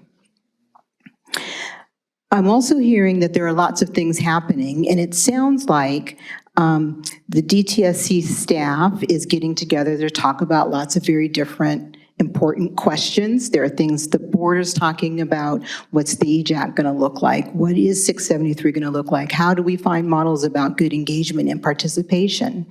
And I'd just like to pause us for a second to request that we not continue in a pathway of 3-minute public comments about important things that need to be discussed, that other people have spent a lot of time investing in putting it together so that when you show up here for our 3-minute public comment, there's a feeling that there's not much to change, or there's such a commitment to all the hard work that's already gone into getting it to that place that there's resistance to change. And I think we went through that with the appeals process, to be candid. And so the question that I'd like to elevate here is, how do we develop a space where we're not having a conversation where everyone's working from scratch and just trying to put something together, but there hasn't been such an investment in what is being presented that there's not room for change as you get input? And how can we have that conversation so that those of us who are reacting don't have one shot at 3 minutes, or give or take, but instead we also have an opportunity to engage with information, to think about things, to have an iterative process as we are engaging in it. And then the final thing that I'll just note is dealing with the question of recycling is important. Just to follow up on something that Dr. Williams said, recycling is a good thing, but you have to be really careful about what it is and how it happens. And CEQA with DTSC as a lead agency is the place where we see these addendums as compared to what we were talking about with Kettleman City, where there'll be a full environmental impact report. Okay. Thank you, Angela. I will say the purpose of the reports at this board meeting are to set forth to everyone what is going on, right? And to then create workshops. I mean, I think you heard for each of these, there will be public workshops.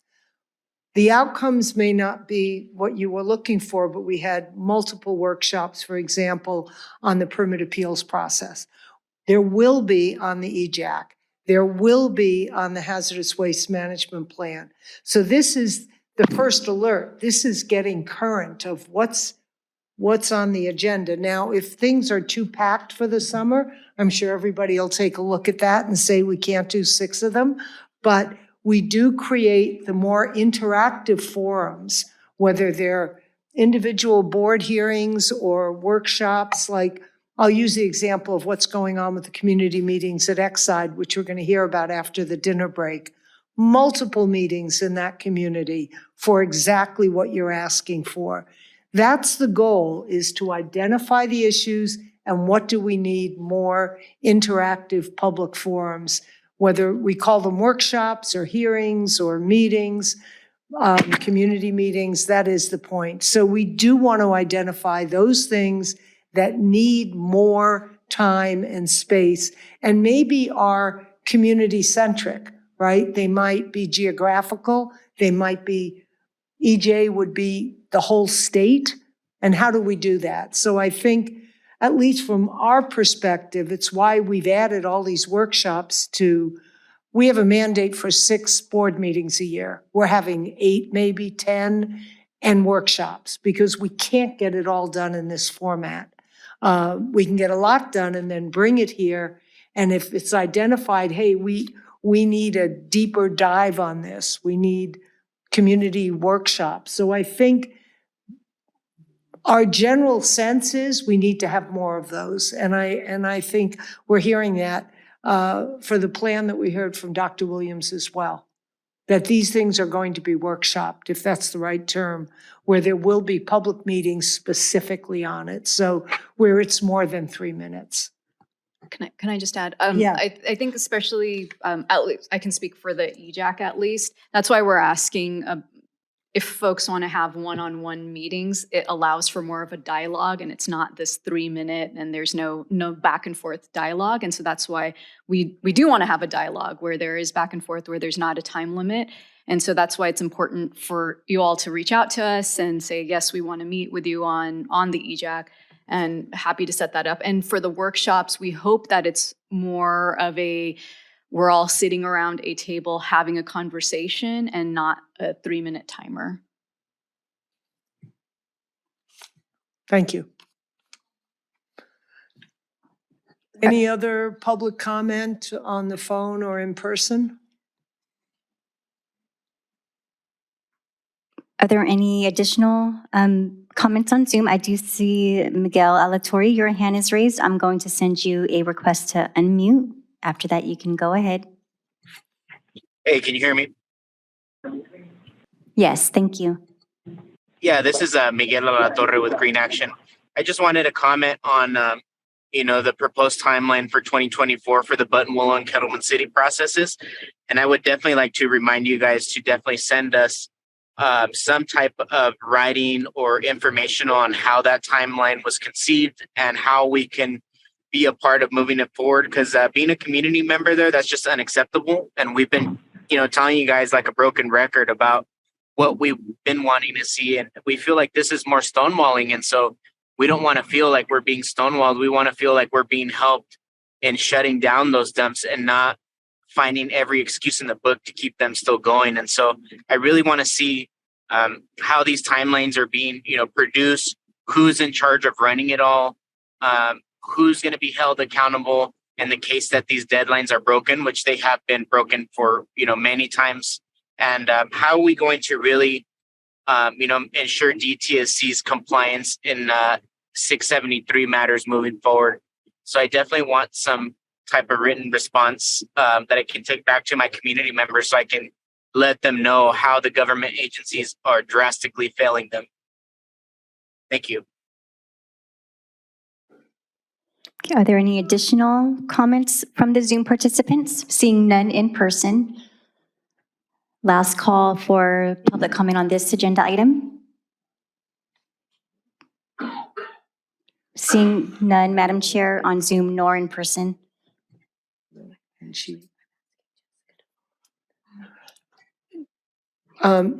We will follow up with that last caller and get more clarity because I can't capture it precisely. So I'm asking our ombuds, Jessica, to follow up and get clarity on what that request was. Thank you. Are there more comments? Okay. Sushma? In listening to the comment made by Angela and then also I think by Ivana, I'm thinking it would be great to have a calendar view of the DTSC's calendar, even if it's draft, so that every time we have questions about timeline, we could just pull that up and help people navigate the website and show them the calendar of what to expect, fully setting the expectation that things might change and evolve with all of the other things happening in the ecosystem in which we work. And we could do the same for BES calendar as well. Like to the extent we know when the workshop's already scheduled, we would show a view. Aspirational Always goal, putting it out best practice. Thank you. Anything else? No. We are so on time. We are going to have a dinner break at 4:45. I know you just all can't wait for that. We're going to take an hour to give a break to all of our team who have been here for many hours before we all arrived at noon. We're having our mandatory dinner break.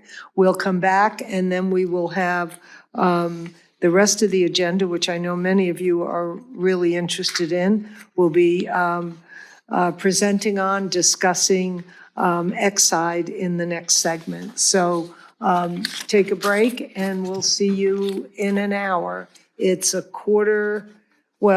almost 4:10, so let's say we'll be really ready to go at 5:10. Thank you. Welcome back to the Board of Environmental Safety evening session. Brought to you by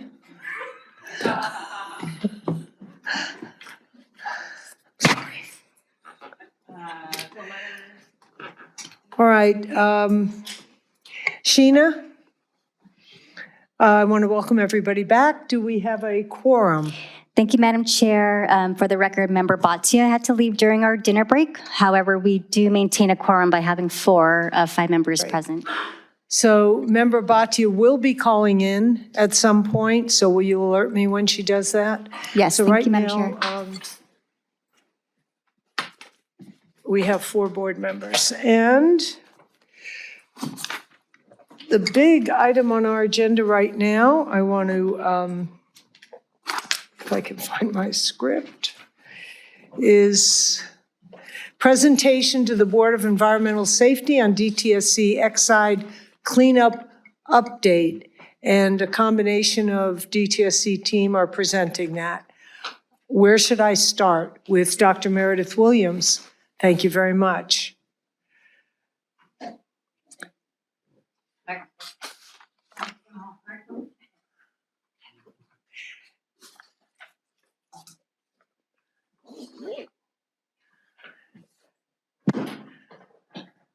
Thank you. And in some ways, this is a continuation of the conversation about engagement that we started earlier today. And we appreciate the chance to talk about what we're doing in Exide. I'm going to share presentation responsibilities with our Deputy Director for Site Mitigation and Remediation Program. And I know that all of you have had a chance to meet Todd and are enthusiastic about him as a member of the executive team. So I'll just give a little bit of framing for the conversation, just where we are in terms of our thinking about a new model for how we engage. Touch on our public meeting approach, some of our interactions with local government, and our work with the community-based organizations. I'll keep that at a high level. Todd will have a lot to say about that. And then I will address a number of stakeholder issues that have come into the board through the ombuds person and your own questions to us. And lastly, I'll touch on parkways very briefly. And then I'll turn it over to Todd, and he will really give you a picture of how deeply we're digging into the issues and concerns that have been raised lately. So in terms of engagement, next slide, please. In terms of re-envisioning how we're engaging, we're working to some very important operating principles. First is, are we really bringing the community voice into the decision-making process? And I think based on the comments we heard earlier, that's what people are asking for. We're committed to increasing our transparency. Again, that's been touched on when we talk about how we're going to use a CRM system to make sure that people understand whether or not we've addressed issues. We're looking for other opportunities to increase transparency, and there's so many opportunities in terms of how we communicate. We know that what got us here won't get us there. Folks they need us to take a step back, use a beginner's mind, and start with a fresh approach. And then we're really listening to understand, and that encompasses a wide range of stakeholders. And I have to say that I felt as though, and maybe Todd will say a little more about this, just a couple weeks ago, God, maybe it was only a week ago, there was a moment in terms of our engagement with some of the community-based organizations where it felt like we felt like everybody was truly trying to understand the perspective of everybody else in the room. And that really represents a shift. DTSC wasn't sitting there with our arms crossed. There was a real open engagement, and I think we learned a lot for it. So we're looking at new tools, we're looking at creative approaches, we're looking at leveraging outside resources, whether that's local government or whatever else it takes. And we truly appreciate the board's attention to this and, of course, Member Ruiz's involvement. So what have we done so far in response to the concerns that have been raised? The first thing we did was we put a pause on the contract solicitation. And I know you're well aware of it, but I'm just going to repeat it. We were putting out a solicitation for a new contract for about 1,100 homes. And we said, let's wait, let's see if there's anything we can do to restructure the contract in order to be responsive to some of the community concerns. So that was the first thing we did, and we hope that that sent a signal that we were serious about changing things. We re-envisioned our community meetings. It's a work in progress, but when I look at where we were at our virtual meeting versus where we were in our first in-person public meeting since COVID, I mean, we hadn't had any in-person meetings because of COVID. And so for us to go back and be in the community, we went and did that. We did it with a slightly different format that allowed a lot more interactive engagement with folks and the ability to answer a lot of very specific, property-specific questions on site in the moment to the best of our ability. Again, that one, we didn't get as many community folks out. We got a really good representation from a lot of people who work on the cleanup, but we wanted to get more community folks there. And in our last community meeting, which was about a week ago, I'm happy to say that that was the case, that it was a good turnout from folks who actually live in the PIA, have had their houses cleaned up or are waiting to have their houses cleaned up. And it was very encouraging.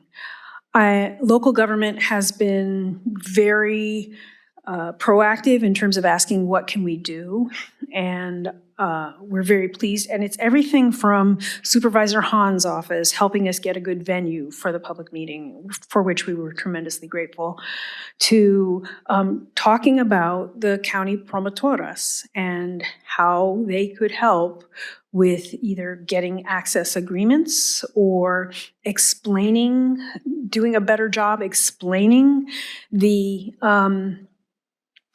process, the cleanup process and the ins and outs and the relocation process if somebody wants to be relocated. And I think that's a great opportunity for us. I think that's going to happen very quickly. So in terms of timeline, these are things that are happening very quickly. If we can get a small contract in place to take advantage of those resources, we will. And then the community-based organizations have really been showing up in terms of being willing to sit with us even after years of concerns, staying in the conversation and really understanding some of what our constraints are and trying to find solutions, really being focused on solutions. So those are some of the things we've talked about so far. I will say that Todd is going to give you a much more detailed picture of some of that. So next slide, please. You, Executive Officer Sharma was generous enough to compile quite a range of issues. Some of them came through the ombuds. Some of them came through you directly. We had hoped to get you all of those answers by today. We decided just let's take a moment. There was such a range of questions, but there were a lot of common themes that came through those questions. And so what we're doing is we're writing up a very detailed response to the questions that's really based on those themes and those issues that have been raised. There are other inquiries that have been received from Dr. Rania Sabti about health and safety issues on the cleanup, Pete Reyes, who is a work program graduate and strongly advocates for for high safety procedures and fairness on the work. So we have a lot of responses that we will give directly to them. They'll be directly directed to them, but they speak to issues that you may have raised. So it's a lot of cross-referencing going on. What we'd like to do is to prepare those detailed responses, maybe get them to you within 2 weeks or so, give you time to digest them because, as I say, they are detailed. And then let's have conversations, further Q&A about our responses, and make sure you have answers to all the questions. And we expect to make those answers public one way or the other, whether it's through your website or through ours. But it is important that people get transparency because, as I said, these are, and next slide, please, these are themes that come up over and over again. And so we want to provide answers that people can go to and that are available. So this is the long list of categories, and I think I left a couple of them off, but it gives you a sense of the kind of questions we're getting.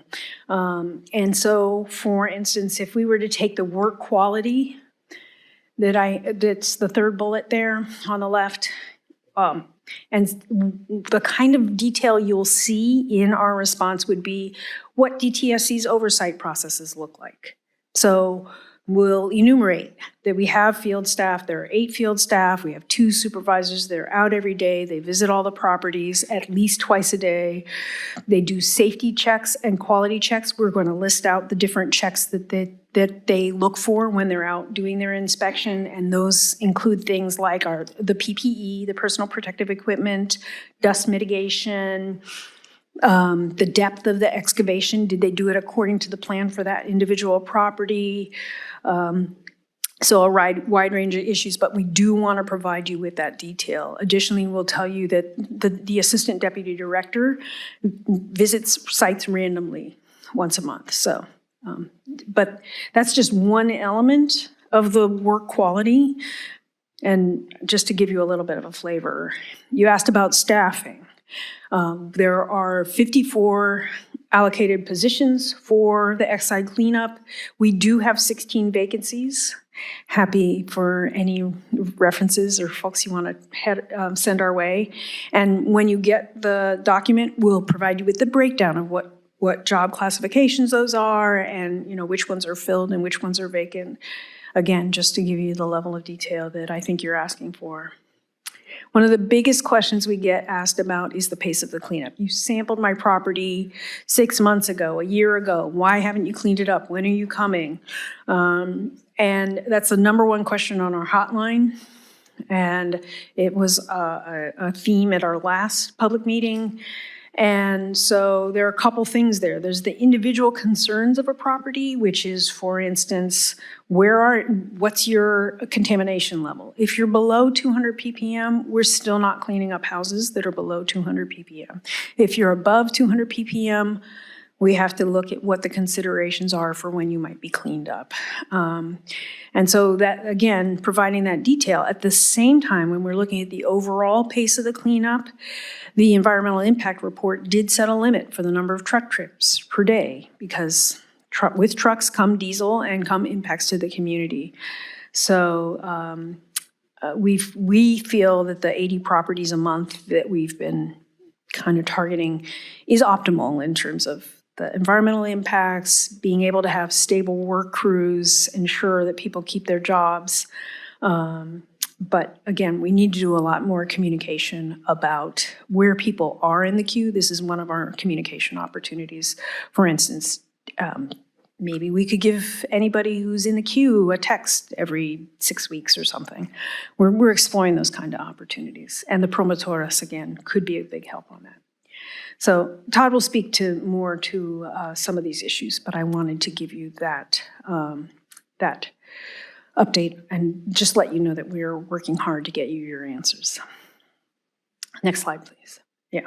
So the last thing I wanted to touch on was the parkways.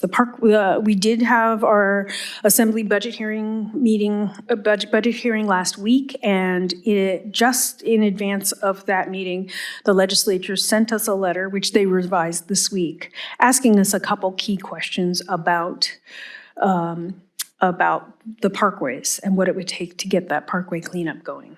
And they asked us what the estimated cost was to get cleaned down to 80 ppm. They asked what the impact of parkways cleanup would be on the residential cleanup, whether it would compete for resources. And then lastly, they asked if we were to use our lead acid battery cleanup fund revenues, would they be adequate? So I'm going to give you the answers we gave to them. First of all, the estimated cost is in the neighborhood of $70 million to clean up all the parkways. So, second of all, if we had that kind of pot of money that was secure, we could keep the residential cleanup going without interruption and just add in the parkways cleanup. We would have new contracts in place for the parkways cleanup. And given the legislature's interest in this, we're actually queuing some things up to be able to potentially do this and do that in the next fiscal year. The current the fund is taking in about $40 million annually. And then there's, right now, the baseline expenditure is $14 million, or the baseline appropriation, I'm sorry, for the work that we're doing under LABRIC is $14 million. All that to say that it does appear to be a possible funding source for cleaning up the parkways. And again, it would allow us to do the parkways cleanup without impacting the residential cleanup. So, next slide, please. With that, I'm going to turn it over to Todd Sachs, as I said, our Deputy Director for Site Mitigation and Remediation, and he will tell you a lot more details about what we're talking about with the community organizations and, again, changing our decision-making processes. Thank you, Meredith, and welcome, Todd. And for those of you who might have had questions, just hold them. We'll do them all at the end. Okay? Thank you. Okay. Hello, board members, Chair Rizzo. Thank you for having me present to you today. Obviously, you know who I am. My name is Todd Sachs. I'm the Deputy Director for Site Mitigation and Restoration. And today I'm going to describe how, under Director Williams' direction, we are improving the way in which we are managing the Exide site in order to better address long-standing community concerns. This work is ongoing and in process. So this is one update in a series of updates we'll be providing as this effort progresses. I'm going to start today's presentation by describing at a high level the concerns we have heard. Then I'm going to describe the process we are implementing to address those concerns and the current status of these efforts. Most of today's presentation will be spent discussing how we are thinking about approaching workforce, health and safety, and contract issues, especially in the context of the next contract solicitation to continue the residential remediation effort. I'll close with a look forward. Next slide. The USC study and related LA Times articles not only highlighted deep frustrations in the community with us, but also raised issues about the quality of the residential remediation effort. We heard comments that the removal action plan may not be implemented correctly, due in part to inconsistencies in work quality. We also heard concerns that the removal action plan itself may not be comprehensive or health protective, and because of the patchwork nature of the site cleanup, might lead to recontamination. We heard a variety, next slide. We heard a variety of additional issues. We heard that our communication with tenants needs significant improvement, and that landlords who leave lead in place leave tenants at risk of heightened exposure. We hear many types of ways in which our communication needs to be improved, and of the need to take a community and public health approach, not focusing on site cleanup alone. Next slide. We have also heard from workers in public meetings who indicate pride and confidence in their work. This work is hard, and I want to be clear that we support workers and the work being done. We have also heard concerns about working conditions. For example, we've heard workers are sometimes afraid to speak up, that familial relationships within and between contractors may be complicating human resource management, that work crews don't follow consistent protocols and may not have access to the full training they need. Next slide. We have heard concerns about worker health and safety, that protections aren't always followed, more oversight may be needed, health and safety plans may not be fully health protective, and that workers are exposed to lead. Next slide. Finally, we've heard that the contract needs to better align incentives to build a safer and more positive work culture at the site, which values and takes input from workers, promotes a safe workplace, and supports our workforce goals. With all of these comments in mind, I want to say thank you to those of you who have raised these issues. We all have a shared interest in an effective, well-managed, healthy, and safe project that is truly designed and implemented for the people we are working to protect. This is a very large and complex project. DTSC staff do work hard every day to implement the project, and I want to acknowledge and thank our staff for their work too. Working together in a collaborative manner can help us all achieve our goals together in ways we can't achieve by ourselves. Next slide. So it's in that spirit of collaboration that we are trying to build a better, more equitable, and inclusive decision-making process. Next slide. We are starting with a working group. This smaller group of longtime EJAC members was originally convened by Cal EPA to provide feedback to us in the aftermath of the LA Times article. Since that point, we've been working with this group on a weekly basis as a collaborative sounding board as we work to develop approaches to improve the program. As DTSC selects approaches, we are vetting these through public meetings, like the meeting we had on April 20th, to get full public input on the improvements we are proposing to make to the program. Our commitment is to take input from the public and to work to address issues as thoroughly and as quickly as possible. Obviously, we at DTSC are responsible for the public process and are the final decision maker. Next slide. And to that end, we have real constraints on our decisions. We have limited fiscal resources that must be managed and spent appropriately and in a responsible manner. We need to meet contracting requirements and deadlines to keep the project moving. We don't work in a vacuum, and so must also work collaboratively with local governments and the unions. As a public agency, we have a duty and an obligation to be transparent. Next slide. We committed to the working group to address key concerns. These include integrating new concepts for worker protections, work quality, and work performance in the upcoming solicitation. To integrate public comment into the solicitation and to avoid layoffs, we did extend the NEC contract. We are diligently working to make sure we are addressing community concerns as NEC continues its work. In both the NEC extension and the upcoming solicitation, we are including post-removal action confirmation sampling, a key request from the public. In light of the LA Times article, we committed to implement new studies to better understand the USC study results, and we will be working with the public to design them.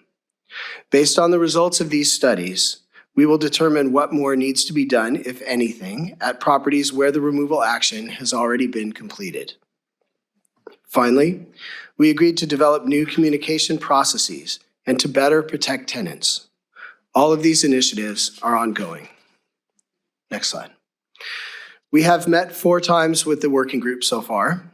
Results of those discussions were presented as concepts in the public meeting on April 20th and are being presented here today. Next slide.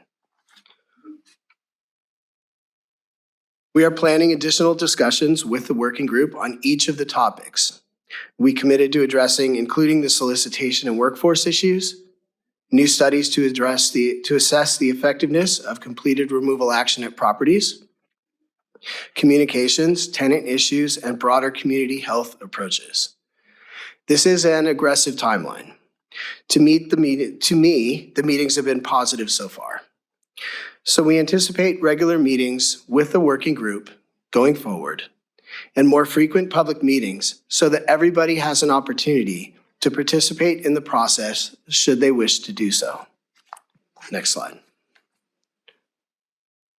Now I would like to provide a quick update on the current status of the project.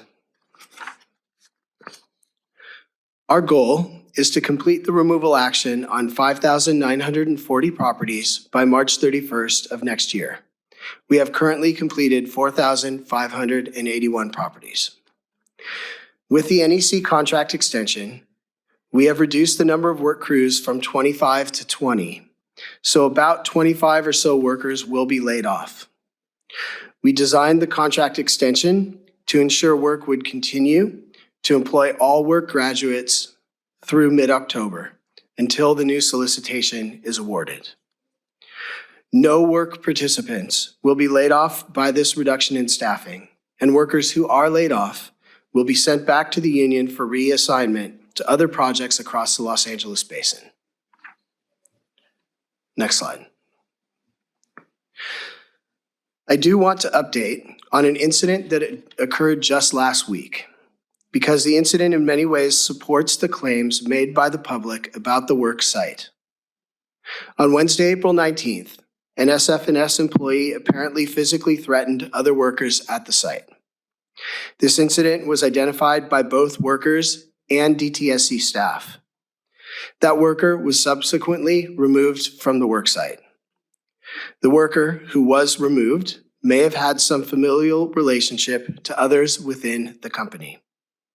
The following day, on Thursday, April 20th, we received reports about workers being threatened by others in SFNS in some way, potentially related to the previous day's events. On Friday, April 21st, DTSC management met with SFNS staff and management to discuss the incident, explain our concerns, and reinforce our expectations for a positive and safe worksite. On Tuesday, April 25th, we engaged the Attorney General's office to conduct an investigation not only of this incident, but also of the broader workplace culture on the Exide project. I want to be very clear. Threats, intimidation, unfair treatment, retaliation, these things will not be tolerated on this project or any DTSC project. We take these allegations seriously, and when the investigation is completed, we'll take any necessary actions to address these findings. Next slide. That's the right one. We have extended the NEC contract to cover an additional 350 properties using 20 field crews. In the interim, we are working at putting in place safeguards, either through independent processes or task orders, to address these concerns. We canceled the bid solicitation for 1,440 properties so that we can address public concerns about the contract and work. The new solicitation will be released on May 22nd and awarded in October, covering 1,090 properties. We are here today in part to discuss how we will address public concerns with the solicitation. Next slide. And that is what we will be talking about next.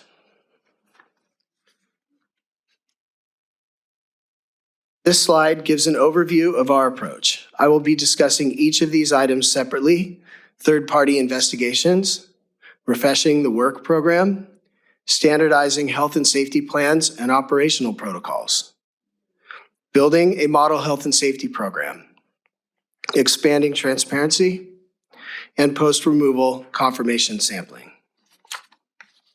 Next slide. To address concerns about workers either not feeling safe to raise issues about work conditions without fear of retribution, we are proposing to set up a third-party investigation process to complement processes such as union investigations and the DTSC hotline that is already in place.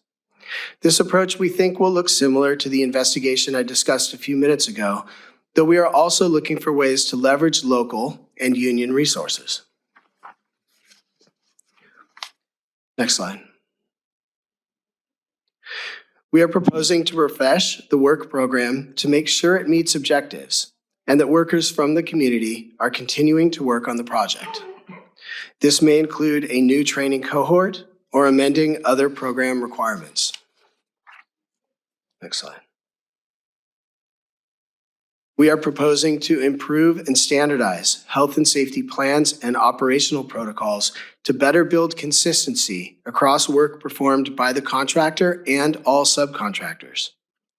This operational protocol would cover things not currently covered through the health and safety plan related to how the work is done on site and could become the basis for additional training to be provided to all workers to ensure consistency.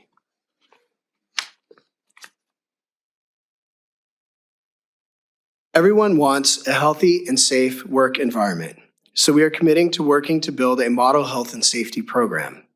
This program will comply with upcoming amendments to the occupational lead standard currently being considered by Cal OSHA. Will enhance reporting and transparency, increase frequency and rigor of site inspections and resulting documentation, and evaluate ways to better protect workers through potentially enhanced personal protective equipment requirements. Conceptually, increased blood lead level monitoring could be used to gauge success of the program. As we implement these programmatic improvements, we will need to make more information available to the public. This information may include worker incidents and near misses, work plans and protocols, investigation results, and subsequent actions taken, air monitoring data, and the distribution of worker exposure monitoring results, obviously without divulging any information about any single individual. Next slide. And finally, as I mentioned earlier, going forward in both the NEC extension and the new solicitation, we are implementing post-removal confirmation sampling. Next slide. So what happens next? We will be releasing the updated contract solicitation on May 22nd. The list of items on this slide are some of the issues we have already decided or are considering to include in some way in the contract solicitation. So for example, we will probably need to expand worker training, and the new contract will need to account for that. Workers already have boots and clothing they use at the site, but we are hearing that workers should not be taking these clothes home. We are evaluating how to address this issue, and so the contract must have the flexibility to handle any additional requirements we may develop. We also want to make sure the work program is functioning well, and this may require some amendments to the contract. Near-miss reporting and post-removal confirmation sampling will be required in the new contract. We want to encourage more frequent worker blood lead level monitoring so we know if our health and safety program is actually protecting workers.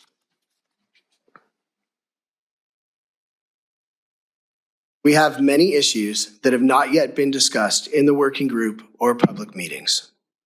These discussions are scheduled over the next several months, and so we will be coming back to you to report as we make decisions in these areas.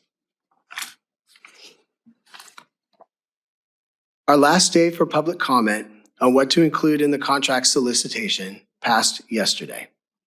We are now working to take this information and build it into the solicitation as appropriate. The solicitation will be released on May 22nd, and we anticipate continuing both working group meetings and public workshops in addition to keeping you updated. The Exide residential cleanup is a monumental effort that impacts thousands and thousands of people, many passionately focused stakeholders, dedicated workers at the site, and committed DTSC employees. I want to close by saying that I really appreciate all of the feedback we have received through public meetings and work group meetings, but that the real proof of success of this new approach lies in the decisions we make over the next couple of months. The expectation on us is real, that we actually achieve a more collaborative and equitable process and then generate better outcomes. So we have work to do. This concludes my presentation. Thank you for the opportunity to present today, and I'll be happy to take any questions you may have. Thank you. Thank you so much, Todd. I'll ask the board to be thinking of their questions. I have a couple, if I could start, because I can. When we talk about the parkways area, can I assume it's within the same 1.7 mile radius as the rest of the PIA? Yes, that's my understanding. Okay. And at what point will we talk about where the MPL potential listing intersects with this? I know. Is that down the line a ways? I'm making a face because I did intend to actually mention. Okay. No, go ahead. Well, I think the US EPA has their own process for making the decision. We intend to influence that process as appropriate. Obviously, we will want as favorable a decision as possible for us and for the site. So there will be opportunities to engage with EPA on that, but it's not clear to me exactly what that schedule is going to look like or how that interaction is going to unfold. So in your updates to us, can we count on understanding that, having that be included so we know when that's happening? That would be helpful. And the decrease in the workforce for this period of time before the next contract is based on just what you can do now, trying to be... Well, so we were faced with a difficult decision when we received comments from the public. So what the public was saying was, not everybody in the public, like there were some in the in the public that were raising issues about the quality of the work that NEC was doing, and there was a lack of trust in some parts with regard to that contract. At the same time, we wanted to keep the work moving, and we wanted to make sure that the workers that we had worked to train stayed on that site to meet compliance with the project labor agreement. So what we decided to do was to move forward with the contract at the lowest level of staffing we could to ensure that all the work program people would continue to be able to work, but to push off as much of the work as we could into the new solicitation with the benefit of incorporating as much of the community comments as we could into that new solicitation. That's great. Thank you. That's really helpful. When you talk about third-party investigation, could you elaborate on that? Is that the post-sampling or Oh, no. some other kind of investigation? Yeah, it's a good question. So right now, when there are a number of different ways in which the public, a worker, could raise an issue to us about a concern with the site. What we have heard from some of the workers is a concern about being able to raise their voice about an issue at the site, and I think they're concerned that if they raise their voice, they might not be able to keep their job. So this is worker-related third-party It's mostly, investigation? yeah, so it's worker-related issues. What we want is for workers to feel comfortable on the job site, for them to be able to raise issues about the work site, because that information helps us all improve and make the work site safer and a better place to be. If having a third-party investigation process allows more freedom and also allows for anonymous complaints under certain circumstances, which is something other investigation procedures can't really accommodate, then it allows us to get more information about the site so that we can work to improve it. Great. Thank you for that. I'll let the other board members who have questions, but I want to acknowledge, and I know you have, that Lizette has participated in all the community meetings and has been our board liaison to this renewed Exide investment that DTSC is making. So on behalf of all the board, Lizette, we want to thank you for that, for the countless hours you're spending and your participation. And so Sorry, we're going to have to pause for a minute. Zoom participants can't hear us. So can we just pause for a tech recheck? It seems like all of Zoom somehow is on mute right now. Yeah. Sorry to interrupt. that's perfect time to interrupt.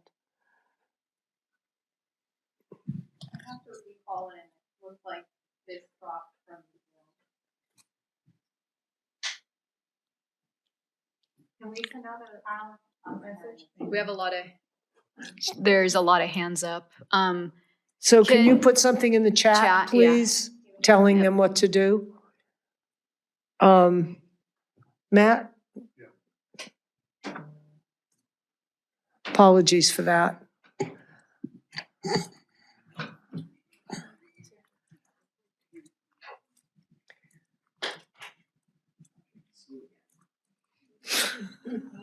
I know. Well, at least it's not what it was this morning. Yeah.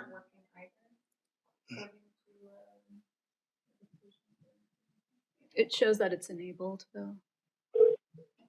Welcome to Zoom. Enter your meeting ID followed by pound.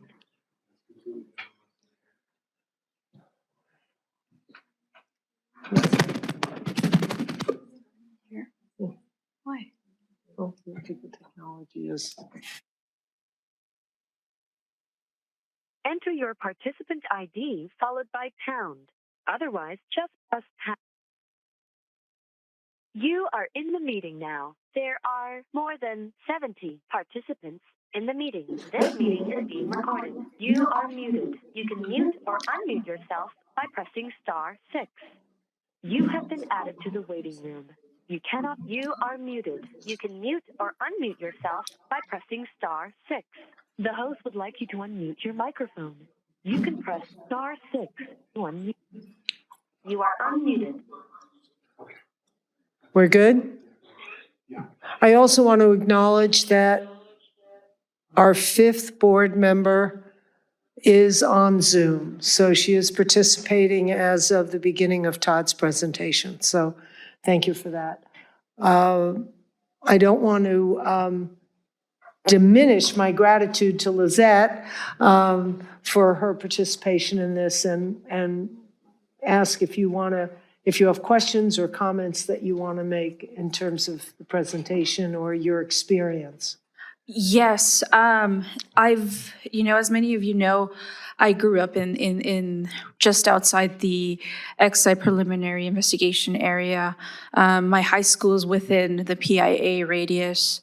My nephews, up to a month ago, live within the radius, and so this is a very important topic for me, especially through my involvement with Communities for a Better Environment, being, one of the organizations that really put a spotlight on the issues with Exide that have been going on for, as early as, the early 2000s. And so saying that, it's, I feel like it is the least I can do. Just still having friends and family that live within the area. And so with that, I have participated at these several of the community hearings, as well as these working group meetings since March. And so I did write a letter of recommendation with that I shared with the board and members of DTSC, highlighting and uplifting some of the concerns that have been brought up at these community hearings. And so I wanted to go through that, and it's definitely something that you already touched on, and I think, just to really put a light on that, the sense that I've been getting at these working group meetings as well as the town hall meetings is that people are being heard. People are optimistic, especially with your leadership, Todd, and I really want to, appreciate you for all the hard work, because we know it's not easy. And, but it is really important, and people really do feel hopeful. And I think that's the most important thing that we need right now. I mean, we definitely need the follow-up and the continuous, working relationship, and to really build on that trust. And I think it's definitely going in a good direction. But yeah, so as far as local hiring comes, there were concerns brought about people kind of gaming the system with the work program. There are goals that have been set in the contract as to how many members of the local community need to be hired. And so there have been concerns brought up about how people kind of get on the work program and considered a local hire. And so that has been an ongoing discussion. And so I did make a recommendation on, just ramping up that process and really being specific within the new contract on disqualifying the acceptance of a PO box as proof of residency, of local residency. And as for the thoroughness of cleanup, I definitely appreciate that you did bring that up. That's definitely something that we still need to really discuss, but I definitely commend the idea of having a third party do the confirmation, the post-confirmation sampling, and even a lot of the other monitoring activities with the air monitoring. I know that's one idea that came up as well, to have a third party conduct that, just because it's a really big concern that previous workers brought up, that a lot of the air monitors aren't taken serious, and it is really important for not just the workers' health, but the community's health. That these things get monitored, especially during fire season. and that they are taken seriously.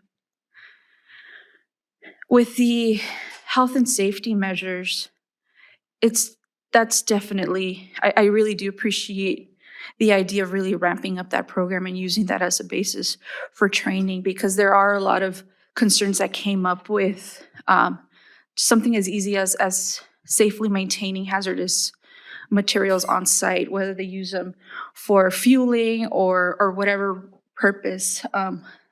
That's definitely something that needs to be specified or put more into detail. And another concern that was brought up around that was PPE, personal protective equipment, bringing what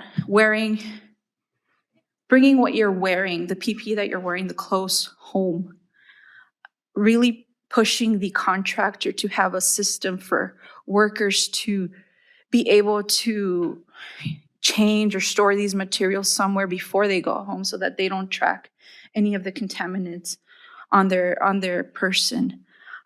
So that's definitely something that I feel like we still need to discuss. And one suggestion I had was just to have a space or mandate or ask for a space for workers to be able to store or change, whether it be on site or at the contractor's yard before workers get home.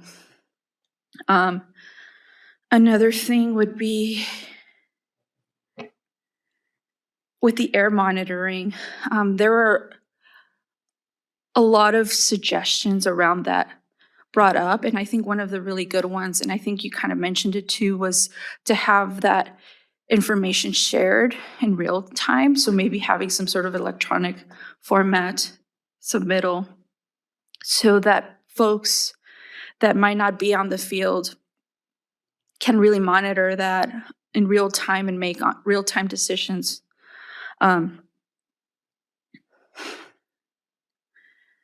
As far as labor management goes, I appreciate you bringing up the issues with the worker threats, because I think it really brings up the level of transparency increase.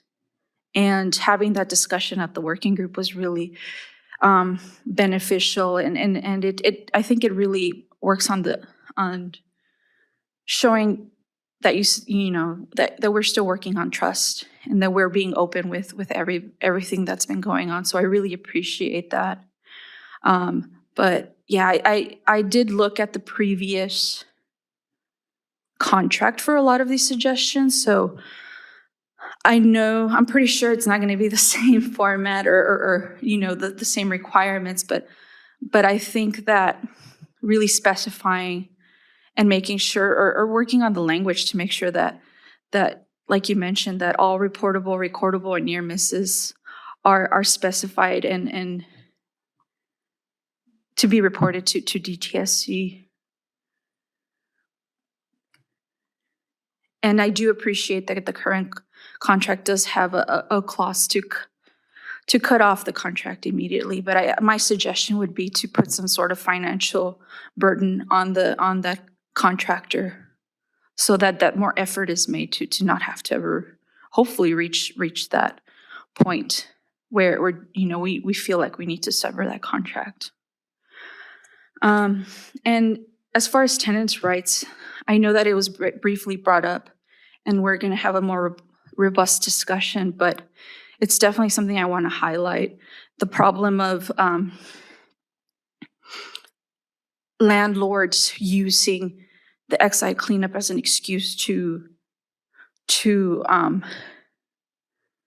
tell residents that, or to evict residents. I mean, that's a real concern that unfortunately has happened within the PIA. And so I really look forward to that discussion, because there really needs to be not just a DTSC approach, but I think that's definitely something we should be able to work with the county, and even with the local governments. I know we were talking about, working on passing some sort of local ordinance to mandate that landlords, to push them to accept the cleanup, or at least inform the residents of when the cleanup is happening. so that they're not caught off guard. And I think that kind of goes back to the communication plan, really informing not just the residents when the cleanup is happening, but also focusing, bringing up the discussion of how to safely, how to be safe around the cleanup. Sorry. Our Zoom is frozen again. I'm not sure what's going on. Sorry, Liz. It might be a bandwidth issue. Oh my God. If folks in the meeting room area here, if you can log off the City Council chambers Wi-Fi and use your own Wi-Fi, that'll help. Your own hotspot? Yeah, your own hotspot. If you're using it. Folks that are on Zoom, apologies if you can give us just a minute to get back on. Right.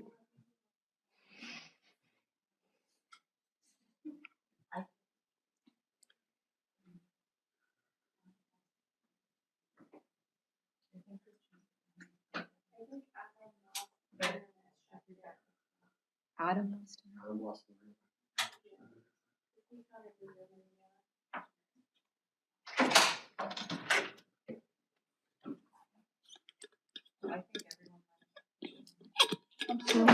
No, I'm still on.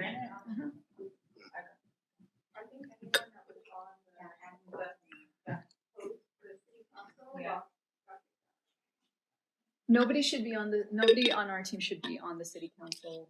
We're not. Oh, yeah. Okay. Oh.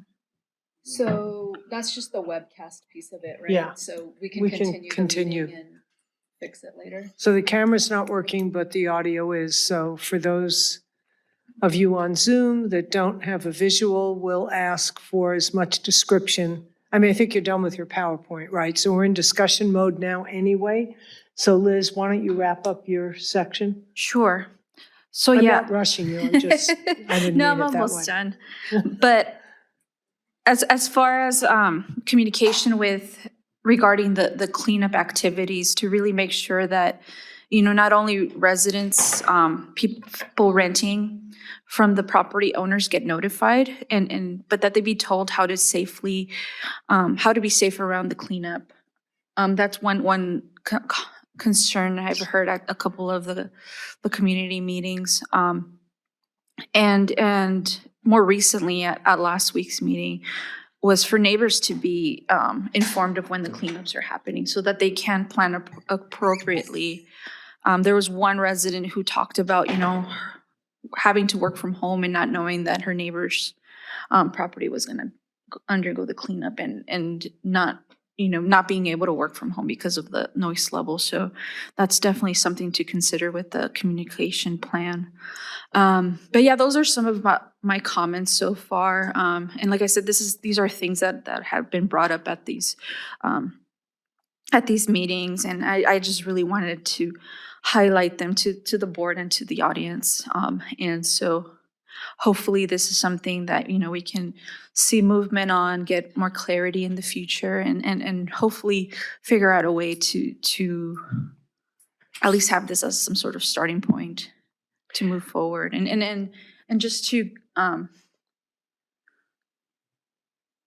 talk about our, I guess our next steps would be for me to continue through these working group meetings, collect this information, and one of my fellow board members, colleagues, Sushma, will be participating throughout the contract talk. So she will be bringing these concerns up, and I'll be in communication with her to represent us in that matter. Thank you so much, Lizette, and for announcing that Sushma will take part 2 of this once there are bid proposals to review. Sushma will do that.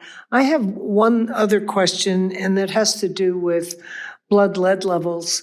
And I literally don't know, are workers tested before they begin, periodically, on request? I know there were issues with, during the pandemic in terms of the availability of the Department of Public Health to help with this sort of thing, given that they were dealing with the pandemic. But as you're regrouping, is there a screening level that's done? How does that work?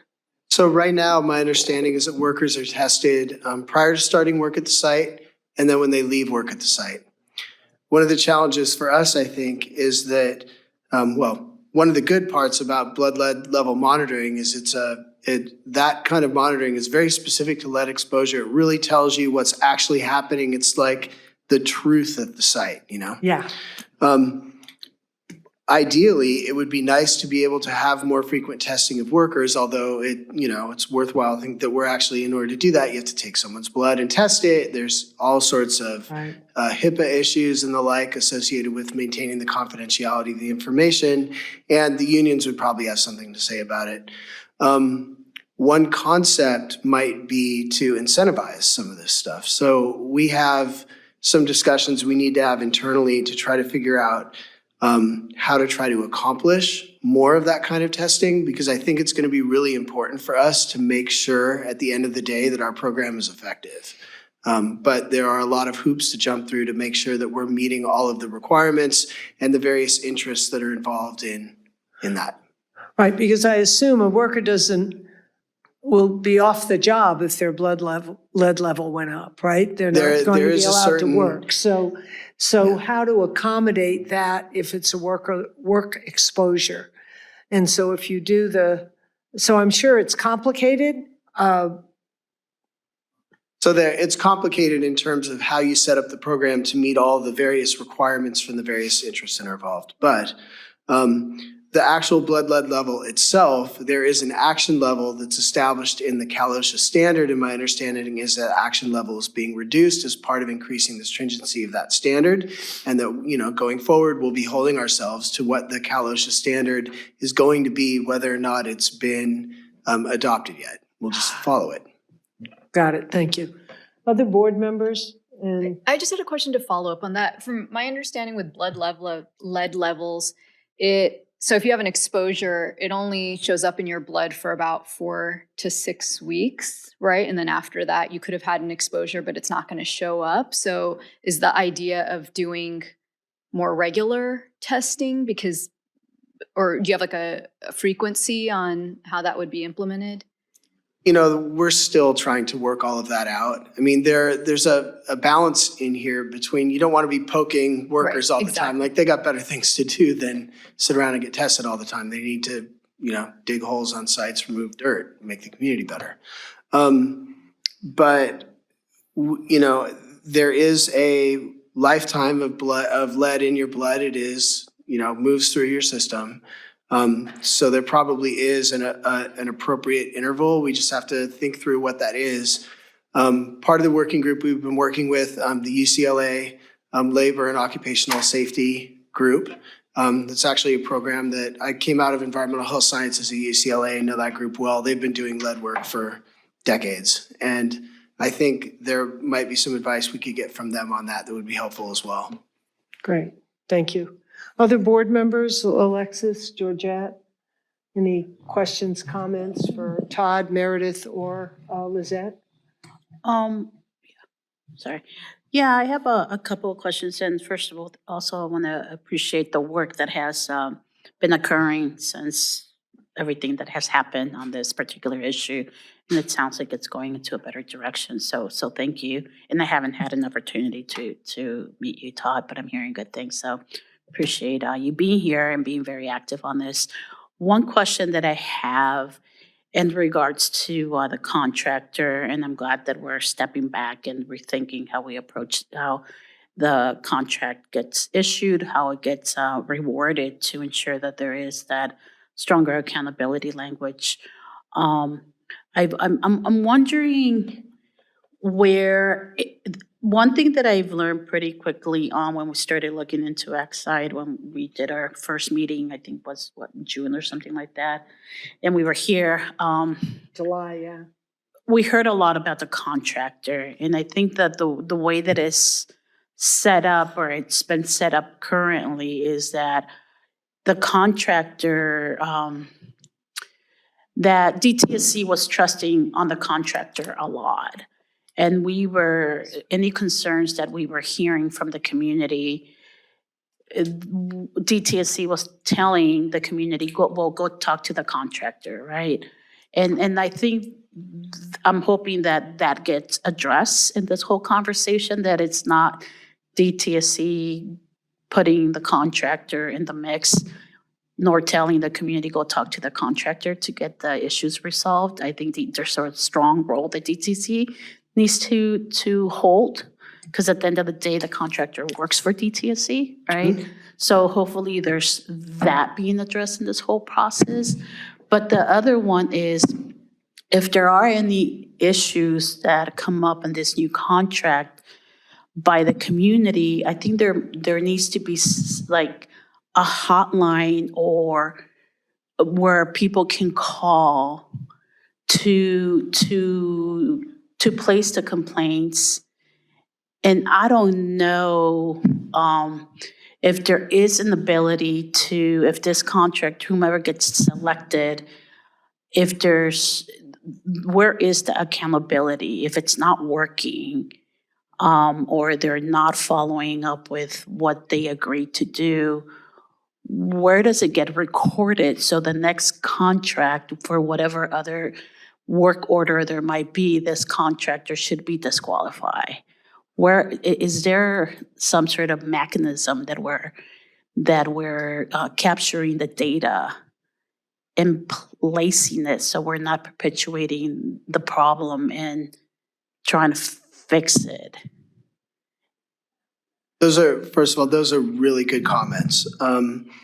With regard to the contractor and the trust that we're placing in the contractor, the way the current system is set up is we contract with the prime, and then the prime has different subcontractors that work on it. That's a pretty standard setup for these types of projects. But there are a lot of different players in this, from the contractor, the subcontractor, the unions have a role, we have a role. But I do think you're right. At the end of the day, we are the ones who are accountable, because we're the ones who are cutting the checks on behalf of the state and the people who live in the community. So, accountability for us is matters. And with regard to the hotline and the new complaints, we do have a hotline.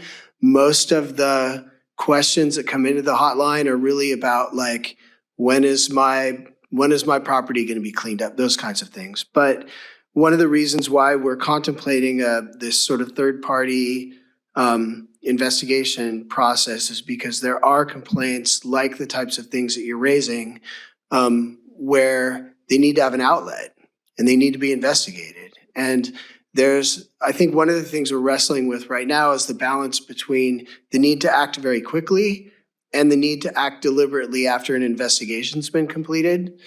And there are pluses and minuses to both of those, because if you go through an investigation and, for example, you have an issue that's a he said, she said kind of thing, at the end of the day, there may not be sufficient evidence to substantiate the issue. But if an issue is being raised, we could, for example, take immediate action and just have conversations with the contractors, the subcontractors, the workers, to make sure that if an issue is being raised about a particular issue on a site, or behavior, or quality of the work, that we reinforce what our expectations are to build a more positive and accountable culture at the site. So I think we've got to work through, like you said, like how, not just what processes are in place, but how we manage them, and then how we are transparent about the results of what those are. These are things that we'll also be working through the working group, because they all have ideas on what transparency means to them. And it's not just about what we think transparency is, it's about what other people think transparency is. That being said, we can't be transparent with everything. So we've got a lot of issues to work out, but you raise important points that we're going to need to address. Thank you. Thank you. Sushma left some questions, And Yeah, she's on Zoom right now, so Yeah, but Swati- yeah. So I'm going to ask. There's several of them, so I'll ask them one by one. So question one: in the past, public outreach was a shared task between the contractor and DTSC. Do you expect that DTSC will take on more direct responsibilities for community engagement from the contractors? I know that in the past, we've done public outreach, the contractor's done public outreach. I think early on, the local community folks did some public outreach also. I think we're open to what the best approaches might be. We might, for example, be able to team up with the county if that's possible in ways where they might be better suited to help with us on some of this. I think we could potentially team up with some of the community-based organizations because they know how to do the organization and the local communication work in ways that government isn't as adept at doing. So I think there's a lot of different options. What we're interested in is learning from the public about what they think would be most effective, and then we can see what we can implement. Second question, how should we expect the role of public participation staff on the ground to change? Specifically, what additional training or guiding principles will the DTSC public outreach staff follow for the communities to see a step change in engagement? And you've addressed part of this already. Yeah, I think we've heard some comments in the public meetings about ways in which we might do that differently. I don't think I have any specific answers to that yet, but I will note that as something that we need to work on and report back to you on. There's two more, but why don't we go to public comment? We've got some people who have to leave Zoom. We've got Sushma going through security at the airport, but we don't want to miss public comment or questions that people might have. We'd like to go to that, and then we'll come back and wrap up with any further board questions or comments. So is there anybody in the room? Come on up, and Todd, you can share the microphone, take the question, then come back and answer it. And real quick, Thank you. While our in-person commenters are queuing up, for those joining us on Zoom, we will be opening up the floor for public comment on this agenda item. So please go ahead and raise your virtual hands, and we'll call on you shortly. Thank you. Hi, my name is Idalmis Vaquero, and I'm with Communities for a Better Environment. I've also been attending the community working group meetings that have been happening in person and online, and just want to echo my appreciation to Lizette and DTSC leadership for being on these calls with the working group. I think shows a real renewed commitment to the work and ways that have been missing in our communities for a very long time. And so I think this is a step in the right direction, and we look forward to all the updates and work that will happen as a result. Because we have been providing the comments, and we just want to see the actions happen. And with that, I think the first thing I wanted to mention was, the DTSC leadership heard about the many concerns that my organization and our members have raised when it comes to tenant issues and the pace of cleanup at the in-person meeting on April 20th. And there's not only CBE, but other community groups and residents who have voiced these concerns on tenant issues. And so I just really appreciated and thought that setup was really helpful. And so I would ask that we make the future EJAC meetings in person as well. And I think that will not only provide another sense of community engagement, but just bring more people to the table. So I encourage DTSC to make these EJAC meetings in person now. In terms of the tenant issues, I think we've talked about, and we were here a couple of months ago talking about how there's not they're landlords who have not allowed for the cleanup, and especially in multifamily homes with children. And so we really want to get an update on from DTSC about what are the next steps when it comes to this issue. And I know Lizette and I saw the memo, and so I think some of those questions that she laid out there are really important to get some updates on. And so just wanted to echo that. When it comes to the pace of cleanup, I really like the idea that Dr. Williams mentioned when it comes to texting. Sorry, could you allow this comment to finish, please? Thank you. Thank you. I like the idea of making sure that folks get texts to give them updates on the cleanup. I think that's going to be something helpful. I would also suggest that we place, those tents with community specialists at key points and areas in the PIA, so that folks can show up and ask for updates on where their property is. And so this is something that happened with Estrada Courts and the Wyronwood cleanup. And so I think that would be another way that folks can get more up-to-date information on the pace of their cleanup. And lastly, I just had a couple of questions for Todd or other folks here. I know that there's money that could be used from the lead acid battery program to clean up parkways, which I think is a great idea. I think we need to do that. In addition to that, can we use some of this funding to fund a community health study in the PIA? And I know that maybe there was something in the slides about doing that. I just wanted to see where we can get some funding, whether it's asking the legislature or using some funds from here.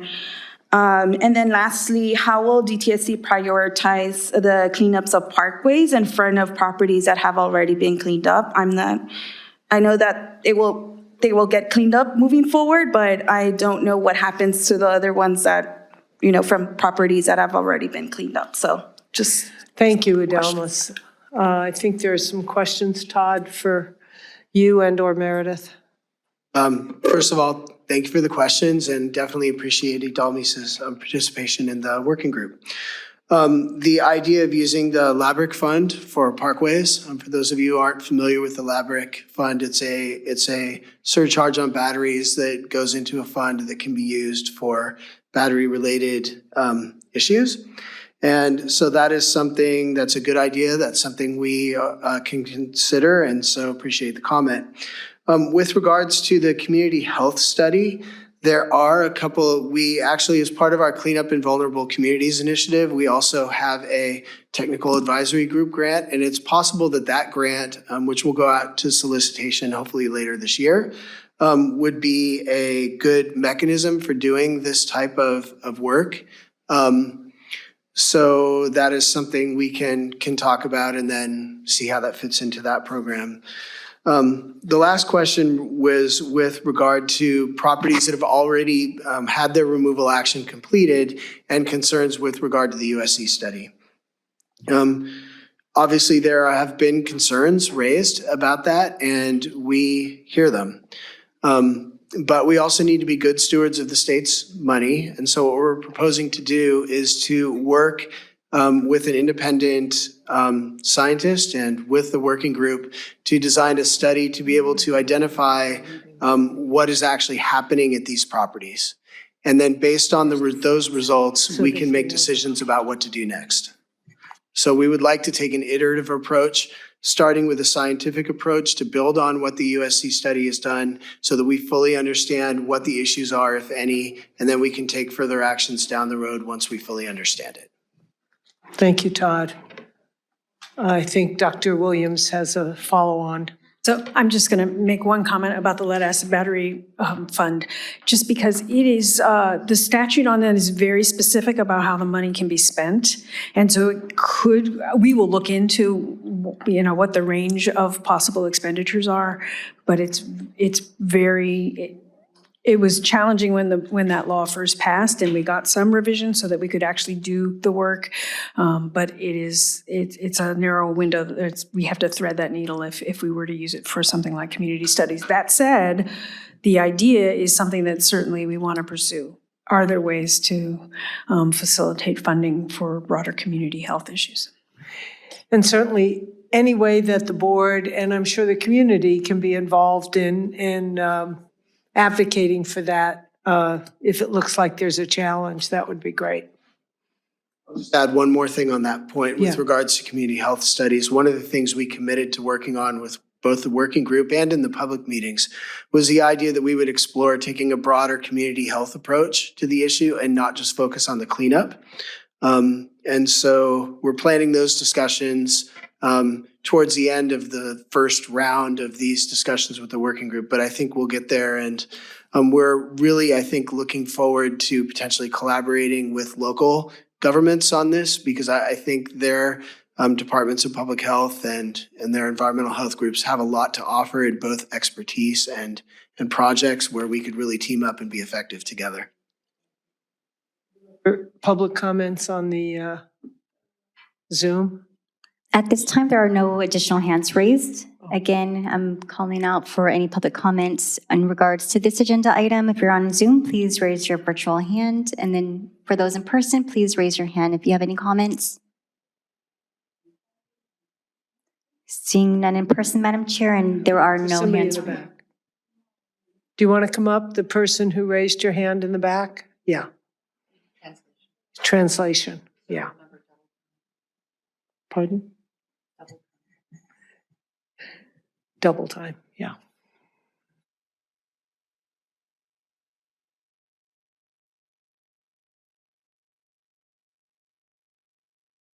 Yo soy residente de Vernon. Hi, I'm a resident of Vernon. Yo tengo una preocupación con respecto a lo que están haciendo. And I do have a concern based on what you guys are actually doing. Ahorita,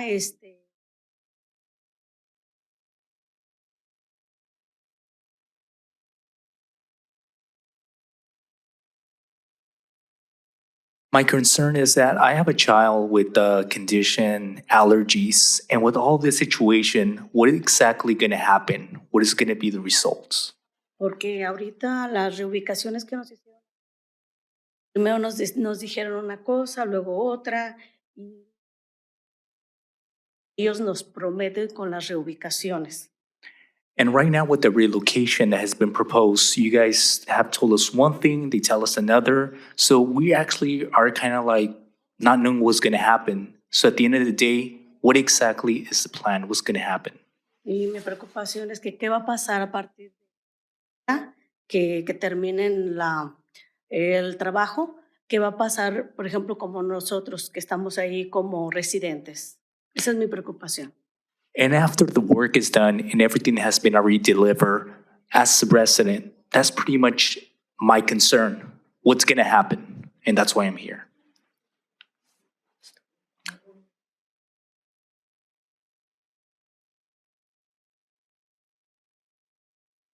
So if you won't mind, can I ask a few questions? Yeah, she's going to put the headset on. Great.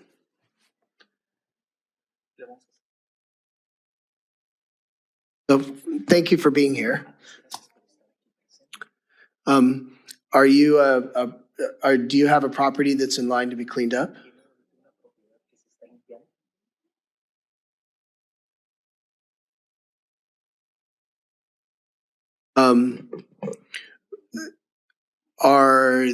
So they're actually working at the site right now?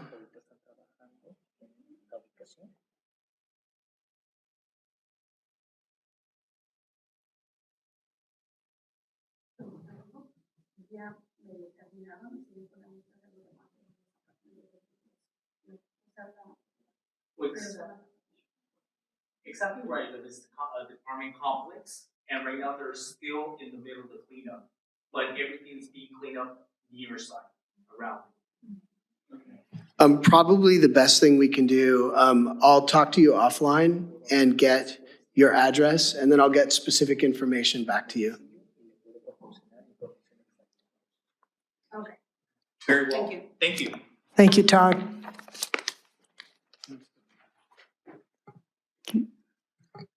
And gracias por su pregunta. I just want to say this question about relocation is one of our poster children for the need for better communication. And so we are sequencing these topics as Todd mentioned. We put the contracting topics front because of the timing and the need to get this new solicitation out. The tenant issues and the communications issues they're in the queue, and they're urgent, because we are hearing some stories that are very disturbing. Right, and I think I heard this before in terms of what qualifies for relocation, right? Is it like if it's an individual property, it's really clear? If it's in an apartment complex? Multifamily, yeah. You That's know, the kind of then- thing where so that if it's I not think- clear to people, we need to make it clear. It's not clear, right. So that's very helpful. And we thank the caller for her comment, question, rather. Thank you. Okay.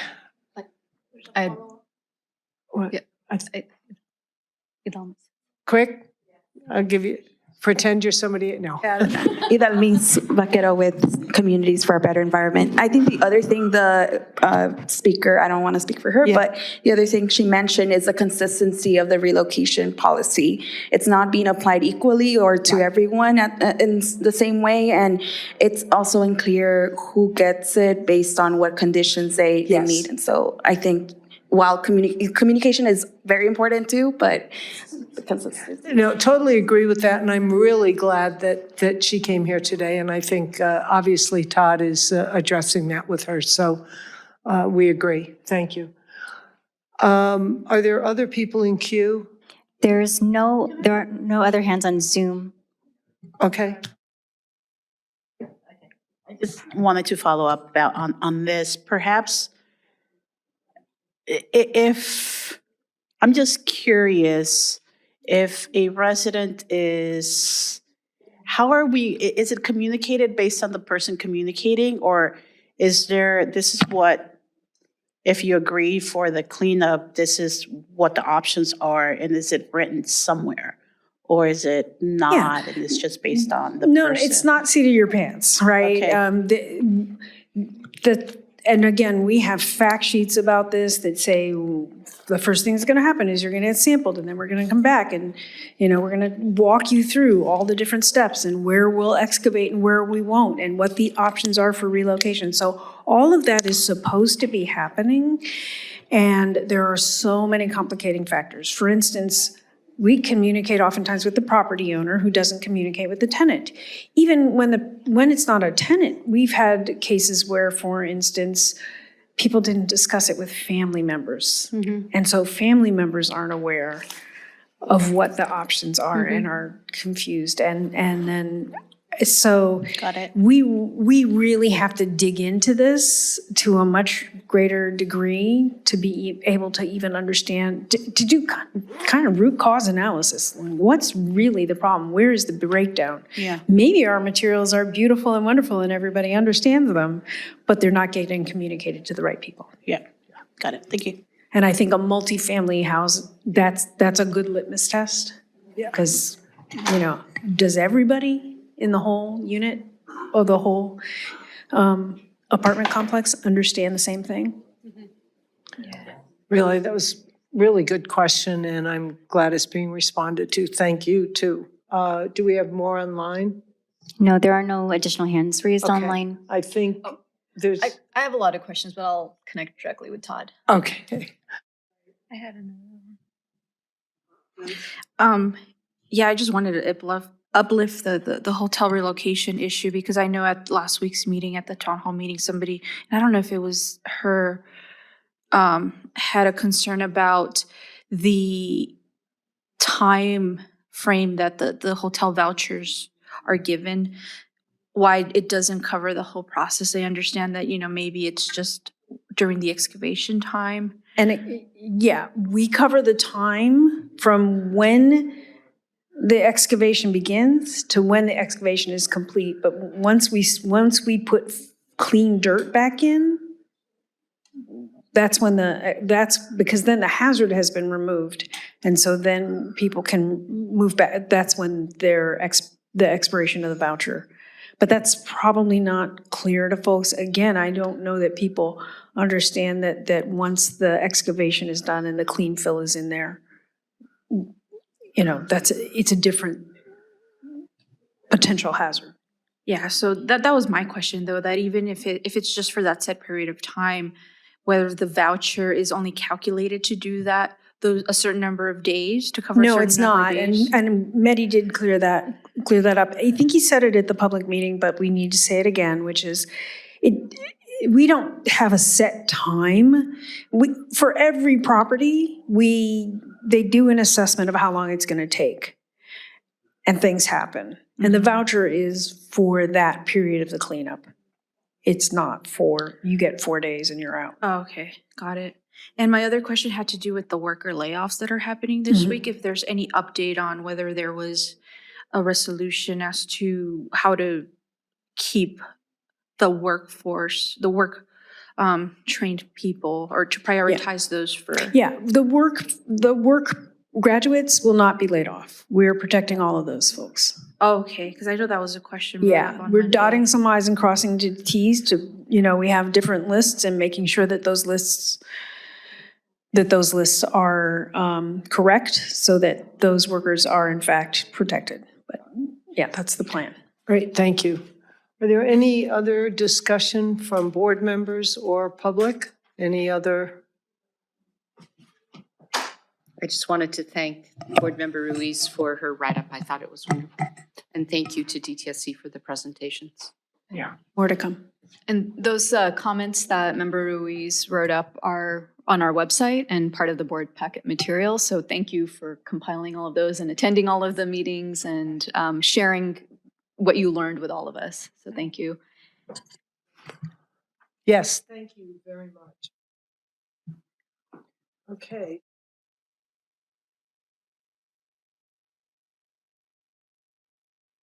Allie for being here, Todd Meredith, Allie, Wayne, and the diehard participants who have stayed on Zoom and in the room. Thank you, CBE. We traditionally now go to Alexis Hacker, who's really good at capturing key action items that we will be following up on. We will then get ready to adjourn on time. Okay, we have 10, Madam Chair, 10 action items. The first one grew out of our EJAC discussion. There will be 2 public workshops in June, and then this will come back to our July board meeting. The framework for the EJAC will be available May 8th on our website, and our board and DTSC will be convening these workshops jointly. Secondly,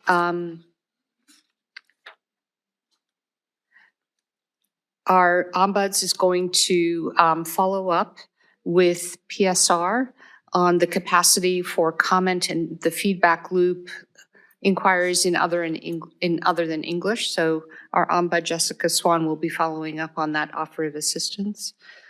Thirdly, with regard to the permit appeals rulemaking, once OAL acts, we will have a simplified mail out working with DTSC, and our attorney will communicate directly with the prior appellants.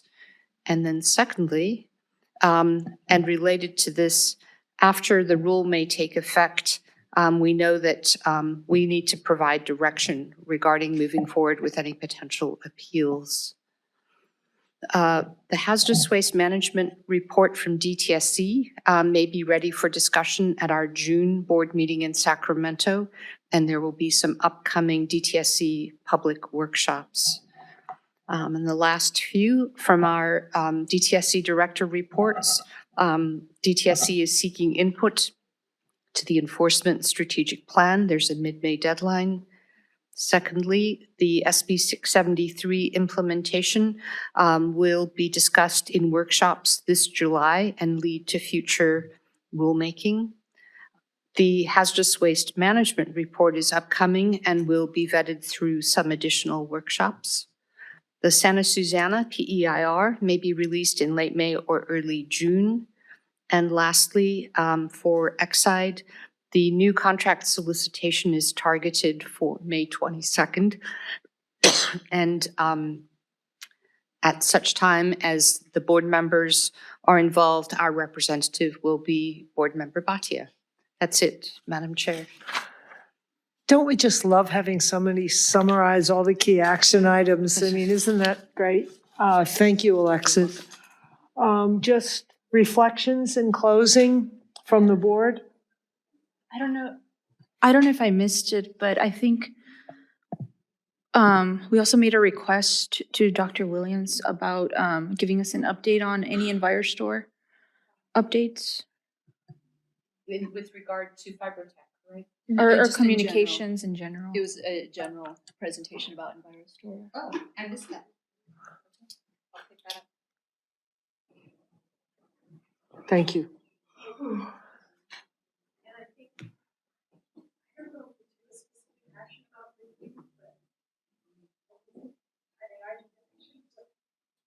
Yeah.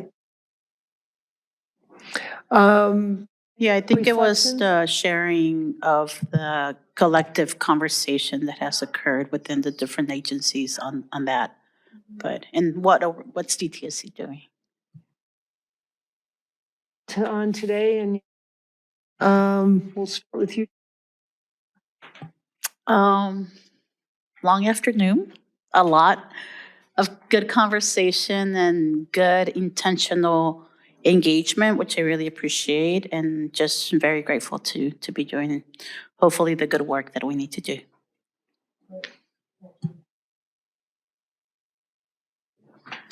I agree with everything. It's really, I feel like I'm feeling even ever more optimistic about the work we're doing, and I'm excited for the work to come. And I know I will be limited as to how long and how much work I can put out in around July. But I really do still feel that fire in the need to continue to do this good work with all of you. So I really appreciate everybody's presence and hard work. I know a lot of us spend a lot of really long days doing a lot of this work, and it doesn't go unnoticed. So thank you, everybody. Especially, you know who you guys are. and we see it, and we really do appreciate it. Thank you. Swathi? So we were back here about a little bit less than a year ago and heard a lot, and just wanted to specifically to Dr. Williams, to Todd, to Allie, Katie, Diana, Francesca, we see the positive change and all the hard work that everybody is putting through. Wayne, sorry. And so just thank you for partnering, for listening to us and listening to what we're hearing from the community and from the public. And so little by little, we will bring upon that change. I know it can't be fast enough for everyone that's living it every day. But again, just that we are seeing the changes. So thank you. Second, I know we had a lot of tech issues today, so I just wanted to thank our quick team that responded. There were multiple layers. There's a lot that goes into putting these meetings on. I mean, we had teams that flew down, checked out the site. Like, there's been a lot of prep, and some of these things we just can't anticipate. They just happen. We can't. So just wanted to thank the team for all of your quick response today. So thank you. Yeah. Yes, Matt and Jenny and our interpreters, I mean, all of you. I know that was hard, really hard for you this morning to try to deal with getting that screen cleaned up. So we apologize for that, even though we didn't do anything to make it happen. We worked really hard to try to fix it. So thank you for that. Alexis? I felt that we're at that remarkable turning point with regard to the ways you want to change the Exide outcomes. And I really felt that palpably, even not having the day-to-day, week-to-week engagement that all of you have internally and externally, as does Liz. But it really you can see how much better it's going to function. I'm really optimistic that all of the hard work is paying off.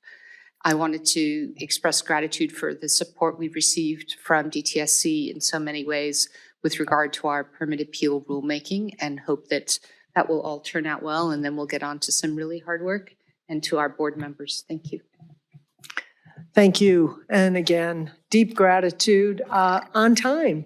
So I want to thank the City of Montebello and the staff of the City Council and the rest of this entire venue that have been supportive and inviting us to be here as their guests. So we appreciate that.